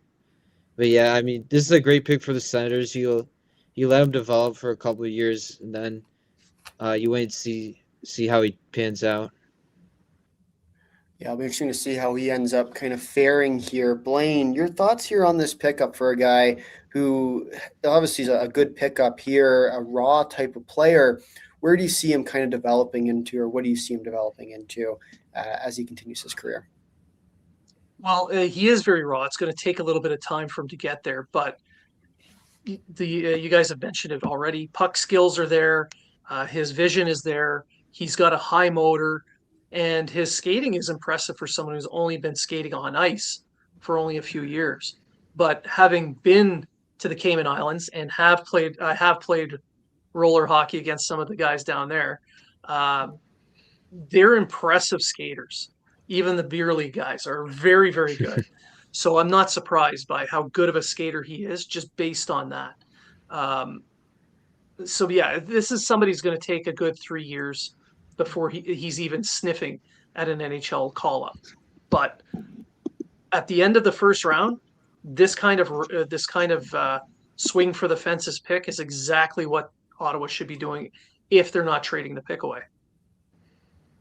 100%, and that will be the end of our first round. We'll go around here really quickly and just I'll ask each of you who you think was the winners and losers of the draft today. Owen, we'll start with you. Who do you think is kind of the big winner of today, a slam dunk taker, and who do you think is the biggest loser? It's hard not to say the San Jose Sharks. They were able to get Ivar Stenberg. Then they were able to get Keaton Verhoff. They just added talent the entire day, and they didn't have to do too much. They were doing that little small trade up towards the end, and they just took the right guy at every opportunity.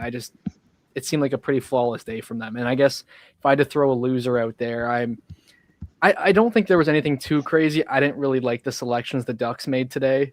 So I guess if I had to throw somebody under the bus, it would be them.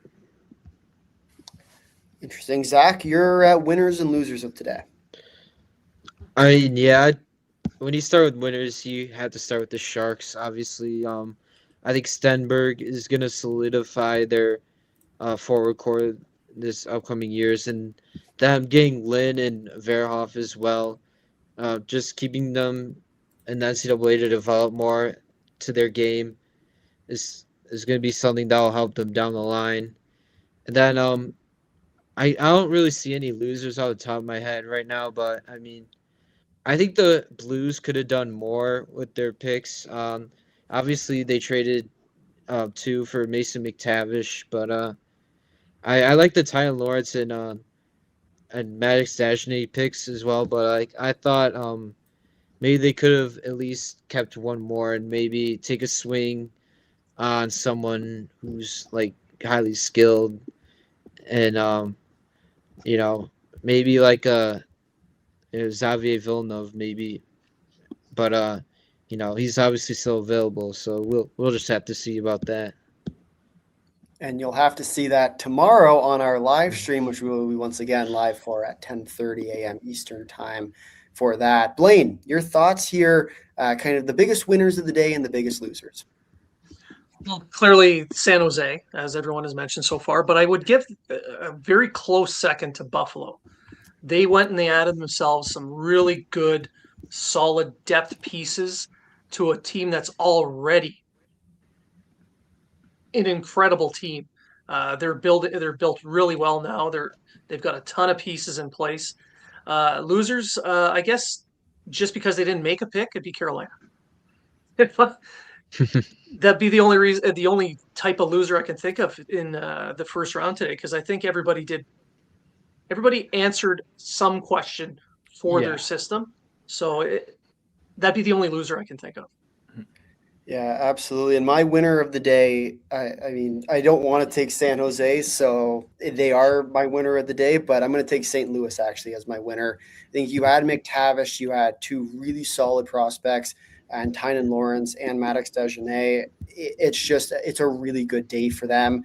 My biggest loser of the day is actually the Boston Bruins, who traded both 2 first-round picks today.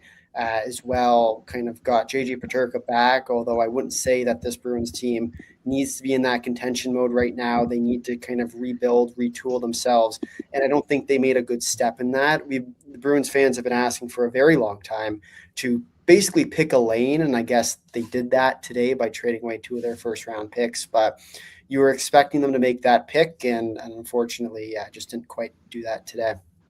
But with that, that is our first round for today. Gavin McKenna went first overall. Ivar Stenberg at number 2. Kayla Malholtra at 3 to the Vancouver Canucks. Daxon Rudolph goes early on the board to the Buffalo Sabres at number 4. Albert Schmitz goes to number 5 to the New York Rangers. Calgary picks up Carson Carrolls. Chase Reed goes at 7 to Seattle. Vigo Bjork at number 8 to the Winnipeg Jets. Keaton Verhoff at 9 to the San Jose Sharks. Wyatt Cullen, 10 to Nashville Predators. Tynan Lawrence, 11 to St. Louis. Alexander Command, New Jersey at 12. Malte Gustafsson to New York Islanders at 13. Oscar Hemming, the Columbus Blue Jackets at pick number 14. Nikita Klepov to the Anaheim Ducks at 15. Maddox Dejanay to the 16th overall to the St. Louis Blues. Ethan Belchetz to Utah at 17. Oliver Suvanto to Washington at 18. Elton Hermanson, 19 to the LA Kings.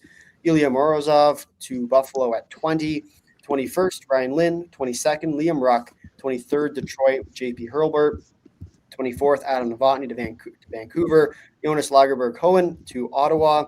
Gleb Pugachev to Montreal at 26. Maxim Sokolovsky, 27th to the Philadelphia Flyers. 28 for Marcus Nordmark to Anaheim. Vegas picked up Juho Pipparainen after trading down multiple times at 29. Jack Hextall at 30 to Calgary. Tommy Blale at 31 to Nashville. And then our last pick of the day, Jackson Cover to the Ottawa Senators at pick number 32. A huge thank you to everyone who has been a part of this panel today. Blaine, Zach, Owen, and Michael, who is sitting in the back with us today.